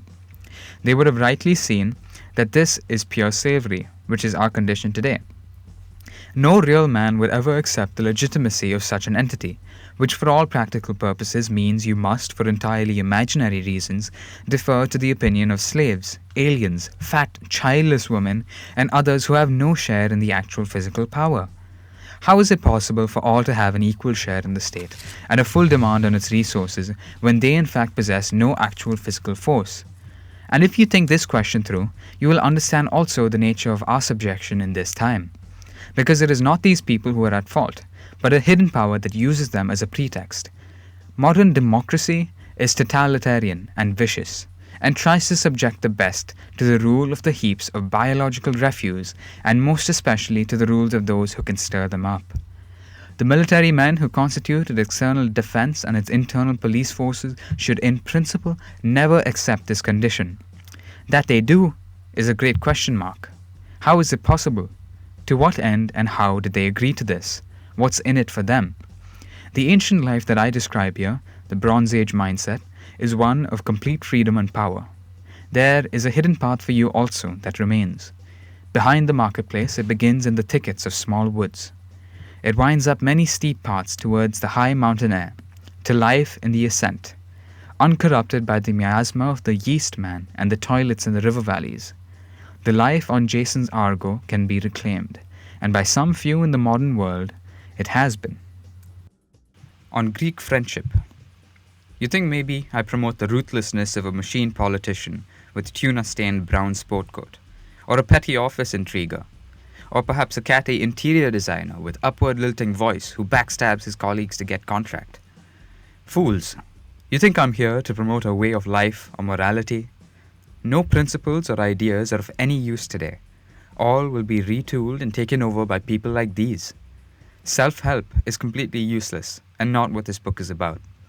Rather, I would like most to go towards self-destruction and to be rid of them.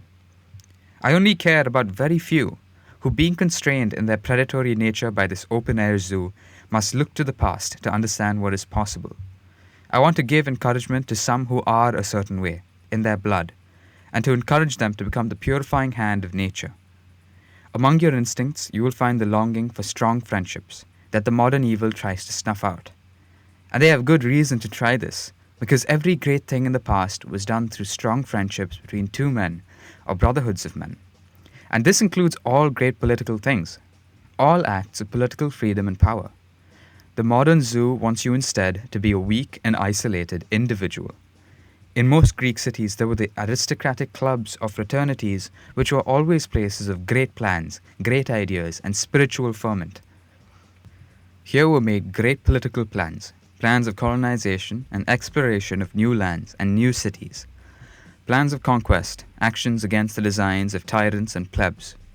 Where is your bulwark today against Babylon, when all of this has been made illegal for you?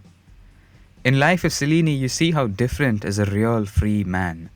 When insulted, or when one of his friends or family is hurt, he gathers 50 bravos for a raid on the enemy. Something impossible in our states today. Not only because of the immense power of the evil that suffocates, but also because you have no such friends who could or would help you.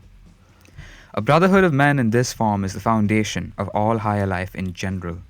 There is a certain madness and enthusiasm that exists also in a community of true scientists or artists that follows the same pattern. It is totally forbidden in our time. It's totally absent in universities, which is where science has been sequestered. But what fate can science have here? Everything in corporate labs, in universities, as in government labs, and at the military and intelligence facilities that still carry out some scientific tasks. Everything militates to crush the spirit of science. The dedication, severity, and focus necessary to sustain true scientific enterprise are forbidden because they make women and weaklings uncomfortable. The presence of lactation rooms in an environment where such rooms could even be built. The suppression of vigorous debate. The promotion of an unhostile environment of petty chit-chat and chumminess. The subjection of scientists to administrators, human resource cunts with fibromyalgia, to the crushing banality of everydayness. All of this reduces the young scientist to domestic muck again and destroys his aspirations and will. The assault is very heavy in Silicon Valley and other holdouts of research as well, where, however, there wasn't any serious innovation being done in the first place. Already, technology had been reduced to the development of dick pic apps for adolescents. Science has long ago ceased and been castrated. Will it be born again? The cleansing barbarism that I talk about here must first sweep the world. No science is possible any longer, nor anything else. In a place where all spheres of life have been submerged into the great mother of the yeast. But this isn't really about science or art. I say again, you're very far from understanding what those are even supposed to do in the first place. Do you know how for Greek, all higher aspirations went into strong friendship between two men who together dedicated themselves to a higher task? In Thebes, Epaminondas and Pelopidas reformed the state and established a democracy based on the Pythagorean sect. That last part not important. They believed in some peculiar things, like reincarnation, the veneration of the left side, and also of beans and other legumes, which I don't understand so well. But it was they who established the famous Sacred Band, the elite military unit that broke the power of Sparta.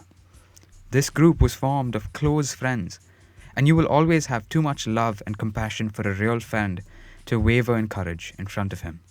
But I doubt you understand what such friendship means, or that you even ever had such a friend. In Athens, the two friends Harmodius and Aristogeiton put down the tyranny through their schemes and their bravery. This is, why all tyrants and totalitarians are suspicious of strong friendships between men. Most of all, this is feared by the middle-aged lesbos and defectors that are used as guards by our prison states. And yes, I know the rumors that these friendships are sexual, but I believe this is misunderstanding and exaggeration promoted by the homo nerds of our time, for reasons I will explain later. The model for all such friendships was that between Achilles and Patroclus. Homer never hints such friendship was sexual. It is only out of the poverty of our imagination that we think it was, because we can't conceive of such intense love between friends without some carnal or material benefit in play. It was out of his friendship for Patroclus that Achilles embarked on his great rampage. It is for the sake of his friend that he would not tolerate living a long and inglorious life at home. He chose instead a short and glorious one, and a violent death full of promise and beauty. Friends can spur you to this. How shameful to drag out life like a dog and die overseen by strangers in a hospital who hate you, rather than to die in the prime of your youth for the sake of your friend, and to leave behind a beautiful corpse. The original form for all this was the divine pair of charioteers, Castor and Pollux, or for the Aryans it was the Ashvin twins, and for the Saxons it was Horst and Hengist, the pair of the chariot driver and the archer. Do you understand this is the real root of all the higher aspirations of Europe? The charioteers who took over Europe around 1500 BC depended on this close bond between two men for its military organization. And probably this people itself had its ultimate origins in friendships of this kind. The Spartan state, in any case, entirely depended in its education of youth on this pairing of two friends as knight and squire. It was this conquering aristocracy that really made Europe stand out from the morass that the rest of the world has always been stuck in. And for the Greeks and all great men of the Bronze Age, and not just the Greeks, friendship wasn't just a way to temper the lust for power and adventure that some of you will surely embrace, but an absolute prerequisite for it. It is most of all not a duty. Friendship is a social relation of a kind that is beyond all ethics, you see. And if you ever think it in terms of ethics, you misunderstand it. It is a great pleasure between two, very different from sexual pleasure between man and woman, but of the same species, in that it is pleasant and never feels like ethics, which is for cows. There have been a few attempts in our age to replenish this form of friendship. For example, Montaigne's famous essay. There have been other attempts as well. You find some nice words on friendship in Nietzsche and Zarathustra. And then most of all, there are the modern scouting movements that come from Germany and from the same spirit. The first movement like this was called the Wandervogel, but there were various others, all based on the experience of nature, the promotion of camaraderie, and of nationalism. This included the Jewish Youth Guard movements that became Zionists, the Boy Scouts and others in America, of course. Among the Jews, the promotion of this kind of camaraderie and friendship was a great miracle in the early 20th century, because it so much went against their culture of the cramped style, of nerds dominated by women and old women and fear. It was a great act of self-overcoming for them. And many are right that in some sense the creation of Israel is the most anti-Semitic act ever conceived. It is, in any case, a great model for others to show that re-establishment of antiquity is fully possible, although there is no real reason why Americans or Europeans should have any regard for the welfare of this country. In their case too, however, by our time, that spirit of piracy is long gone. And they've gone so soft that on the streets of Tel Aviv, you have Yemeni Jewish blue gums with Rasta style feeling up Ashkenazi girls. And in general, a feeling of torpor. The condition of other modern nations is worse. In our time, friendship is made illegal between boys in school. Real fraternities are for all purposes banned. And the scouting movements are forced to accept women. And women are destructive entirely of any great friendship. In private life, friendship among isolated and defeated modern males is unheard of.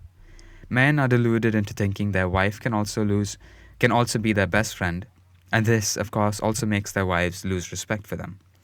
Then also, so many are rightly afraid of the way such relations have been sexualized between men, and are never sure if a prospective friend has sexual intentions. At the same time as all of this goes on, gays act out a domesticized and castrated parody of friendship. Where to recover true friendship then? In this case though, more than in others, how could they stop you? If you only learn to listen to instinct and follow the pleasure of desires. There's nothing in principle that the state can do to stop you. If you should give yourself over to real friendship. All of the things I've said are a kind of conditioning, a very strong conditioning. But it's all a form of psychological control that should in principle be easy to break. All you need to do is give in to desire for greater things. The true foundation of the Bronze Age, of the age of great adventures, such a thing is a matter of the blood and the spirit, and for those few among you who are suited to do it, it should be as easy to recover as the carelessness that comes from filling yourself with the fire of the life force. You must only embrace your own instincts with abandon and understand that in common dedication to a higher cause, a great friend is invaluable because you spur each other on and keep guard on each other in the mission. On the Superman mindset. Inside every noble Greek was an unquenchable lust for power. And this means power to become lord over life and death in your state. It's hard to understand what this means from looking around today, because there's nothing like it, from the big examples you might have heard. Many of you might think of dictators in North Korea or some public lavatory of the world, or of the great total states of the last century, but you'd be wrong. These men weren't really free or powerful. In many ways, they were hostage to their own security services. Someone like Stalin was trapped in a stream of events where his freedom to operate existed only in the realm of murder and murder alone. And any small step outside of this would mean his doom. Ideology is so tiresome. These are systems of control that call on the mobilization of the entire society. And the demands of this control far outweigh the capabilities of a single man. In a monarchy, he could delegate these tasks to ministers and concern himself with other projects. But someone like Stalin or Mao can't really do that. You must understand that all true greatness is parasitic on matter. For example, the brain and nervous system are parasitic on the body. For anything good to happen, the capacity of the hegemon must exceed the demands made on it for attention. The analogy here would be a body with the lower organs so large and powerful, their demands for control so overwhelming that the brain would be hardly equal to the task, and would remain entirely in their service, although ruling or tyrannizing over them. That is the kind of modern dictator you know about. And the types of men that are drawn into this today are also quite different. They are the kind of ideological martinet you meet every day among those who are public-spirited and into public service. It's a kind of very aggressive schoolmarm type. This is a lower kind of creature. What I'm talking about is entirely different from public service, but seeks to live like a parasite on the state and on the substance of its various factions, to pursue quite different interests and desires. They have interests alien to yours. In the modern world, this condition isn't approached by dictators or totalitarian states, but certain others I will describe soon. In fact, the great totalitarian states you know about weren't that different from our own, or the liberal democracies. We live in the same kind of state, only that it is more prosperous and the viciousness of the power is indirect and hidden. But it is no less monstrous. If anyone is free, it certainly isn't anyone you see or know about. No Greek that I talk about in any case would have enjoyed being the gopher of the national security and industrial state and its thousands of demands. Such men saw the prize of sovereignty as a means, a perch from where they could remain watchful over the state and of territory far outside it, and swoop down like an eagle for their prize. In one swoop, the king of birds catches its bloody prey in fast talons. They were true artistes. Take, for example, Periander of Corinth. This man's name means literally Superman. At no point in his life as king of Corinth did he restrain his lust for the darkest parts. It is said he copulated with his mother, that he violated his wife's corpse, and much worse. He had all the boys on the island Corycia castrated, and having done all this, he was memorialized as one of the sages, or geniuses of the ancient world. A philosopher and a poet, he wrote an epic on the mysteries of nature that showed themselves to him alone on afternoons when the long shadows make the blue-green shores of those seas whisper to ears ready to hear. He supported also the art and philosophy of others in the state, but only out of a careless generosity. I was there at his court. I played the harp, and he once threw a well-used courtesan in my lap as a gesture of disdain. It is true that he established his city as a great trading outpost, bringing great wealth. He also built the first railroad in history, a kind of way to transport goods across the isthmus of Corinth. At the time, a great innovation. He did many other such things. He established colonies abroad. He built temples, he chastised the nobles, and raised up the middle classes. But you must forgive these acts, or rather, not misunderstand them. He never did any of these acts for the good, out of duty or necessity, but rather, these actions flowed from those we consider vices, as a kind of excess. Everything came from his instincts to conquer and expand the domain of his action. Born to power in his state, he could have chosen a middle course. If he had excessively enjoyed honors or prestige or security, these were his to have, and easily. The great danger for a house passes once the son is able to succeed the father in seat of king. But he gave all this up for really no reason. He chose a path of adventure, but also a path of kind of artistic sorrow and grotesque misfortune that he seemed to want to bring on himself, to make life interesting, or so he could overcome even this latest outrage. He killed his own wife, and I know why. She was pregnant, and though he had copulated with her, in a dream he received word that during the act a small snake had become attached to his member, and that a monster would be born. Then it said that his son was murdered by those same people from Corcyra, that Periander had made the subjects of his weird experiments, but that they did so because they loved the youth. But this is absurd. The real reason was that he wanted to try impregnating all of the women on the island. So Periander dreamt he would become progenitor of a brood of snakes. He only ever saw political office as a means to self-overcoming and self-perfection, as a way to turn himself into a living work of art. From this came for the citizens much good and also much bad. It has to be expected that such men will appear as monsters to others. In any case, the things he did were hardly the worst. One other man I can think of, a tyrant or a king, have it what you will, be married off to the women of his state, to slaves. Through this overturning of values that he learned from Plato, he secured his infamy and power. Do you understand what Plato's Republic means? It is a formula for such men to unleash their complete madness on the world. It teaches them certain tricks to expand the domain of their struggle for self-perfection into every area of social life. Plato himself says that the secret desire of every Greek was to become a tyrant. And Nietzsche understands all the greatness of that people, their exploration of all the seas and limits of the world, their foundation of the arts and sciences. All of this as just an extension of this secret desire in the heart of every noble Greek. It was the secret desire also in the heart of the great French artists, and it is simply put the unlearnable desire behind all great things. If you have it, you must by no means restrain it. This is because human nature is feeble and easily led astray. And only when driven by this kind of monstrous and single-minded obsession for the heights of power can it find the motivation to overcome the lying, dirty ape in us. A certain distance too from oneself is necessary.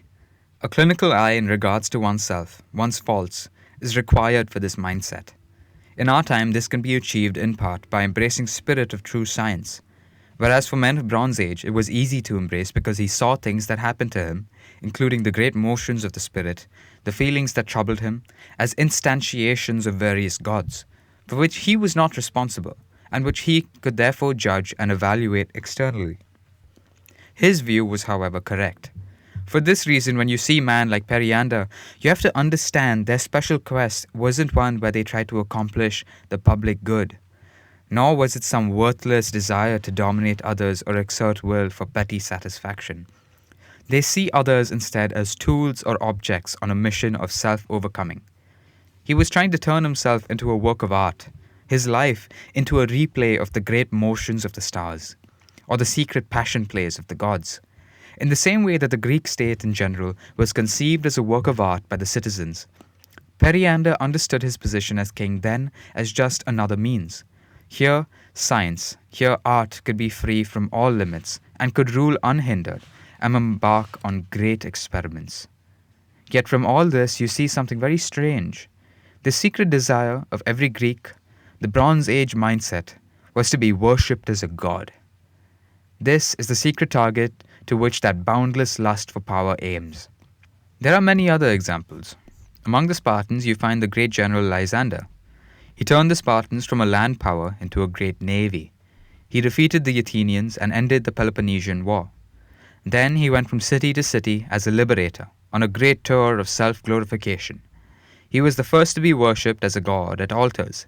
He had searched for this his entire life, and it was the prize of his victories. There was another such unlikely man, Brasidas, a Spartan general of a generation before Lysander, a very unusual character. He liberated many cities by his force of personality and the magical charisma that emanated from his body. A Spartan and man of battle and the science of war, he nevertheless managed to win by persuasion and speech. Only such man with disdain for words can really understand what speech is really for. He was the type of man who, when his back is against the wall, the strong spirit in him rallies like a wild boar who rages in his thick chest when he is cornered by hunters and charges for the kill. In the same way, Brasidas performed best when he relieved many cities of siege. He died the most glorious death in the middle of victorious battle when he rushed into the thick of the enemy with his elite guard. He was worshipped as a god thereafter in the city of Amphipolis. It's not a surprise that you see men of this type of man come out of Sparta. The place that made the sternest demands on itself produced also the most brilliant men. They went rogue and easily imposed the intensity of their magic charisma on foreigners. True power needs no effort. It draws all around it like a force field. Power of character and body attracts others in orbit, as if by magic. In the Iliad, you see the great warriors rise up to fight even the gods. When Diomedes is about to go on his great rampage, Athena the white-eyed appears to him and whispers in his ear. She reminds him of his father's great feats and breathes strength into his chest. He tells him to go fearlessly into the throng of the enemy on his chariot, and in this exalted condition she draws back from his eyes the veil that had previously hidden the gods. She tells him if that harlot Aphrodite appears, he has the power to harm her. And Diomedes does this without any fear. Even the goddess of love is laid low before the aroused might of a warrior on rampage. Achilles too, in his great moment, chastises the river god and makes him submit. This reflects one great truth, that in this condition of aroused spirit, the true man is given the gift of heightened perception and can see things that others can't. This is what is meant by the fact that the genius sees the same world we do, but sees it in things that we can't, much like we see things that dog or ant can't. Indeed, time itself entirely changes when the will is raised up to this height. The warrior in some way can be said to rise outside the stream of events in which we are held like prisoners. In this condition he appears magnified, anointed, and others who are not privy to the same things begin to orbit around him physically and spiritually. In the Bible too, you see in the middle of battle for Jerusalem, the house of David shall be as God, as the angel of the Lord. Before the many who subject themselves in awe to this great gift. In same way, in their moments of great glory, Athena kindles on the neck and head and shoulders of the warrior a great fire that can be seen from far away. She does this for Diomedes and for Achilles as they let loose their strength on a wild rampage. A great bonfire explodes on their body. This is the irresistible power of charisma and strength that draws all to it like magic. For man, this is no less true than it is for migratory birds on mission, for pack of wolves on the hunt, for hives of bees. In all cases, the many began to orbit around the anointed hegemon as if by magic. It's a biological compulsion and a great good. And you must understand one thing. The end of Achilles' mission was the total destruction of the city of Troy. The fire melting was the brick of its alleys, its men killed, its women and children sold into slavery. This last was held to be the right of conquerors throughout the history of the Greek world, or at least for its vital period of ascent. Thus, this most humane and refined of ancient peoples found it absolutely necessary, nevertheless, to have this out for the wolfish and predatory instinct in man. War alone brought rejuvenation of their nature. When Alexander drags the body of the rulers of Tyre outside the city walls from his chariot and circles around the city, he is copying what Achilles did to Hector when the city of Troy was annihilated. Nietzsche sees in this an excess, something unfortunate. But I tell you, he means something else. When city is destroyed, its gods are destroyed. You must remember that each city had its tutelary gods and spirits for protection. The Romans, before they conquered a new city, promised the gods of that city that they would honor and respect them tenfold more than the inhabitants. When a city or culture is destroyed, gods are destroyed with it. The destruction of the cities and fire that the greatest warriors of antiquity took upon themselves was a form of divine warfare, and it was only possible because such men knew also how to listen to the voice of the gods, and allowed themselves to be entirely possessed by a divine madness. It imbued them with superhuman strength and drew others into their designs by instinct. This abandon to nature and instinct, this is the Bronze Age way. And you can learn to cultivate this exalted psychosis inside you also. I see no reason why, if there should be epidemics of all kinds of diseases, the same can't also be true for what we call mental disease. And you see repetitions of this throughout history and even now, among primitives in Sudan, when they become possessed of fears that wandering Jews are spreading penis-modifying bananas, or that shaking hands can destroy your genitalia or such things. This is funny, but in all eruptions of this kind of superstition, I see a divine significance and great potential. In Europe, there used to be the mania called Saint Vitus's dance, and in ancient Greece, the cults of Dionysus spreading the madness of Maenads and turning the women into hungry, cannibalistic sluts. I say this in sex-positive way. I believe any child born of such excesses is likely to be blessed, because here the genius of the species is allowed to make the choice without any interference. This is not endorsement of anything in our time. There is nothing like this. It's just LARPing. You've been abandoned by the gods. Only a global orgy of fire will whet their appetite for return. You make fun of decadent Roman emperors? In the horror stories from Suetonius, you have the prototype of monarchy gone wild, of mad emperors who use position only to satisfy arcane and criminal lusts. I don't write to defend such things, but the condemnation isn't moral. How can it be, when my reaction at reading the excesses of Caligula or Nero or Tiberius is to feel a great sense of loss or envy at what they could do that I can't? Caligula had the genius idea to form a long line of ships on the sea, put platforms on top of them, fill them with earth so that he could fulfill a prophecy of walking on water between 2 points. He gathered the army on the seashore facing Britain and ordered them, instead of invading, to collect seashells. He then called this a great booty for the Roman people and the Senate and threw a few pennies at the soldiers, saying, "Go happy, go rich." He captured 2 Gauls but dressed them up in ice nigger face to look like Teutons, and then enacted an obviously transparent hunt to pretend he had captured them in front of the soldiers. Everyone laughed and rolled their eyes for sure, but he was caught up in the story of his own godhood. At Rome, he used to lock down the Colosseum during the hottest hours and withdraw the awnings so that people would suffer in the heat and pregnant women wouldn't be able to leave.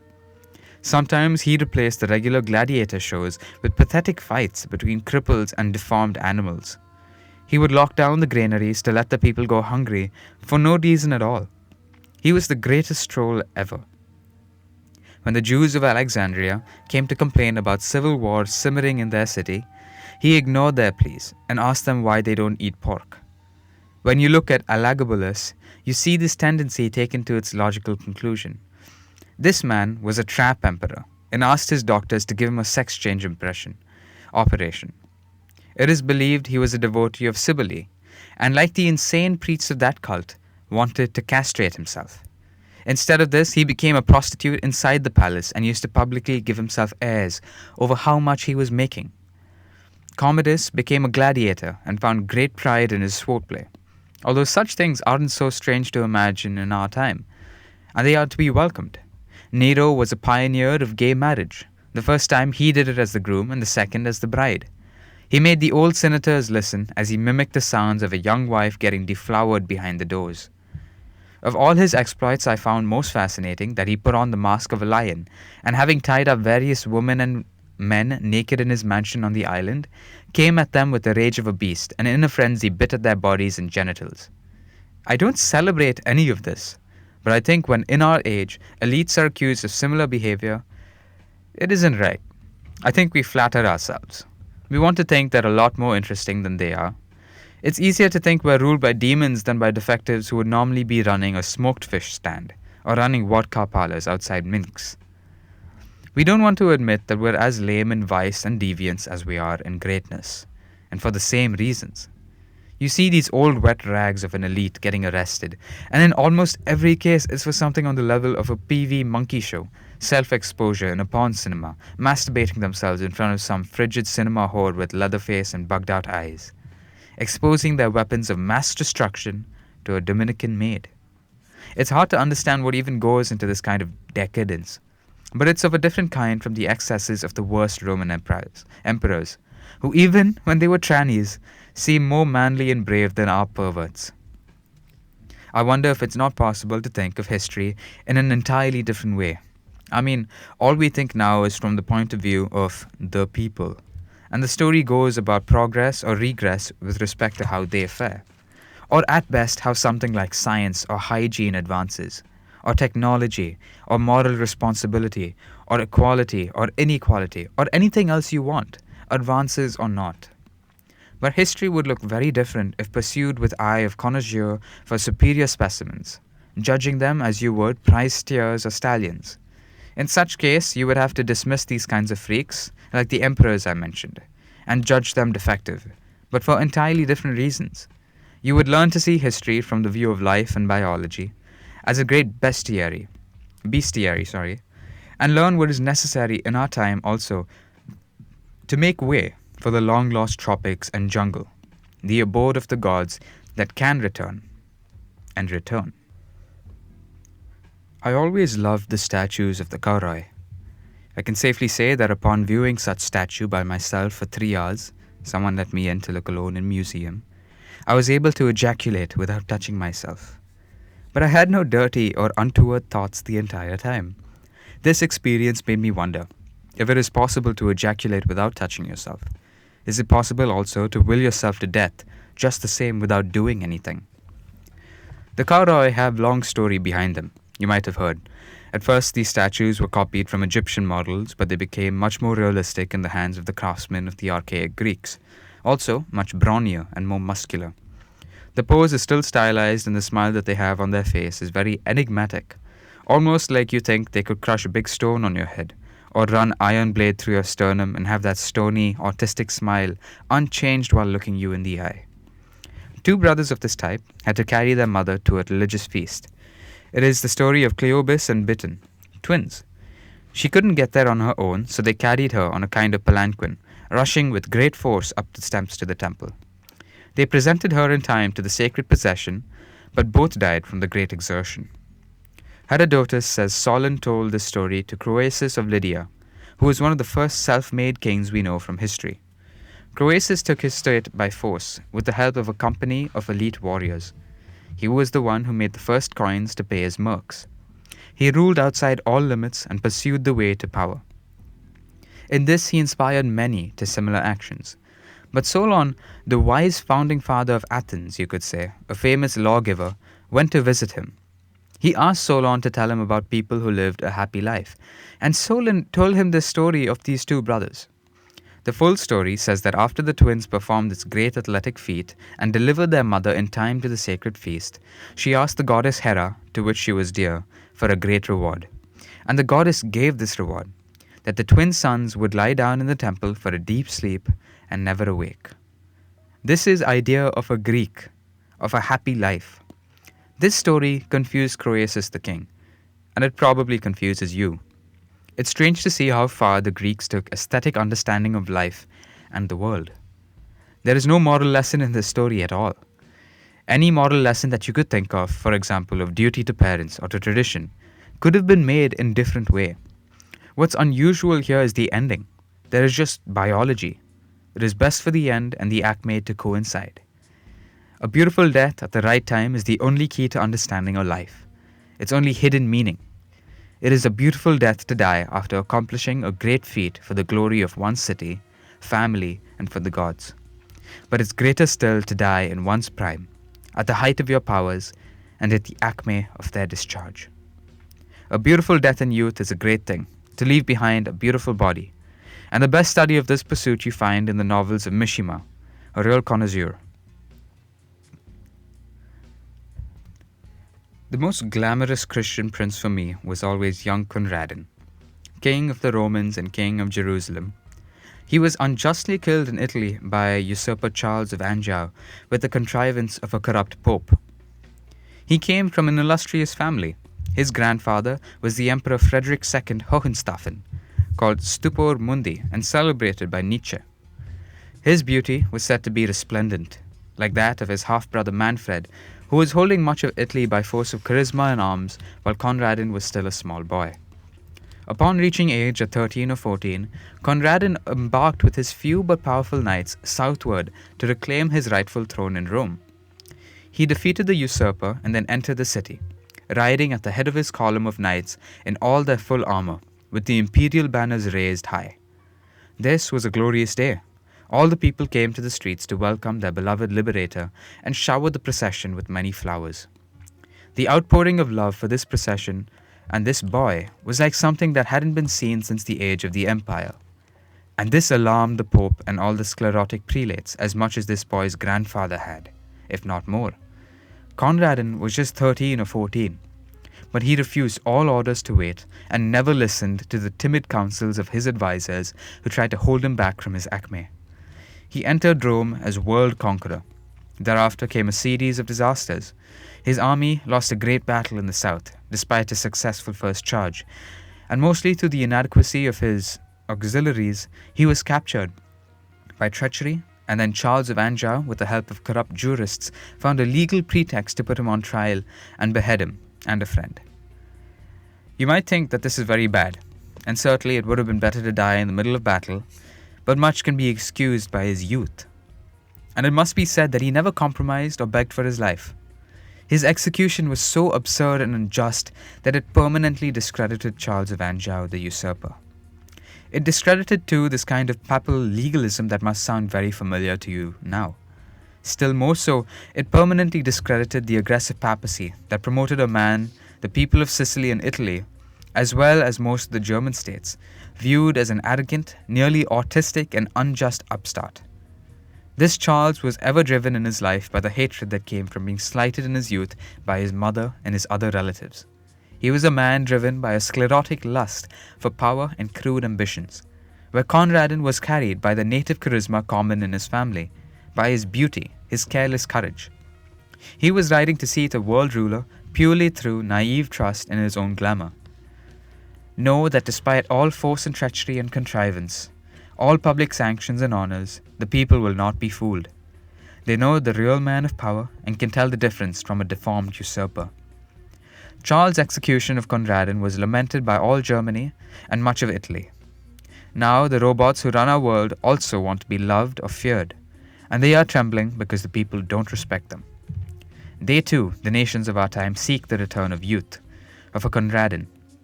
It seemed to the peoples of that time a story of the promise of youth, the beauty and the purity of its intentions, extirpated by the old and ugly, so that in the end the memory of the young prince was victorious. Not long after this, the peoples of Sicily conspired with the House of Aragon, ruled by relatives of Conradin, and broke the power of Charles in a revolt. This was the end of the idea of universal monarchy through the papacy, and this was the beginning of the national consciousness in Europe. The memory of Conradin was prized as the promise of beauty and youth, memorialized in epics and poetry that rejuvenated the peoples of Europe and awoke them. Though he died without achieving his goal, he died as a martyr for Europe against Asia and inspired the birth of the new state, the springboard of world conquest that was soon to come in the age of exploration and colonization. Christianity is a versatile faith, capable of many interpretations. I believe Conradin was the most Christian prince, but also might as well have been the renewed avatar of Apollo in Europe, recalling very old memories. It was a spirit of fire and youth renewing the peoples through its magnetic power and then through the sacrifice of its blood. In moments of torpor, we can always return to this spirit of the ancient Greeks as a tonic.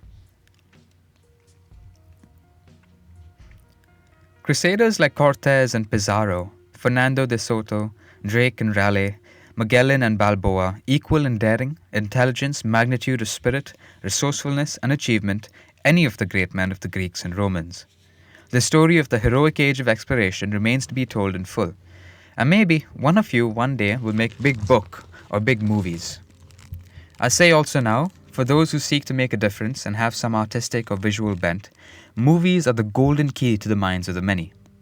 What Mel Gibson does is worth 1,000 books or activisms for your side. Learn to make movies, if you can, and you can start with video.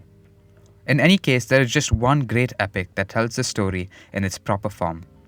The great poem of Camões.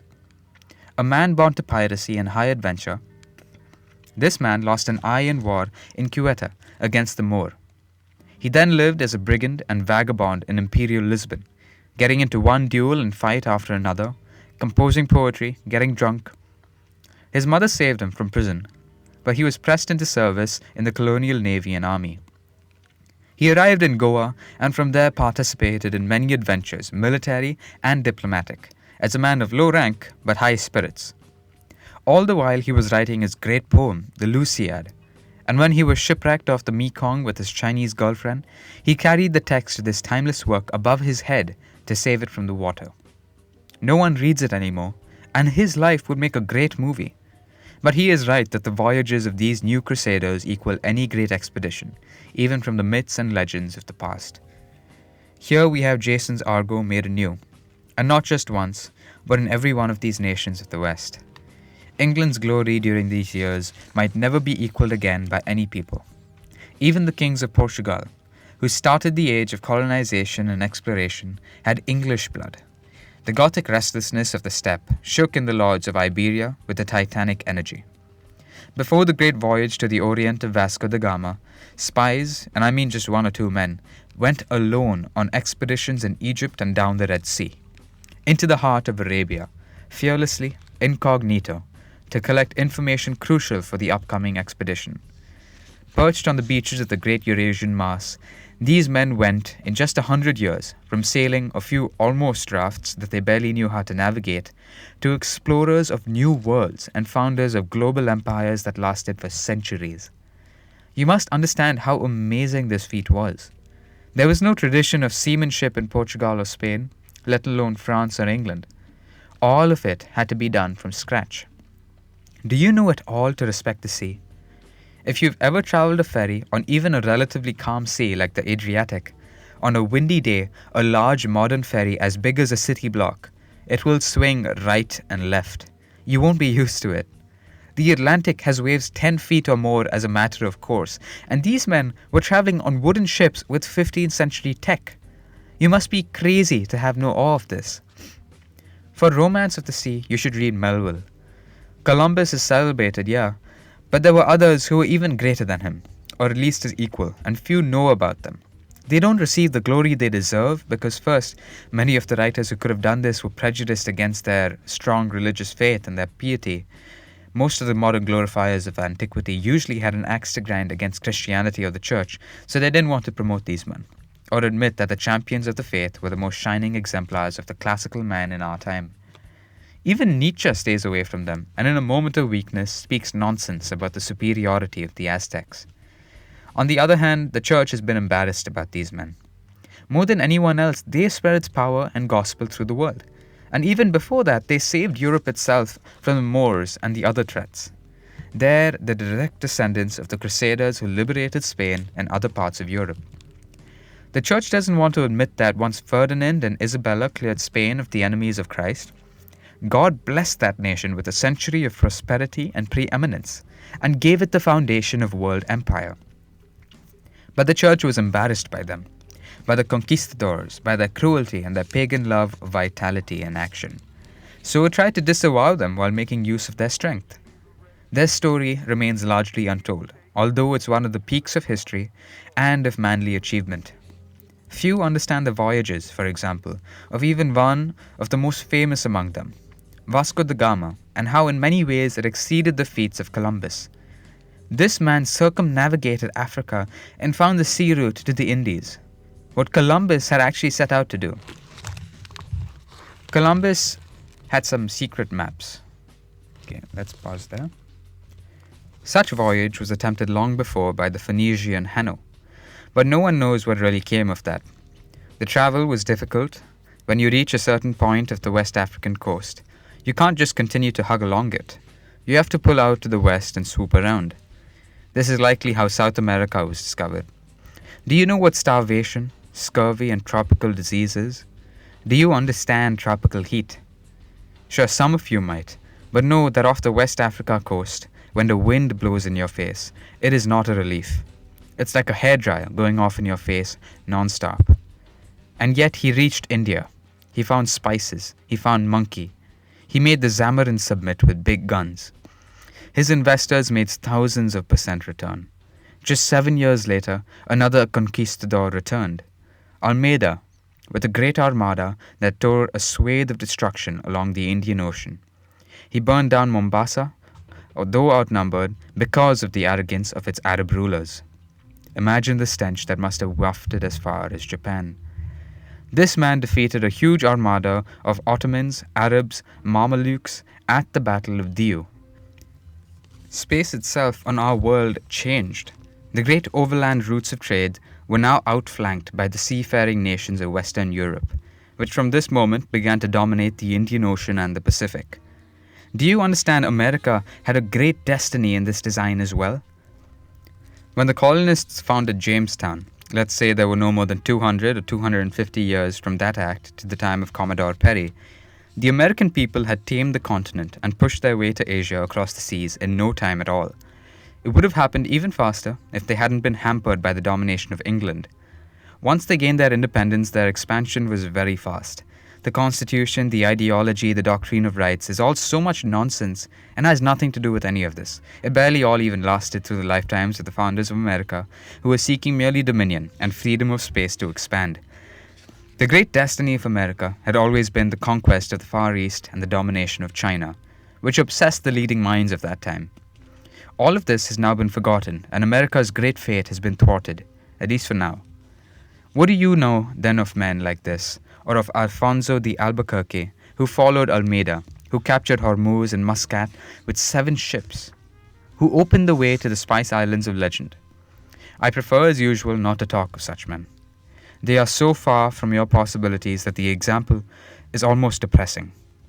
I want to encourage you again with someone else from this age, a man more to my taste and more within the realm of what is possible, of what is about to become possible again. This is the brilliant right-hand man of Cortés, Pedro de Alvarado. Pedro de Alvarado.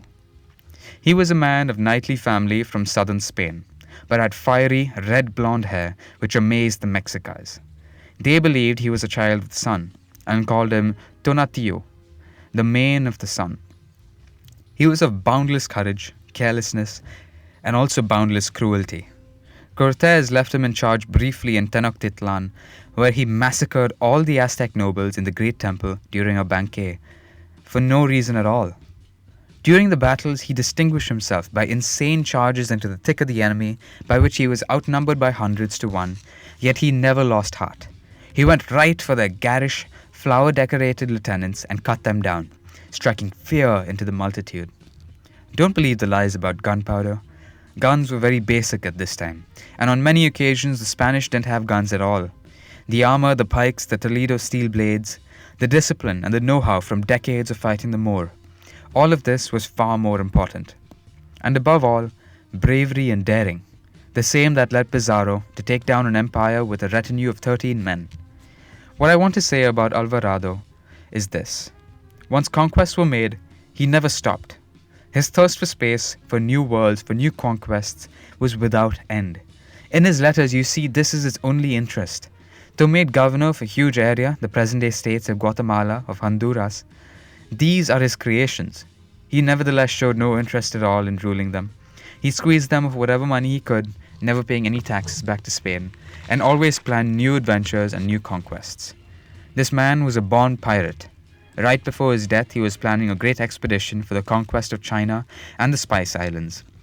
Alvarado was a nemesis to civilization, and this is right and good. God sends such men to chastise mankind. I want you to be like this, to listen to these instincts in you. When he was put in charge of territory, Alvarado must have easily settled down to the life of a governor. Most men would. Enticed by the prestige and honor, they would play their part. Then also their vanity would fool them into thinking that they could govern well. Well, maybe you can govern well, or maybe you can't. But Alvarado knew what he was, and he didn't try to be more than one thing. Be one thing. Single-minded purity of purpose is true manliness. He knew he was a born beast of prey and never pretended to be more or less than this. The self-assured sense of who he was made him insanely attractive, even to the natives he oppressed and massacred. Despite his cruelty, they couldn't help being drawn to his charm, his lofty manner, his outrageous magnificence. They worshipped him as a god. The other Spaniards were in awe as well. You must see that nature blesses all men who have faith in their own blood and in their instincts. Nature blesses them with such magnetism. Alvarado is the avatar of our new age, and I predict this. Within 50 years, 100 Alvarados will bloom from deep in the tropical bestiary of the spirit. They will sweep away the weakness of this world. Bob Denard shows that the spirit of Bronze Age pirate can exist also in our age. It can flower complete and unedited. You have no excuse. This man may not be what you expect. How different he is from the pretentious bureaucrats we see, the politicians with their high-flown language, their tedious moral preaching, their careful self-positioning, timidity and the drudgery to which they subject themselves. Men who embrace high-flown moral principle in public are usually looked down on by many regular people. They can smell the bullshit from far away. He started out as a regular soldier with the French in Vietnam, but he was court-martialed after he burnt down a bar, part of a dispute.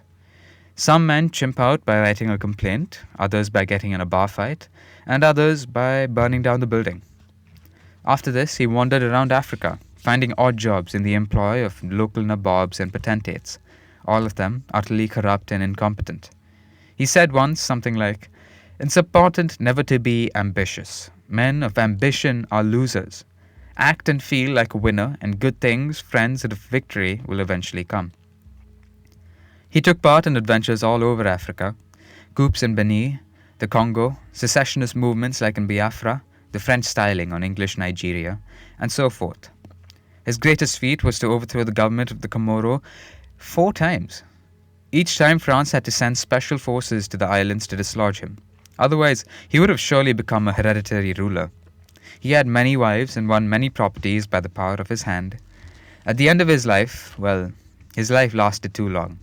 He should have died in defense of his territory, younger, and without descending into the dementia and pain that took him in old age. France repaid his service with persecution. He no longer needed to fight communists in Africa. His vainglory and ferocity became a liability. Now, if you need great moral elevation, if war must be in the service of a good cause, you can consider his service in Congo, in Katanga, and then against the Simba rebels. At Stanleyville, he, along with only a handful of other white mercenaries, freed thousands of hostages from rape and sure massacre at the hands of the savage Simbas. In many ways, he defended whatever residues of civilization remained in Africa after decolonization. In this last venture, he was joined by a man of similar temperament, the Colonel Mad Mike Hoare. This is another great example of the modern rebirth of Bronze Age vitalism, and another example of why you're a fag. An Irish-English dandy, he was a gentleman among soldiers, but a man before being a gentleman.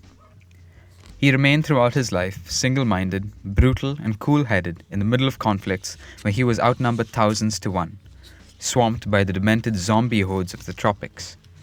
This man understood communism for what it was, the infestation of birdmen he was tasked to exterminate, a biological event, not an ideological, political, or historical one.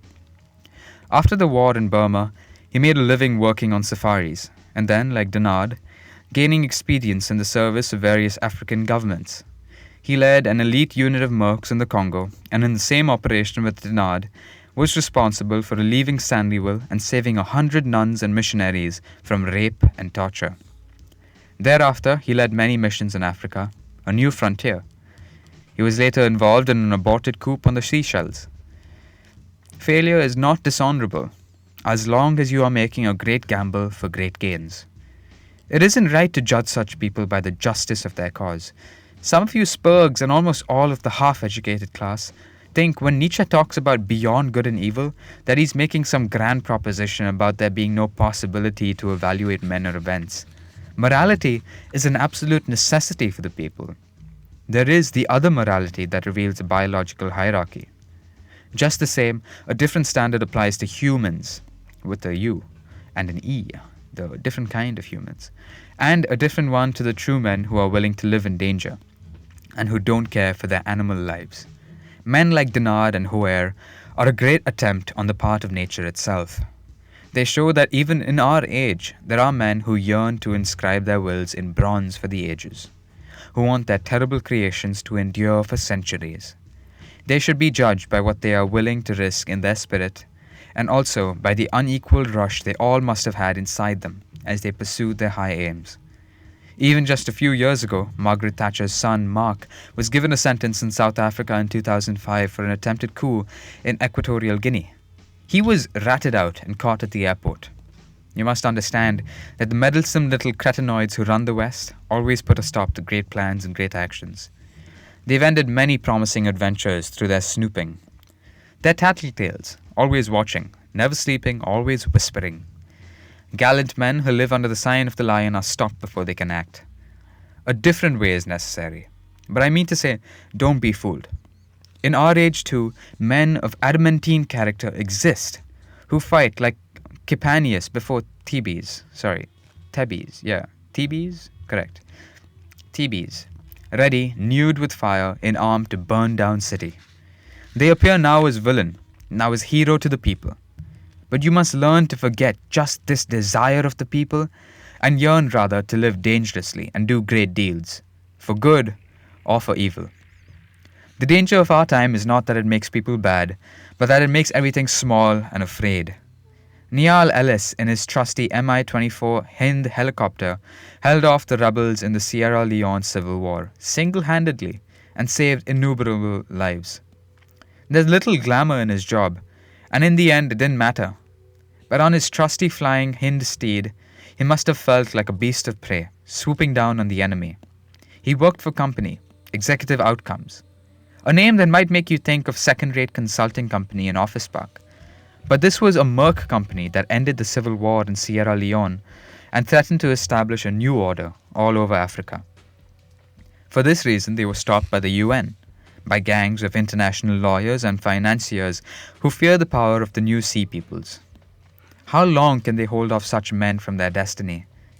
In the Rhodesian War, you had companies of a few white farmers raised in the bush, who ambushed armies of Zambia and Mozambique, many thousands strong. They would attack with stealth, stalking them, inflict frightful casualties, and escape unharmed. Many such stories. Look up Nyazonya Raid.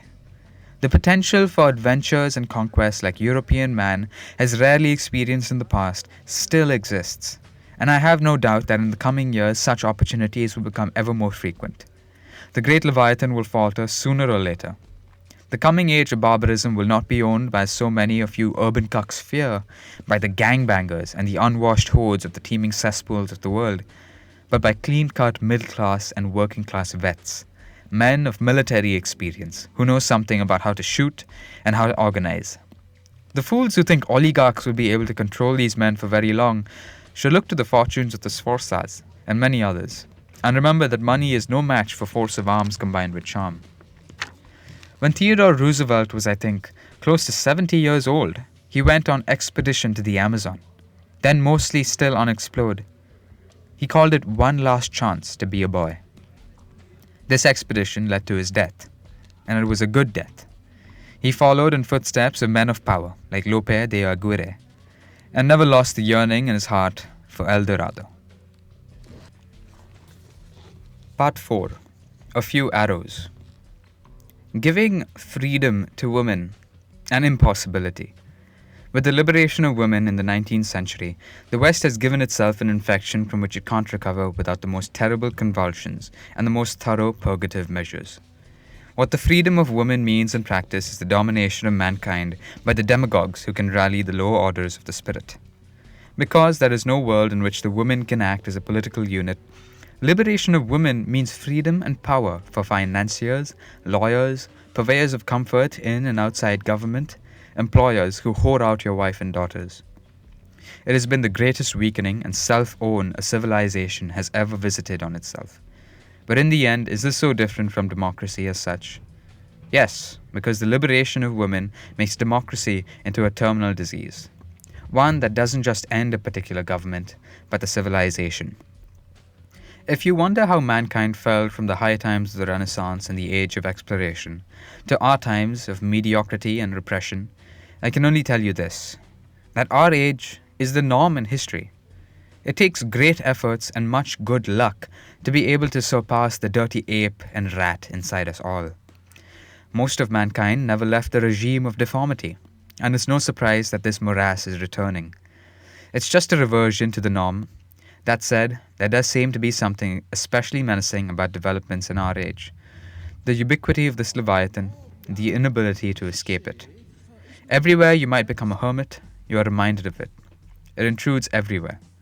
And so the very success of the great men of 400 years ago, their foundation of a new world, the great expansion of human knowledge and the know-how, this ended up setting the stage for our trash world. They succeeded beyond what they could expect. And that success is what allowed the profusion of the lower types of mankind. In nature, the vital part of mankind would rule, and in the beginnings of many societies, it does. Military brotherhoods of men rule, and physical force as well as force of personality, charisma, draw the rest in an orbit around those who possess these in the highest degree. This is all by a natural and secret pull, by instinct. There is a magic to charisma that does this. And the military monarchical organization, the rule of the warlord, comes from desire for this in the nature of all, not from reflection and abstraction. Unfortunately, some things conspire to end this original condition of mankind, which is itself no paradise and is full of strife, suffering, and problems.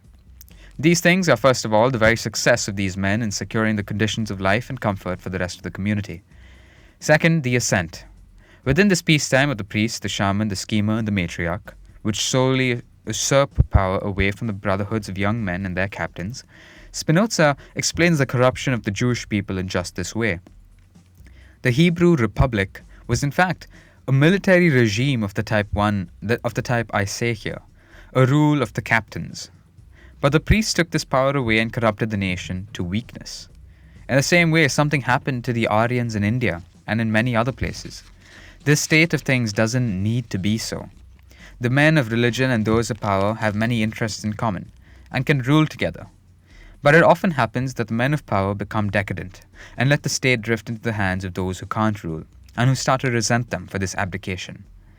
Women become also very aggressive. Once real and relaxed manhood atrophies. If you imagine that women in the Muslim world, for example, are sweet and feminine, they are hungry viragos of iron will.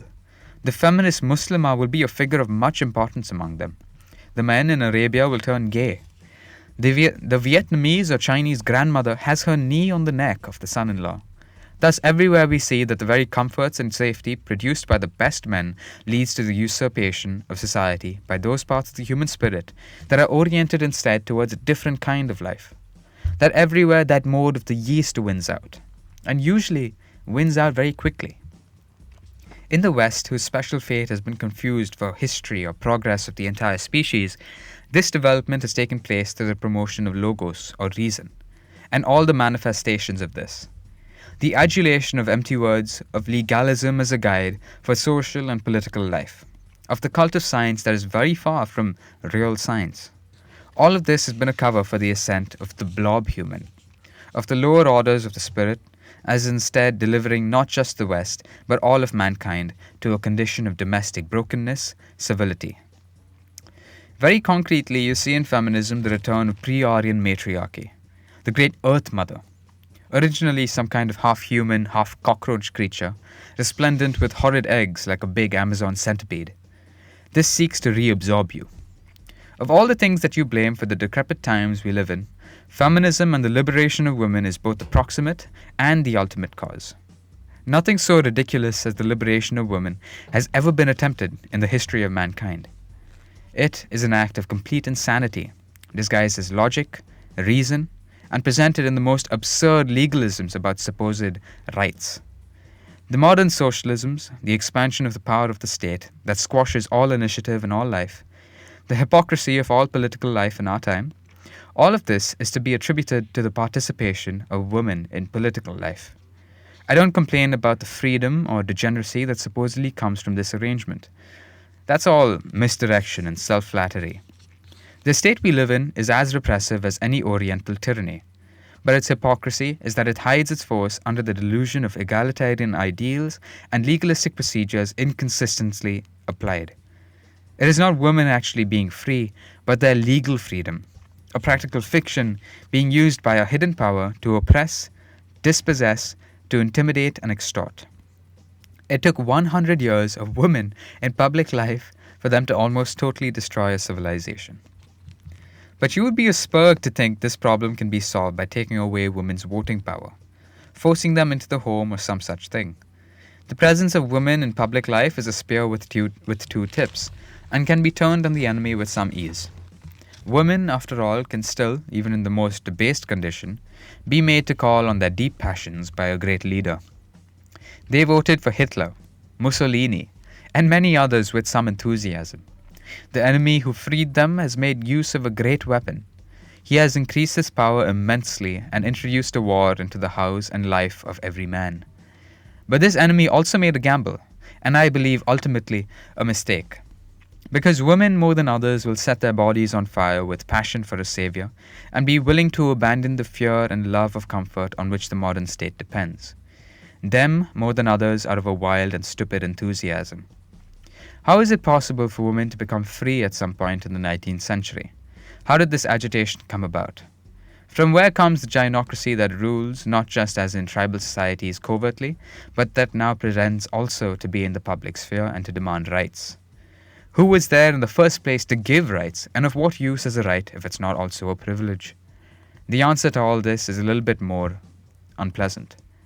It's only because women lost all respect for the males of the time that there could be any pretext like feminism or women's suffrage in this first place. Sorry about that. The loss of respect in general marks the modern age since 1800 or so. The loss of respect and authority. That came when industrialists and bankers replaced the warrior nobility. As decadent as the latter had become, this class never really lost its grace of manner, its beauty and magnificence and glamour. This made the common man more eager to submit, or to accept such leadership. But who could accept the rule of the dour economic creature that took the lead in the States at the end of the 18th century? This is why Napoleon was such an enigma for so many. He represented a man out of time.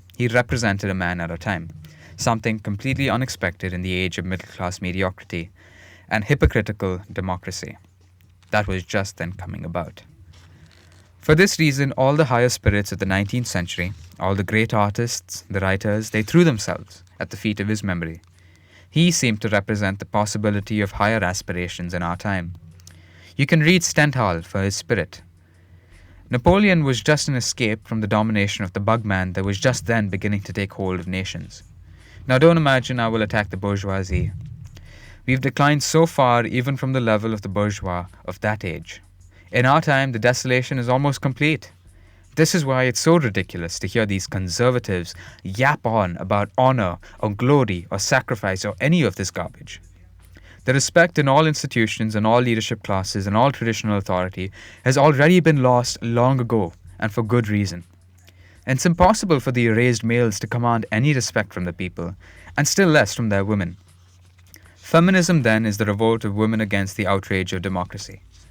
They have been in a revolt against the inability of the bugman to command authority or respect. And you must understand that there is no bottom to this freedom or revolution. There won't be any opportunity to say I told you so. They will never learn a lesson from their foolishness, and they resent the insecurity you have put them in. The calamity that will surely follow from going down this path will not be a teachable moment to anyone. They resent the beta. But you're wrong to think it was ever any different. No. Great civilizations and cultures were never founded nor kept alive by betas. The nerdoids who have taken over much of the right have brainwashed you to this view. But it's wrong. Women never loved the shopkeeper, the timid merchant with a nasal voice, and no, not even the clockmaker or the craftsman. They have always loved the knight, the sailor in love with wild ideas of the sea, the adventurer and the pirate. And it is right that they love these men, and that with the coming of the rule of the bugman, they would try to seek their liberation from unworthy men and the boring society they were building. That this resentment was manipulated itself by the satanic power that rules our time, and that through this very drive for freedom, woman became enslaved more than she had been before, is beside the point. You won't be able to make women see reason and love a beta civilization, a fabrication of the HPD cuckold crowd of our time. Women will love you if you are a warrior, and they will help, through the entirely retarded mechanism of democracy, to elect men of glamour and charisma who are our only immediate hope against the machine that runs our garbage world.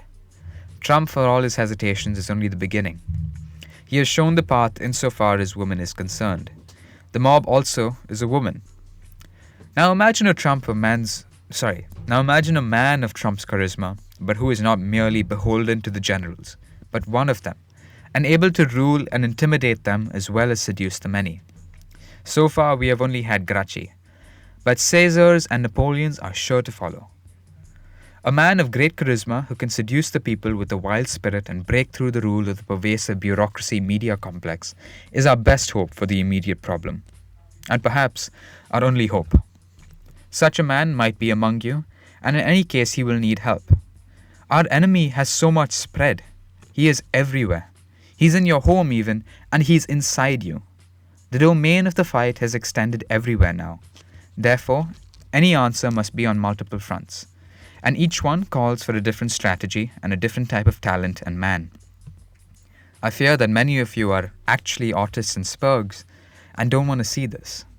There is no one fight, no one solution, and what you want in the end or as ideal may require a different plan than facing imminent threat. For the latter, you can make alliance with people who otherwise wouldn't be your friends. I believe that democracy is the final cause of all the political problems I describe here. But in the short run, democracy, the will of the people, is on our side because the democracies have been hijacked by a stupid and corrupt elite. The nations face extinction and an era of permanent civil war because this elite wants to pillage and wants to flood them with the shit of the world. This is the immediate threat. And on this, you can be allied with people who otherwise may not shoot for the same star that you do. If Ann Coulter or Pat Buchanan were in charge, you would get 99% of what you want. Therefore, use them as models to solve the problems that face you. And don't scare the peoples with crazy talk if you want to move things politically. Let the normies have their normal lives and paint our enemies as the crazies, which they are, and as the corrupt women, which they are. If you haven't compromised yourself, go into political life maybe and use Trump as a model for success. Those of you who choose this path, if you like this book or the other things I say, should denounce it and disavow me if I ever asked about it. And denounce also all other crazy ideas. You must have an instinct for how much normies are able to take. It isn't even a question of getting them to where you want gradually. I don't think they're able to get very far at all. But they can be moved to defend themselves from the grip of the global slave state, which I also hate, although for different reasons. If an ethno-state is your ideal, or if it's Renaissance Switzerland or ancient Egypt, fine. If you intend to go public and try something politically, work now instead so that America and Europe don't become Bosnia or South Africa. People who try to mislead you from such things and try to encourage you to talk in public, instead about abstractions like ethno-state, dork ideological constructs like Eurasianism, anachronistic slogans like blood and soil that never had any historical attraction to Anglos and Americans, these people are spurgs, or very often federal informants or manipulated by such. By all means, study such things, believe in them, troll with them, let them guide your final aims. But know what is possible in the normie political sphere, and don't become the clown of Zog like Nihilin and so many others did. If they were serious people, they would have never come in public and encouraged young men to go on marches where they could be identified and tracked for life.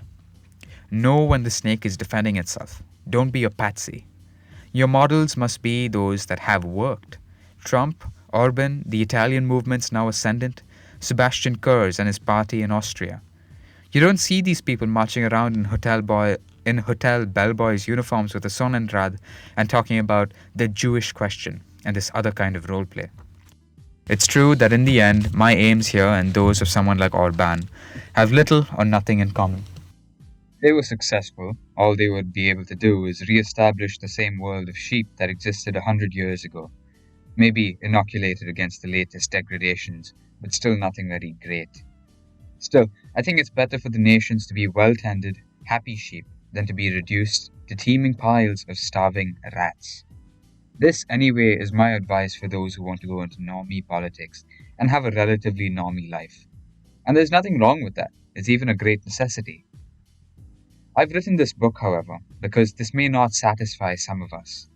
And I wanted to talk about the world in the coming decades and what paths may open for a different way. Too much is already said about the evils of the suburbs, but I think the danger of such places for modern civilized man is so great that it must be repeated. On the other hand, it's important not to take this too far. The Europeans live in the center of their cities and are politically and socially in just as bad or worse situations. Still, I think it's easier for them to fix their problems and to avert the greatest dangers should they arrive. It's easier because in these places, the rightful citizens of the nations still own their cities. I don't see any evidence that the tax base of America moved to the suburbs by choice. Their inner cities were taken away from them not as is imagined by blacks, but by the politicians and their handlers, who found it more profitable to replace middle-class citizens with an underclass. The space to which they have been segregated and to which they have to commute is, I think, a form of absolute hell to raise children in, especially boys. There is no freedom of motion except to regimented activities. They are always watched by caretakers of some kind. The places are of incredible ugliness, which takes away also from the will to discover new things at all. There are no nooks and corners where boys can form gangs, be away from prying eyes of parents and others, and have the feeling that they are exploring and owning territory, as there is in the city and in the countryside. America has successfully portioned off its historical population, its rightful citizens, and its tax base in work camps and dormitories. That is what the modern American city is. An economic zone arranged much like a work camp or concentration camp if you want. It would be trivial for the French security services to shut off access to the banlieues infested by turds, and it would be just as trivial for American security services to shut off access to the suburbs and hold the middle class by the neck. I think the reason the suburbs are hateful to the raising of boys is also the reason they are the most objectionable in general, namely that while in the countryside of the city, a restive population would be able to hold their territory and challenge a power should the need arise. Such a thing is impossible in the suburbs. Suburbs are living arrangement for slaves and subjects. Social justice, disgusting parasitism, dressed up in rags of words so worn out and bee-stained, even their defenders are sick of the smell. They say it half-mouthed and pleading. Just look at them during the Occupy rallies, hoping to siphon off respect.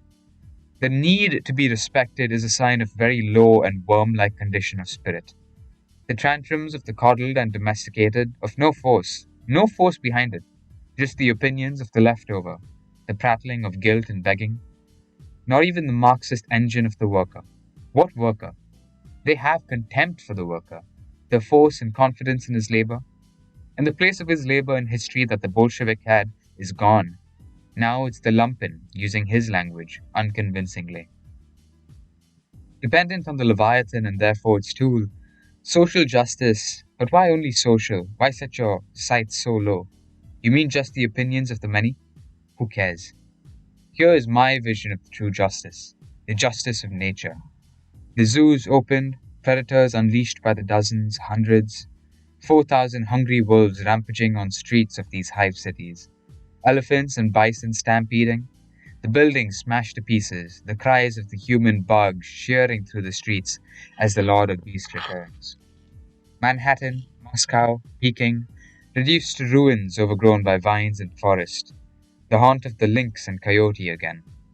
The great cesspool slums, Calcutta, Nairobi, all the fetid latrines of the world covered over by mudslides, overgrown with thick jungle. This is justice. Lisbon to me always seems city still inhabited just out of vanity. Let loose hundreds of tigers, companies of rhinoceros, with strong engine of spirit revving in their deep chests. Let them bring the justice of the volcano to this world of trash. Bless the passing of the Shabbat. There is a story from the Heian period in Japanese history that I always found amazing. Japan was still ruled by the imperial court and there were local administrators and so on, like any oriental centralized despotism. But there was also a warrior class. They inherited this from some steppe invasions that changed their society a few centuries before. Anyways, as always happens, the imperial bureaucrats grew useless and weak, and by the end of this age, all the actual physical power was with the samurai. What I find amazing is how long it took them to figure out that they no longer had to listen to the weak commands of the imperial hierarchy, and that they were actually the rulers. Words like legitimacy, soft power, rights, or in their time honor, duty, divine right, and so on, are all delusions meant to distract and obscure men of power from their own strength and aims, to put them in service of someone else. Such men are more likely than others to be driven by notions of honor and responsibility, and this sense is therefore very easy to abuse, and such men can be manipulated for some time. Eventually, they do realize, however, that they don't have to listen, and that they are actually the ones who rule. This moment, when the game is up, the moment of revelation, is what I've always found very amazing. In the modern world, everything moves much faster. I expect that not long from now, such men will awaken in the West, and I suppose other parts of the world. And no wonder why, for so long, they had listened to complete cretins, and give orders too with such weak pretexts, much weaker than the bureaucracy of imperial Japan. In Fiji, the natives became relatively recently outnumbered because 100 years before the English imported their favorite cheap labor, the Tamils. Eventually, these outbred the natives and became the majority. So, under democracy rules, they took over the state. The natives, however, still control the military. They saw no reason why they must follow this democracy into giving their lands away to aliens brought in by oppressors. So they took over the state and did so very easily. I think it's inevitable that this will become the rule all over the world, and very soon. Democracy and ethnic diversity don't mix. But the ethnic nationalists are wrong when they think that the result of all of this will be secession.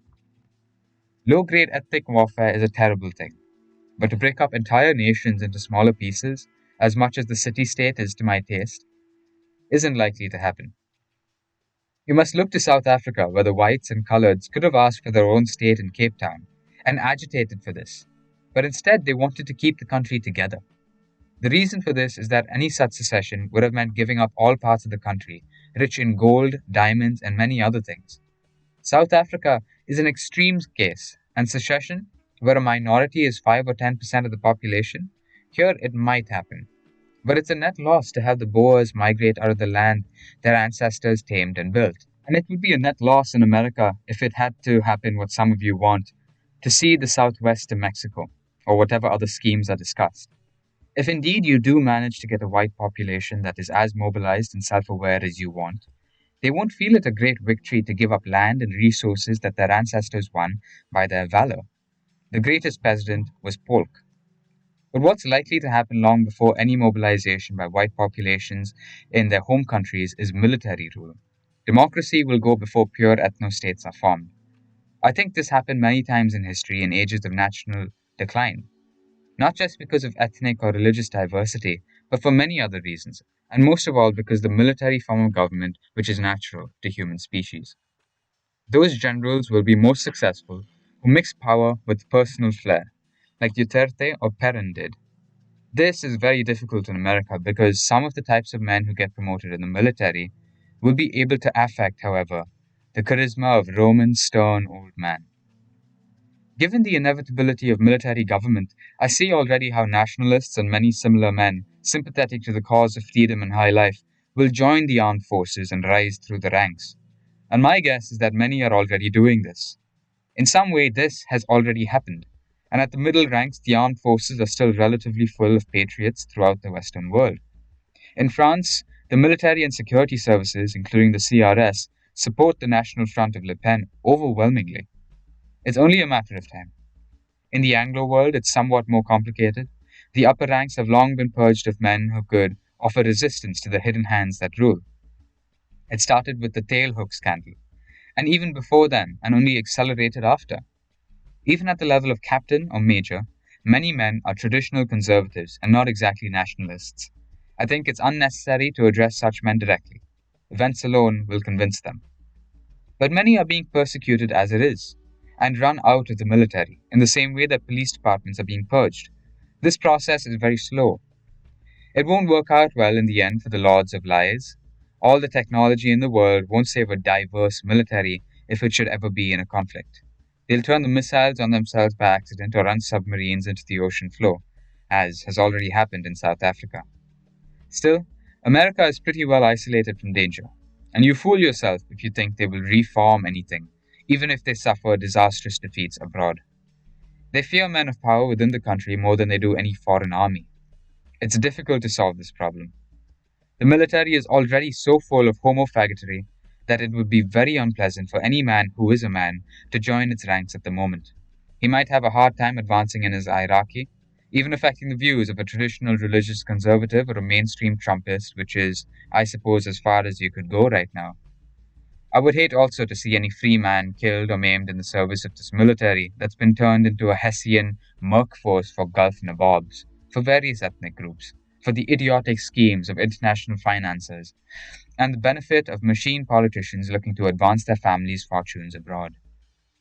Then there is also the extreme boredom you should expect from any kind of military life, which even under the best circumstances consists in busy work. That said, military training is very valuable.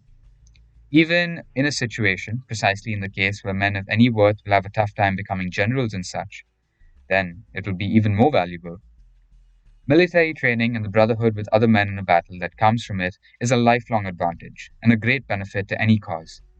I can't give advice to anyone for how to live, but those who would be willing to deal with all the evils of the modern military and are aware of all the drawbacks but still find themselves suited for it, would do a great good for themselves and for their peoples if they joined. It goes without saying that they will have to practice good judgment and discretion while in service, but the military can't simply be abandoned to Mohawk Latinx traps and neo-Leninist activists. Nationalists, I have no doubt, will join and attempt to reform both the ranks and the academies in the Western world. Then there are also things like the French Foreign Legion. Although the discipline they practice is terrible, it lasts 7 years, and they reserve the right to pursue you in any country if you desert.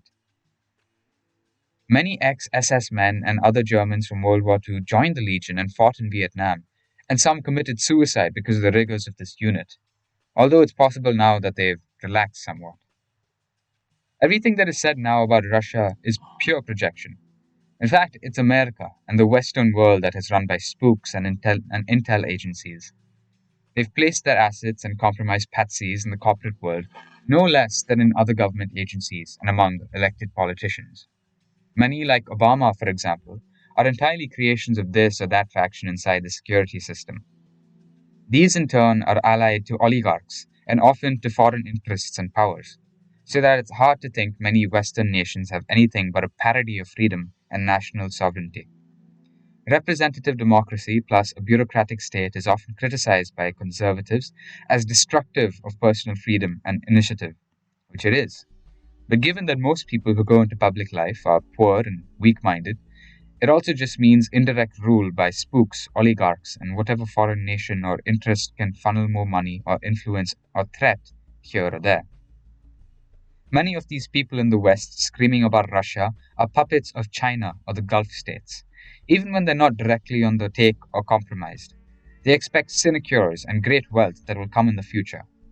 Most of the media is similarly compromised, although the average schmuck journalist is probably deluded by the platitudes of free press and the humanitarian doxies that have been banged in their heads. Inside head, they have central vacuole full of fluid, no brain. I have no doubt that things like Pizzagate are real simply because if I was a spook or a rich man with spooks available, I'd find it very easy to compromise the officious, status-hungry low people who have been attracted to government in our time. These people arrive in the capital cities with a hungry look in the eye and being full of the feeling that they're in on things and that they've made it, have a very tough time controlling their appetites or behavior. Many are chosen and groomed precisely because they begin with demented appetites to begin with. This isn't to say there aren't any patriotic fashions within the security services that actually run the West, or patriotic oligarchs who can't offshore their wealth, and whose interest is in some sense then tied to the land and the people. I foresee a time anyway when nationalists, and those who are capable of it, will begin to join these services. They will do themselves, their friends, and their country a great good through this. Some who are suited to math and technology will no doubt join those types of agencies. Others are already learning foreign languages. Tibetan has many uses, but there are other languages and area studies for those who go to college to study and do well in. Arabic, Russian, Persian, Chinese, Indonesian, many opportunities. Given the very low talent pool in government or available for recruitment, they will be able to join those other types of agencies, of which there are a few with some ease. Here it would be necessary more than in the military to hide one's power level, and even to affect the left internationalist doxy at times. Any nationalist or populist would be wise to affect at most the style of a Mueller, should he want to be on the right.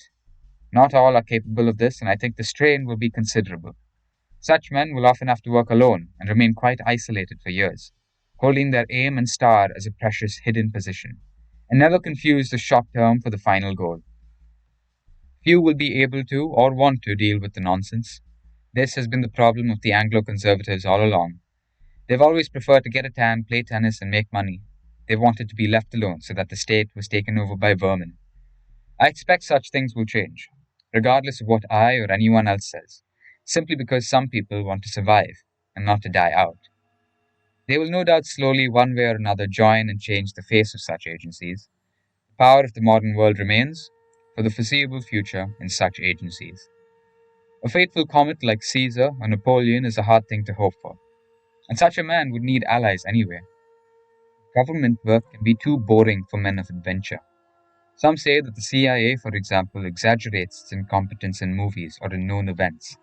The failure of 9/11 of Iraq, their endless humiliations at the hands of the Soviets, to hide its true power and appear weaker than it is. But I think this isn't true. And if you've met ex-CIA people, you'll understand that the rumors about their disability aren't exaggerated at all. After James Jesus Angleton, they were thoroughly fucked in every hole by the Soviets and others. All his warnings came true. He was a unique American, of rare, secretive character and a people that enjoys openness and display. For this, he is now maligned in mean-spirited movies. He wasn't very typical of his people, the Anglo-Saxon, and I suppose it's possible that through his Spanish blood there came a strain of Habsburg court, or something like this. The Russians and others are very good at intelligence work because they grew up in a world of secrecy and learned to take great joy in subterfuge of this kind. Most Americans who try this are just playing games and affecting a manner. Full of Mormons and various cripplets who put on a high wasp manner, full also of soccer moms and neuters, the intelligence services are in fact quite incompetent, despite their considerable power. Both can be true. And you can see this in their very clumsy attempts to affect public opinion inside America.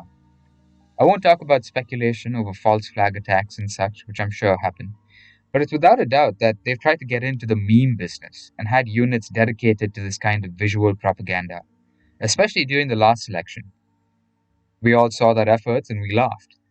I think the biggest threat the right represented to the system came from something like 4chan, which showed it can be an intelligence agency of its own, and far superior to what the formal spooks could do. How they located obscure objects, places, and people from photos is something that formally trained agents couldn't normally do. The memes put a spike of fear in the hearts of all the constipated spooks. A couple of images spread by Ricky Vaughn of some channels made the news and were many times more effective than the government's own propaganda effects. And you can see in shows like Homeland and others the really titanic hatred these people had for the army of right-wing artists that messed up their plans. They work hard to dox for this reason. You must understand where your strengths lie.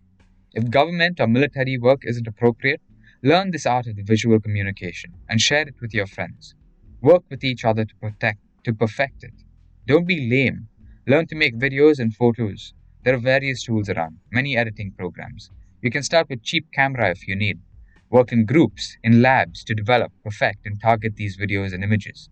I assure you this frightens them, and is many, many times more effective than marching in public and playing the clown they want you to play. The long game of persuading the public is far from won. Keep the eye on the task, far from accomplished, to discredit authorities, to mock all public pieties, to show the leaders of government, bureaucracy, finance, corporations, big tech, and media for the pathetic ghouls they are. Many gains have been made lately, but their dishonor in the eyes of the normies is far from accomplished. When they try to make you expose yourself and to make positive claims, they win. Keep up the pressure of true samizdat. Some people like to meet and display in public, and I think this can be done, if done well. But there are very few groups that do this well. They exist all over the world, a couple in America and Europe, some in South America, and in Japan. The few nationalist organizations that do it well have much care for appearance, and also don't engage in ideologies, symbols, and behaviors that are bizarre or hostile to the customs and wishes of the people. A Japanese nationalist can invoke Shinto imagery and oppose this nationalist mode to the foreign religion of Buddhism. But that's because these two traditions have been in a push-pull game throughout the history of that country, and still are. But no independent pagan tradition exists in the Western world, and play acting in that way is going to fail.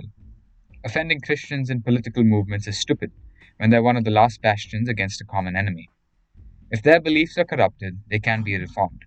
Above all, I believe that any public movement will be most effective if it is not political at all, and remains implicit. I think there can be much good done in public, but should be promoted in the form of a social movement, not a political one. Nationalists must present a healthy alternative to the eternal rule of ugliness in our time. They must promote nature, beauty, physical fitness, the preservation of high traditions of literature and art. In regards to the latter, it's even a necessity because there's no school or university that will give you a worthwhile education. There are a variety of ways to approach this, but I think given the collapse of the Boy Scouts, that a scouting and nature preservation movement would be one of the best hiking, and the protection, preservation, admiration of public and national parks would put youth in the wilderness and inspire a sense of boundlessness and awe in them. It would teach them many skills, build camaraderie, and emphasize the connection between the people and the land, both for the participants and as a matter of image for others. It's without a doubt that any public organization would be infiltrated by feds, hostiles, and agents provocateurs, and therefore it's necessary to avoid and condemn any imagery or message of violence, and to ostracize people who exhibit tendencies in that direction, or who try to convince others to idiotic action. One can do this at the same time that such groups can engage in self-defense martial arts training, and indeed in an urban setting work for the creation of private boxing and wrestling clubs. The risks are considerable either way, but it's not out of the question that through the path of the promotion of health and beauty, you will be able to even persuade feds to your side. They too can self-improve. This would be a movement of peace.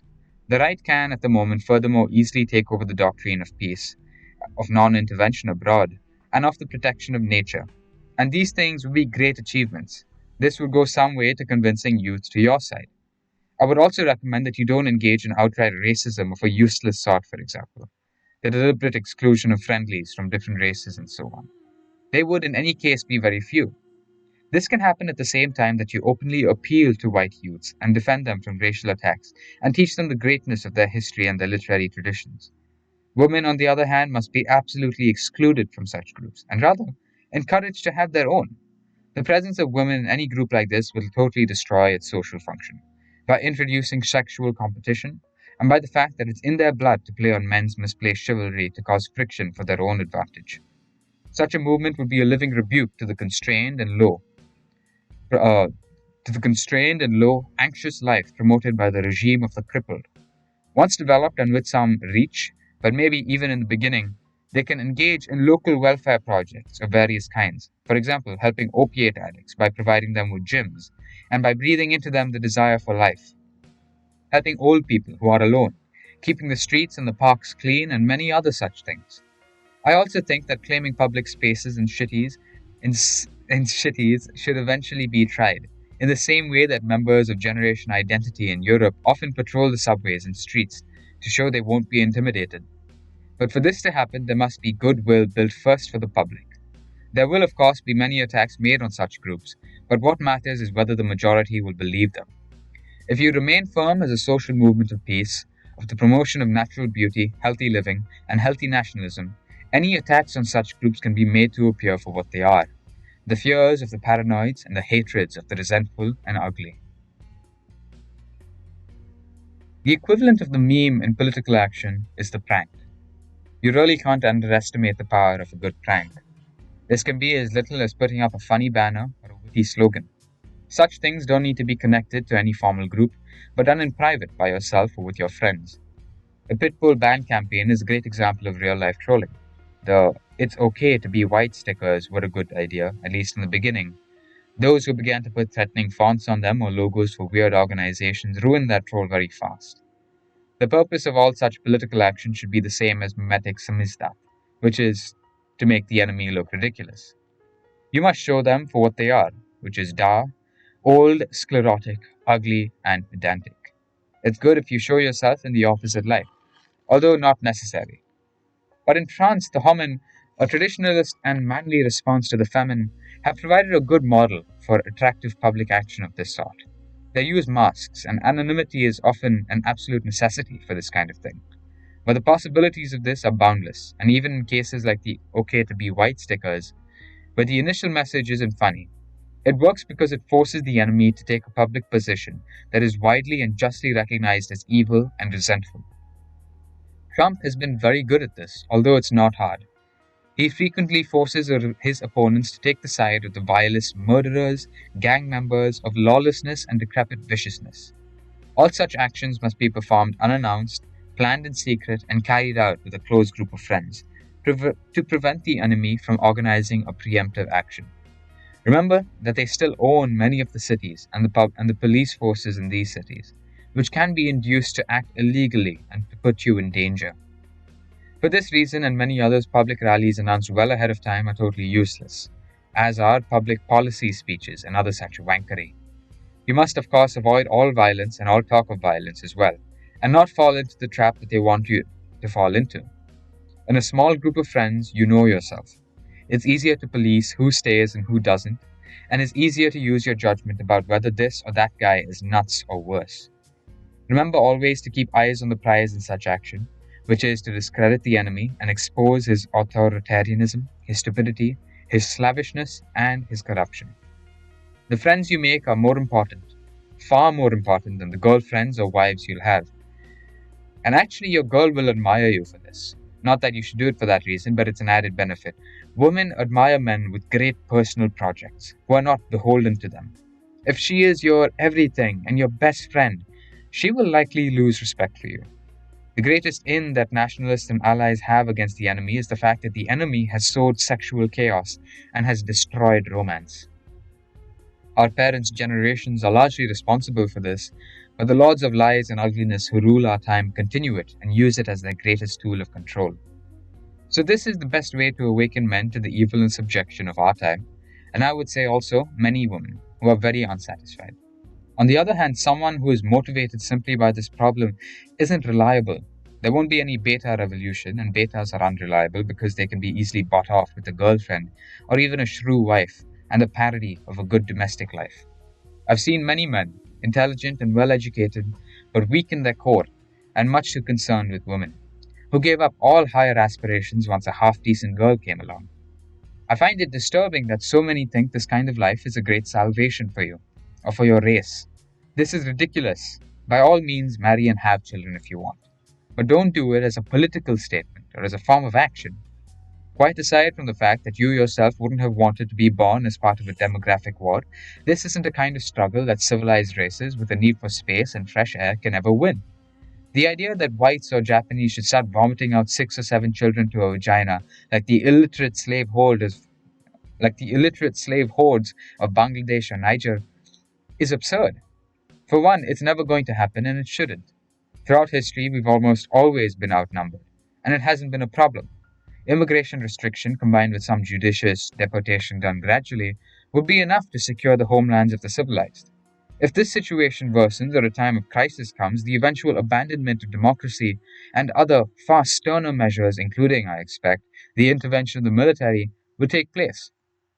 Artists having a family or not doesn't matter in a world of billions. The European nations have populations of hundreds of millions and aren't in danger of dying out. So by all means have a girlfriend and a family, but I fear that too much focus on this as a statement against the program of the enemy is a mistake. Usually a family is the end of a man. This can be both good and bad. But the necessities of caring for a family and the emotional demands usually blind him to anything higher. In case you do have a family, have it because you have great love and lust for a woman. And I would recommend the same for women. Abandonment to such instinct, if you are lucky enough to have it. Choose by quality of biology and remember that the intellect is inherited from the mother and character from the father. But once you have a family, don't think this is a political achievement or that it would ever be enough. Continue the mission you have set out for yourself and continue above all the friendships you have formed in service to this higher cause. The friendships you have made meeting each other in person or online are the greatest event of the last few years and source for the greatest promise. You must never stop studying and working together or forget the enthusiasm of this discovery. A friendship in struggle for war and a higher cause is something that more than anything else can lift you out of the dreadful gravity of this turgid world of shades. Caring too much about food, nutrition, and especially health can be considered something unmanly, a kind of neurotic hypochondriac, fretting more suited to spinsters. On the other hand, in the past, the world was not as full of poison as it is now. Nearly all the food is centrally produced, stored in warehouses, and poisoned with mycotoxins and many other things that slowly destroy your essence. Therefore, it's important to take measures to protect yourself against this as far as you can. Although it's expensive, the probiotic gastrus has been of great use to many of us. Something else I can recommend is coconut oil and staying in the sun. If you are not a bog jig whose ancestors evolved under permanent cloud cover in northwest Europe, you will usually be able to tan. And the effects of sun are many and very good. You have no excuse. Those who can't tan must supplement with vitamin D3, but also many other things. You begin it with 10 minutes in midday sun and work up from there. Usually 30 minutes a day is good enough when you can get there. There's much propaganda about tanning, but Once you live in tropical areas, you can see that even brown people begin to look sickly and have a kind of sallow color if they avoid the sun. You are meant to worship the sun. Remember the song of New Order. It goes without saying that you must lift weights, and for this, there are many different programs, all suited to a different body, different biology, and different aims. In general, it's better to lose fat and cut body fat before growing in muscle. But it depends on many things. A regime of sun and steel is absolutely required for your mood, your aesthetics, for getting the attention of women, and the respect of men, and above all, for preparation for struggle and war. In ancient Greek cities, only the citizens were allowed to lift weights and work in the gym. Slaves were forbidden. It's no wonder that the robots of Babylon seek to ban gyms for men in our time. The pathetic failure of the swole left, an entirely artificial construct promoted in a pre-planned and coordinated way by formal organs of the left, all of this is very instructive. The occasional exception aside, it's not possible to be swole left today. Any man who improves his body through sun and steel will drift away from the modern left, a program of decrepitude and resentful monstrosity. They know this and are afraid. I have to make this restatement now at the end of this brief manifesto. Many are domestic animals, and happy that way. I speak instead to the men who feel stifled by this bug world. People at all times try to domesticate each other. Language is used to clobber and deceive others into submission and domestication. Ideas and arguments and stories are manufactured for the same. The modern world is no different in this regard from any wretched tribal society. I'm sure that Europe prior to the Bronze Age, before the coming of the Aryans, was similar to modern Europe. People lived in communal longhouses and were likely browbeaten and ruled by obese mammies who instilled in them socialism and feminism. Most of these so-called males of the longhouse age were probably similar to the modern leftist herb who doesn't lift, which is why those societies were so easily conquered. The left realizes they look weak and lame, because they are. They know they have nothing to offer youth but submission and lectures. They know they're unsexy and staid. If instead, young leftist men start lifting and worshipping beauty, they will be forced to leave the left. The bugman pretends to be motivated by compassion, but is instead motivated by a titanic hatred of the well-turned-out and the beautiful. The bugman seeks to bury beauty under a morass of ubiquitous ugliness and garbage. So much of the Pacific and the pristine oceans are now full of garbage and plastic. This garbage is floating out of cities built on piles of unimaginable filth. The waters are polluted with birth control pills and mind-bending drugs emitted by obese, high-fructose corn syrup-guzzling beasts. Then, of course, there is the ugliness of the people, and it's only getting uglier with the crowded, unhygienic new cities of our age, populated by hordes of dwarf-like zombies that are imported for slave labor and political agitation from the fly-swept latrines of the world. People feel like they can't escape this. They know this is an aggressive method to demoralize and oppress. When I post my images of vitality in the clear sun of a long noon, they feel a weight lifted off of them.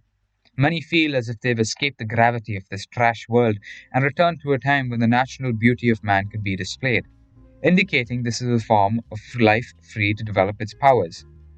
I believe in the right of nature. I'm bored by ideology and by word chopping. The images I post speak for themselves and point to a primal order that is felt by all in a physical sense.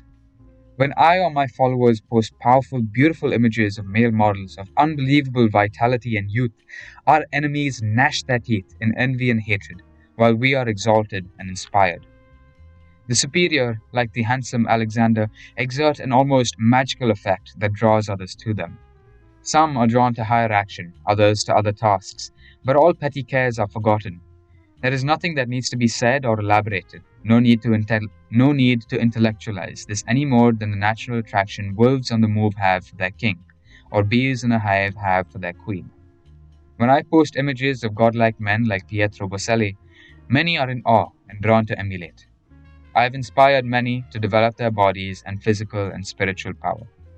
I have nothing to say to the frivolous people who have found themselves maybe bewildered in positions of influence in media or government, or to the many superfluous who follow them.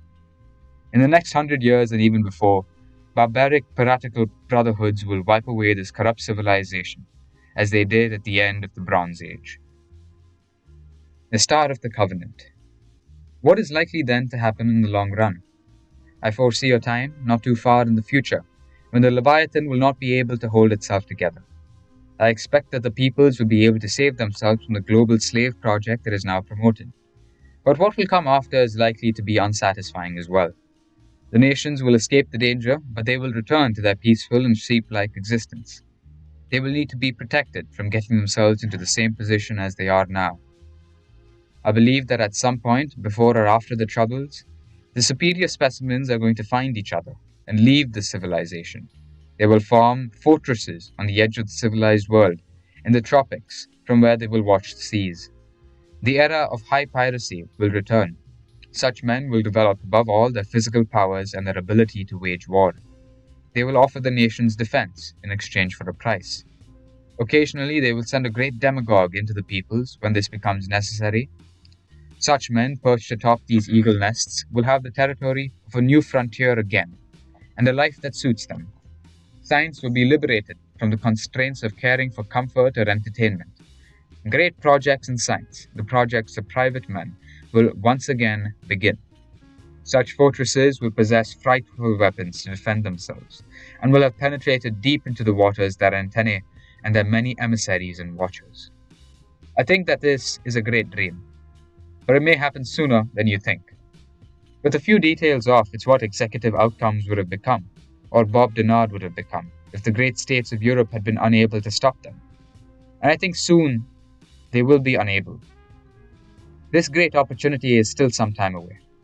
Before then, there must be a great amount of work done. I see a time soon when few men, maybe no more than few hundred in the whole nation, or spread out over the whole world, will embark on the mission of the great downgoing. I've praised instinct many times in this book, but life on the Ascent can follow instinct. Whereas if you feel yourself to be decadent, it's very important to resist instincts that lead to pointless self-destruction. Discipline and excellence are best when they come from your own desires, not from repression. If your instincts lead you instead to self-debasing behaviors that will hate you, by all means resist. Just understand that this path is at most a makeshift. We should want to give birth to beings who follow the higher path in life as a matter of innate blood and desire, not out of duty. Having to spend time and spiritual energy trying to repress destructive desires is difficult and expensive. Discipline is most important, but it matters where it comes from. Unfortunately, many pay no attention at all to these two ways of discipline, but instead are concerned only with the public image of their virtue or goodness. There's next to no good in that, and the right has hurt itself considerably by the adoption of this kind of Phariseeism. I give you an example of what I mean. Many of the intelligence agencies are populated with Mormons. These men are chosen for their upright moral character, the fact that they pass lie detector tests, that they're not easily compromised, and so on. All qualities that make for bad spies. To be effective in this world, you must be very well acquainted with the underworld, with criminal life, with junkies, dealers, prostitutes, gamblers, with the perviest of pervs. And this is what I mean by the great downgoing. To gain a true hold on the foundations of this trash world, a certain group among the right will have to descend in this inferno. I am firmly convinced that this is the key to overturning everything that is corrupt, and the path to the great purgation. I imagine a network of brothels and gambling houses around the world, production of porn videos, and a complete penetration of the world of vice. Yes, to ensnare, to compromise, to corrupt, and above all, to observe and to know their secrets. To descend into a floating world of complete vice, and even to engage in it, as you must if you are to thrive in this world, while keeping your head and keeping in focus the fire of your aim. Isn't this a great and very difficult achievement? This path must be only for very few. Very few are suited to it, but these few are to be among the greatest of the coming generation. This brotherhood will work instead to intensify vice, to stir up demonic passions, to sow total confusion in the heart of the beast. The increase of chaos, confusion, and pressure on the Leviathan will lay it low. Imagine even a world where the people, under relentless assault of contradictory and wild claims, would lose all faith in the media and the government and doctors, and believe nothing they hear through official channels anymore. This would be an order of knights of the spirit, such as exists at most every 1,000 years. Slowly, maybe over 2 generations, they will work patiently, exploring and laying claims to all the sewers of the underworld, all the effluences of the Leviathan, all the joints of the lower skeleton that undergirds this world. They will take over nightclubs, bars, brothels, hostels, casinos, pornography, hotels, and much worse. And rather than live to insulate themselves from the vice promoted by this world, they will intensify it and learn to wield it as a great weapon. It is the greatest weapon in our age. Know that the Leviathan sustains itself not by the promotion of vice, but by its normalization. But in every normalization, a great deal must be edited out. This is its great weakness. This order of knights will keep vice true to itself. From underneath comes all the satanic power of the Babylon we are fighting. Some men whose bond between each other must be made of titanium will surely come around who can descend in that world, who have the mental and spiritual resources to descend to the underworld and come back with the prize. I am sure this covenant, this brotherhood of the damned, when they are first taking steps to descend, will feel like the great mystery of things will reveal itself in its fullness to them. Not the answer, ungraspable by the mind, but just this X. The madness inherent behind things will show itself as they are about to descend. It'll be an amazing rush, like when great pterodactyl cryptid bird of prey in Congo is about to swoop down in the night on its target from canopy. I know such men of bronze exist. I dream that as they descend, they will keep their eyes above on the great North Star, and I think about how they will feel. I imagine how they will traverse the great labyrinth of shadows while their spirit fixes itself with a great focus and obsession on that faithful star. And that other one, the destroyer of nations, never forgetting the way back, never forgetting its call and the eternal task it whispers into those with ears to listen.